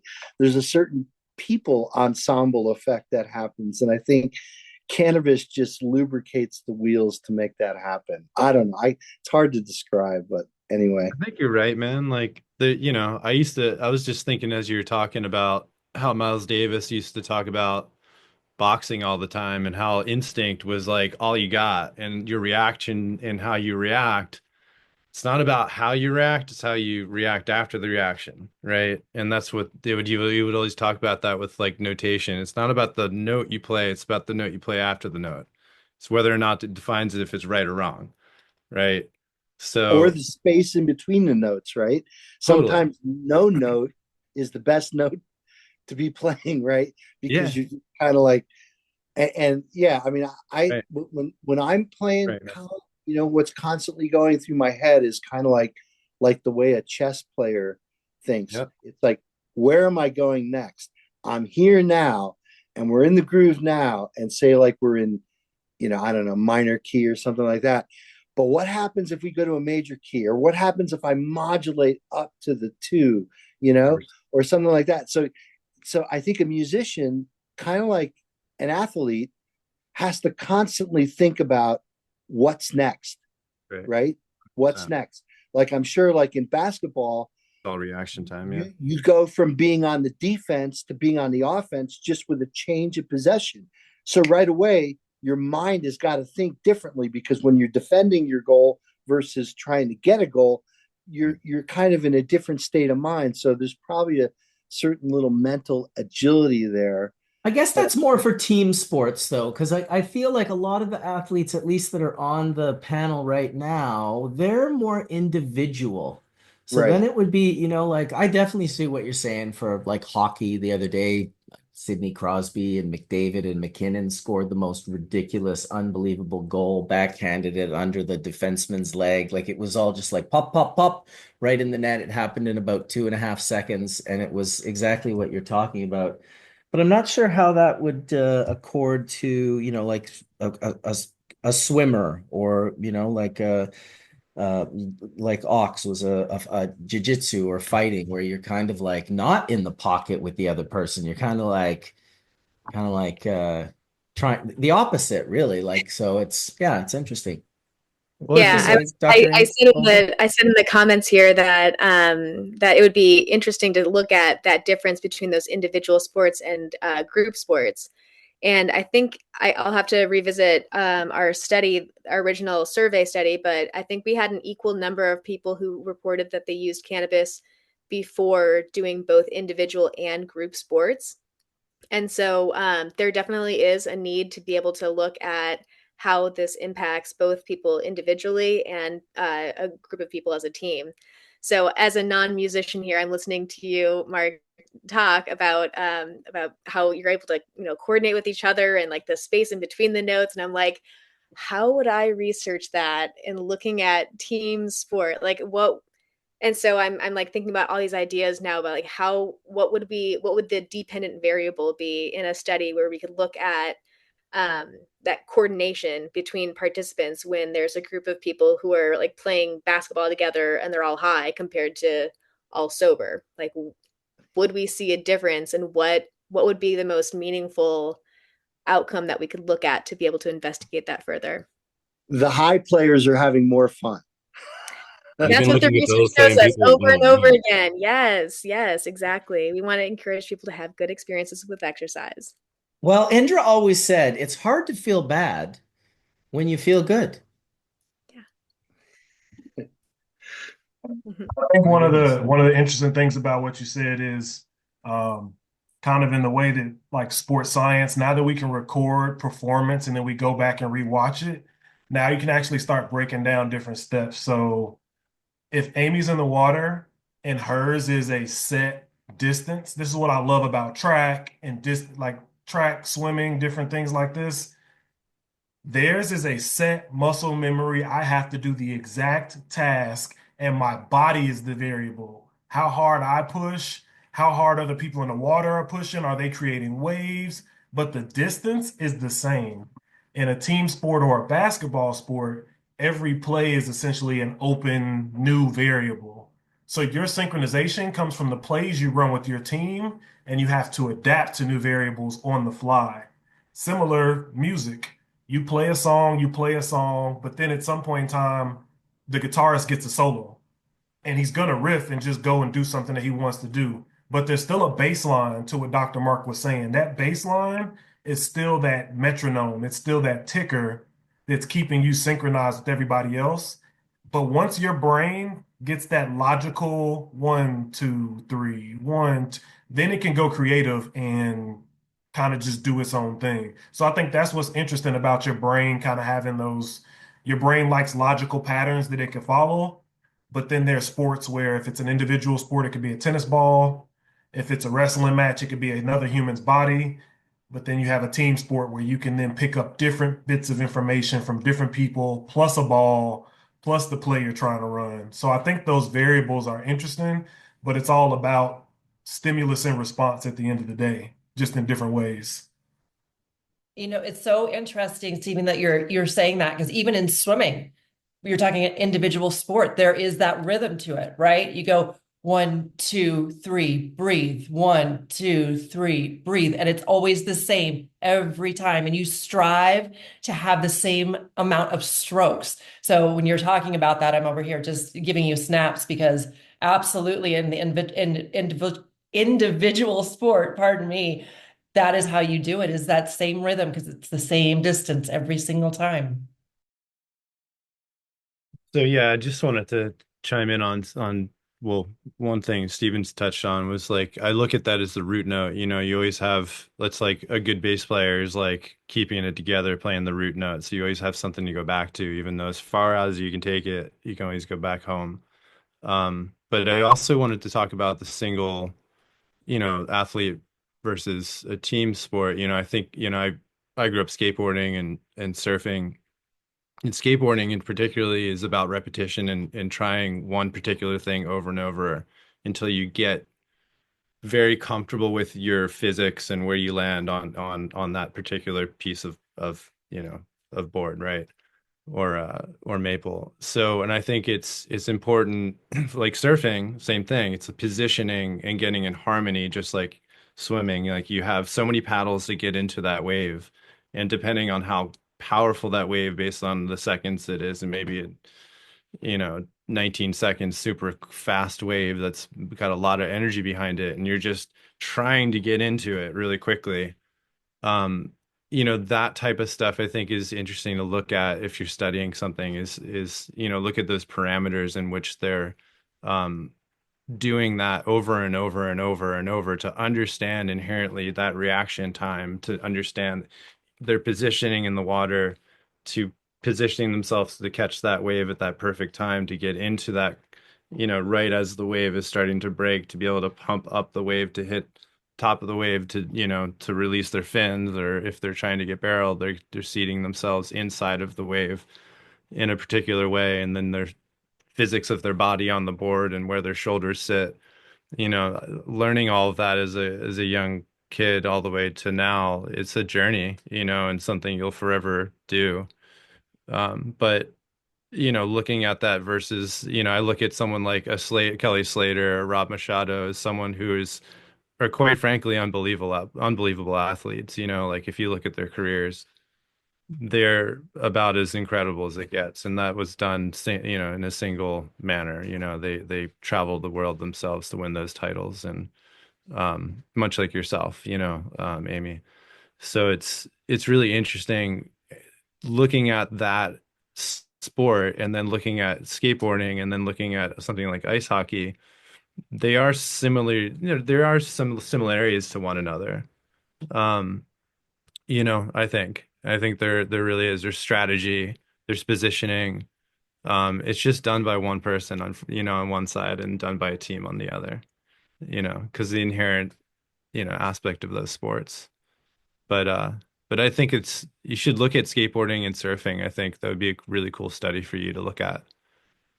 There was actually a study that was done in France like a decade ago now, and they found that people who participate in sliding type sports were more likely to be cannabis consumers. And so they claimed like surfing, snowboarding, skiing, surfing, yeah, all of those were sliding sports, and so that's how they classified those as Would people soccer who were. count? No, even though yes, there is a move of soccer of sliding in soccer, but no. In this study, again, this is probably a decade ago now that they published this, but yes, they found a correlation between people who participate in sliding sport and cannabis use. I also found that in my studies over the years of enjoying sliding, different sliding sports, It started at a very young age with skateboarding and moved quickly into snowboarding and then into wake surfing and wake skating. And that is pretty hilarious that's a thing. Waves are rhythmic. Yeah, absolutely. I remember being in the back country on my snowmobile and coming up to this group, and we could tell it was definitely like a photo shoot. They were doing like a commercial or whatever, and it ended up being like, I think it was Nike. And the athlete was this super young snowboarder kid, and he was kind of off to the side, and my buddy that I was with knew him. But he ended up being like, okay, but whatever. And they ripped him up the mountain on a sled. He doubled up the mountain on the sled. Before he went, though, at the top, he took this like giant rip off a vape pen and then proceeded to do like a double backflip off an 85-foot cliff in the middle of nowhere in the backcountry. Meaning, if you get injured, it's not the same as getting injured near like an ambulance or a hospital. It's very, very different.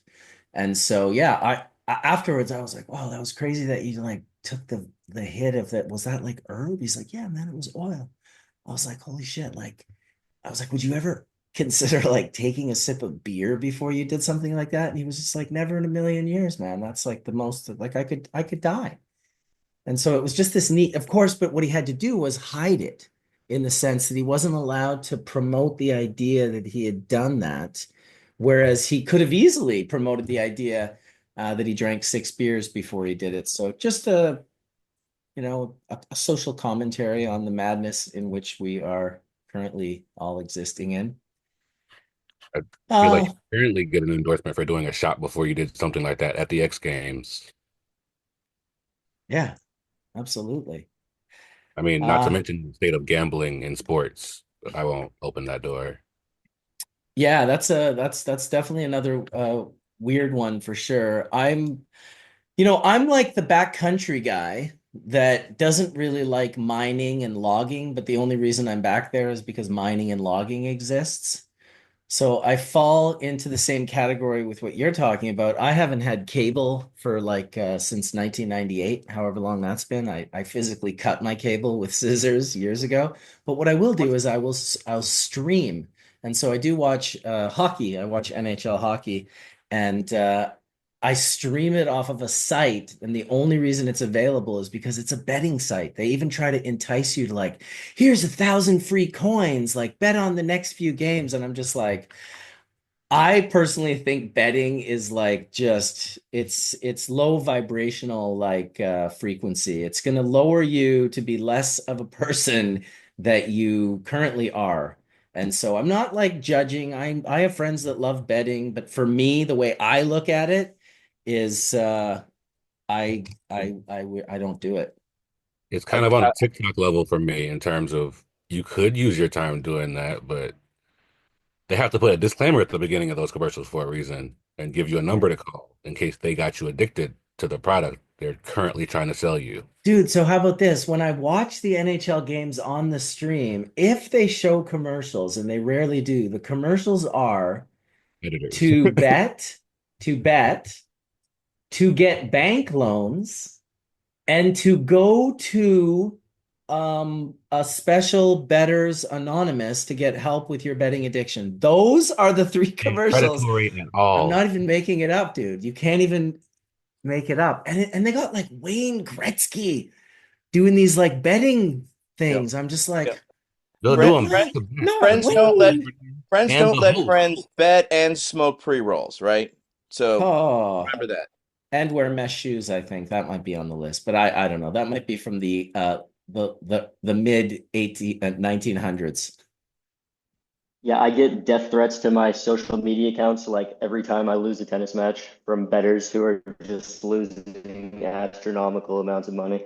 It's crazy. No, that's insane. Whoa, so people who bet have access to these athletes through their social media. It's That's very, very Like common now. everyone I know gets them too. That's got to be very hard to navigate with your mental health, right? Do you just avoid that shit? I mean, you didn't have to deal with that, right? So, I mean, this is a whole other level of hate and as well as fear, as well as manipulation behind the scenes. Yes, Not. most of the time they're just not serious. But you do have to be careful because sometimes I know people, and sometimes you get sketchy ones where the person's like, I know what hotel you're in, or like this kind of thing. So then it does get kind of sketchy at times. But for the most part, it's just angry gamblers. Jesus Christ. That speaks to PTS again. We'll drop the D for Dr. Uma because I have a respect for her. That's insane, dude. You sound like a young guy. Like I feel like you should not be getting exposed to that. I don't think anyone should be getting exposed to that. You're some degenerate gambler that lost all your money and you're gonna like get mad at the person you gambled on. And offer them a loan in the process of offering them out. Followed by our sponsors, more gambling debt. Like Yeah. And alcohol, just in for case your free if you use brains. our code in the corner.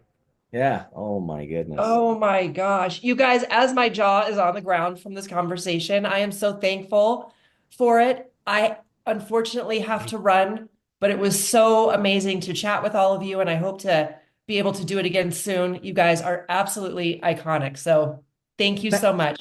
Thank you, Amy. It was a real pleasure having you. I think you're a great person and just your story is incredible and definitely hope to have you back on again soon. I would love that. I would love that so much. You guys are so wonderful, and thank you so much. Be well and cheers. Awesome. Bye, Amy.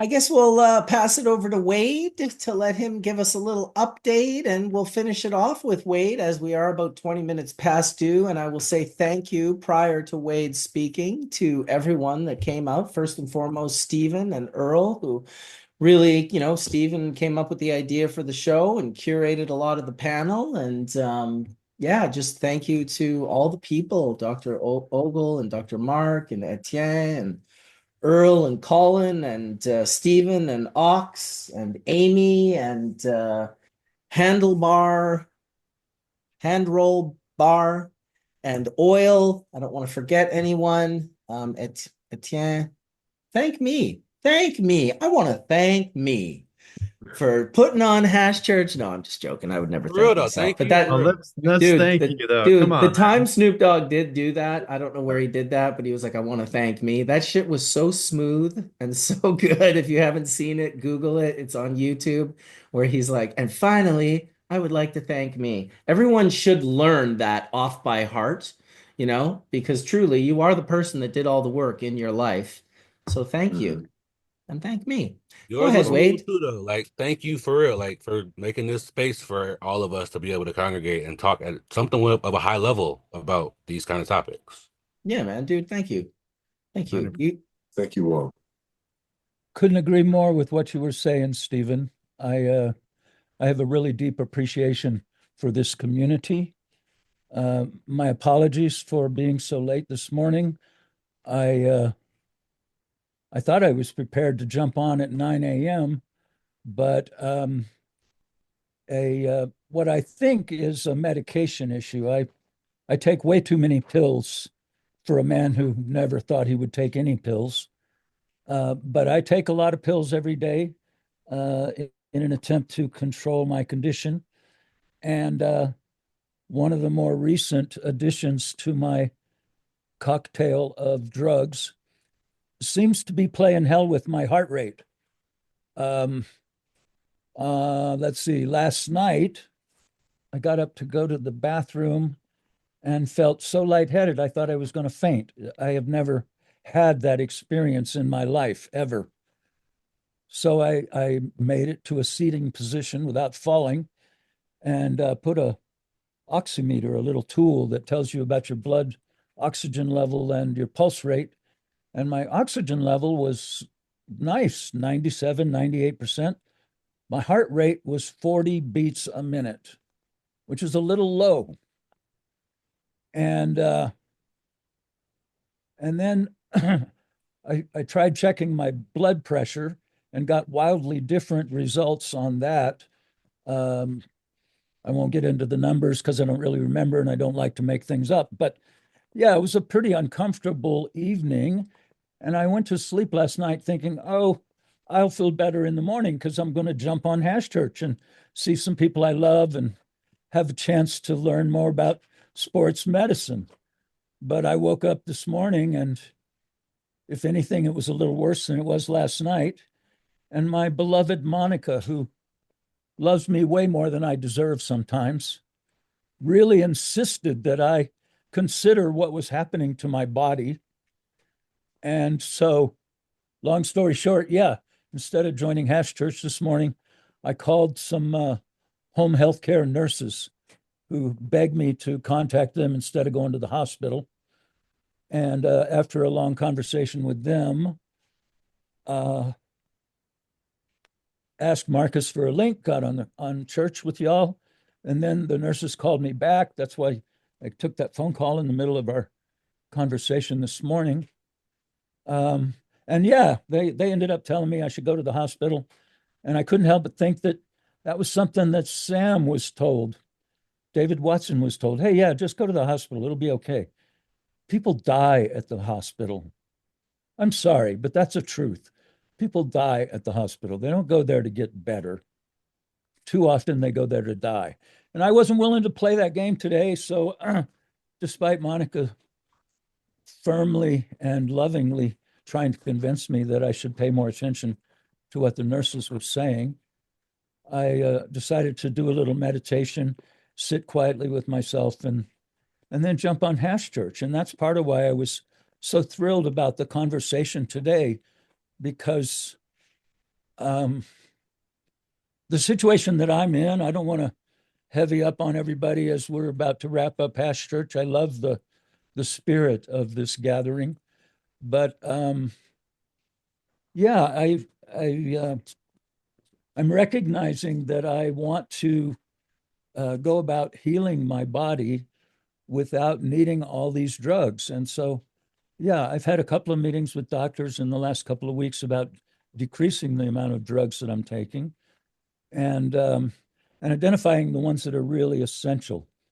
And so, to today's topic about sports medicine, for me, I was a swimmer when I was young. I had a scholarship to go to college on a scholarship for swimming, and I really appreciate what athletics can do for the body.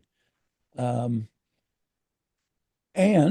I've really come to appreciate the connection between my body, specifically my pain body, and my brain, my mind. Because what's true is the situation that I'm in, I often experience pain. It's bone pain, where nerves are rubbing on bones that are rubbing on each other. So sometimes movement can be very unpleasant and uncomfortable. That being said, I find cannabis very helpful for my situation.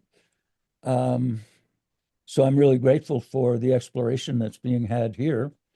I was really looking for, I want to explore, I'll say it like that. I have abundant cannabis in my life available to me from people who love me, and I'm so grateful to them.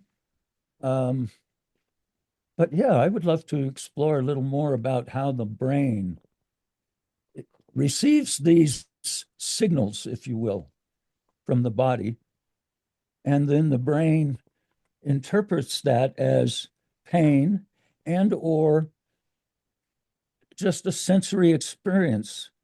And to me, what I'm coming to realize is a lot of what is unpleasant and uncomfortable about pain is fear of the future. When will it stop? How bad will it get? Those kind of questions can really eat away at the brain and the heart. And so, and that's really a lot to me what pain is. The hard part of chronic pain is that mind component. And so the years I spent meditating are being very helpful to me in this way. But I'd really love to see more conversation about that specific paradigm, the way that the body and the mind work with pain, because in a lot of to a certain extent, pain is a merciful message from the body to stop doing whatever's causing the pain. If you can stop doing what's causing the pain. But if you can't stop it, what do you do then? And that's a topic of interest to me. And I think most athletes, especially professional athletes, at some point in their career encounter an injury, a trauma to their body that requires time and patience to heal. And inevitably, especially if you're competing at a high level, that fear thing, how well will I heal, et cetera. Anyway, that was some of my thinking about this morning. And then the last thing, Marcus, I know I'm taking up time, and you always tell me, don't worry about it, do what you do. So I'm going to do what I do. I have recently become aware that a number of people have been very generous to Wade and Monica on an online fundraiser campaign to make it easier for us to manage the situation that I've put us in. And she's along for the ride. She doesn't complain much at all. But yeah, some of the people on this panel have contributed to that fund. And there are some people who are not on this that have contributed to it. And what I really am struck by is that those numbers are as small as $20 and as high as $5,000. And I don't know how somebody in the cannabis industry can find $5,000 to give to somebody like me. Well, hell's bells, that's a wonderful thing. And I'm quite gratified by it. I feel it's hard for me to ask for help. I've never had to do it. But I've had to learn how to do that in the last year or two. And I got to say that if you're not very good at asking for help at this point in your life and you're enjoying good health, learn how to ask for help before you need to ask for help, because it doesn't get easier when the tasks are harder. And on that note, I'm going to end my thing here. I just got to say again, Marcus, such deep respect for your willingness to bring in such a wide and divergent group of people, all of whom care about this plant and care about the effects that this plant can have on human beings like myself or any of those folks who are on this panel. I will stop with this. Last Friday was Valentine's Day, and it gave me the opportunity. This is when I found out about these wild numbers that were showing up in our fundraising appeal. And what I was looking at and thinking a lot about this weekend is love is, most of the time people think of love as romantic love, which is nice, but it's only one of many different kinds of love. There's the kind of love that a parent has for their child. There's the kind of love that you might have for your siblings or your parents or your friends or your community, or, take your pick. Love is a feeling that we generate within ourselves. And it can be a moment of grace in your life to experience love, or it can be a practice. It can be a study. It can be a path of how to live your life as skillfully and as open-hearted as you are able. Love is many things. So I'll stop there. That's kind of all I got at the moment.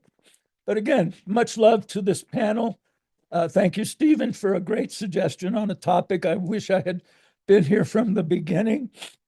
And again, Marcus, it blows me away how beautifully persistent you are in advocating for this plant and the people who benefit from her.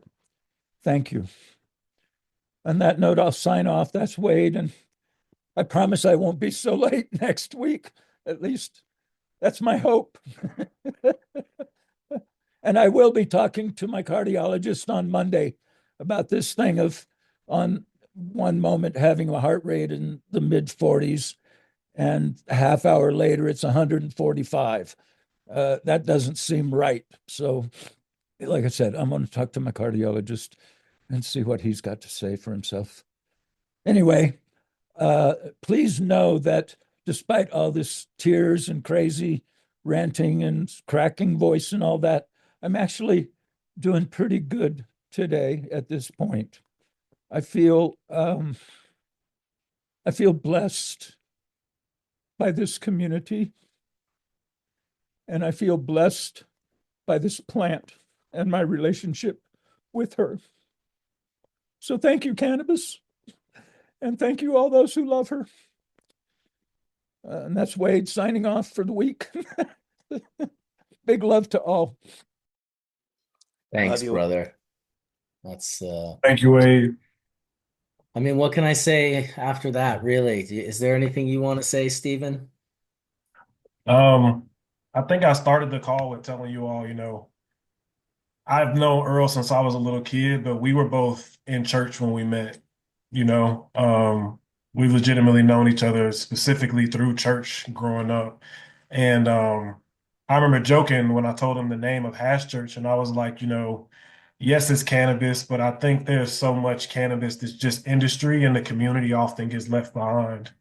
And everything we said today, you've had patients on here, you've had advocates, athletes. I mean, at the end of the day, we're humans and we're typically just looking for some type of community, right, to help push forward through life. And I think Wade has always done a good job of just giving us this perspective. I think what Skunk Man Sam left behind. I said it in the chat, but I wasn't joking. I do feel like these torches burn bright, and that we're very beneficial to still have legends with us to absorb this and make sure that these torches continue to burn bright and are passed on. So, thank you all for being like always willing to share knowledge with those of us who are at different points in time on our journey. I just Absolutely. wanted to say thank Thank you you, as well. Stephen. It's super humbling to be on the panel with all of you, and that was just an incredible message from Wade. So just appreciate the knowledge all you put forward, and much love. I'm not crying, Oil. You are. I think we're all crying after that. Yeah, it was very touching. Thank you, Wade. And thank you all for being here today. And thank you for having me as well. Yeah, thanks for coming, Ox. Thanks everyone for coming, really, and thanks everyone for watching. We're going to sign off. We'll see you again next week, and you'll definitely see us doing another sports medicine episode here in the next little while. So thanks everyone for being a part of it. May the full melt bless your bowl sooner than later.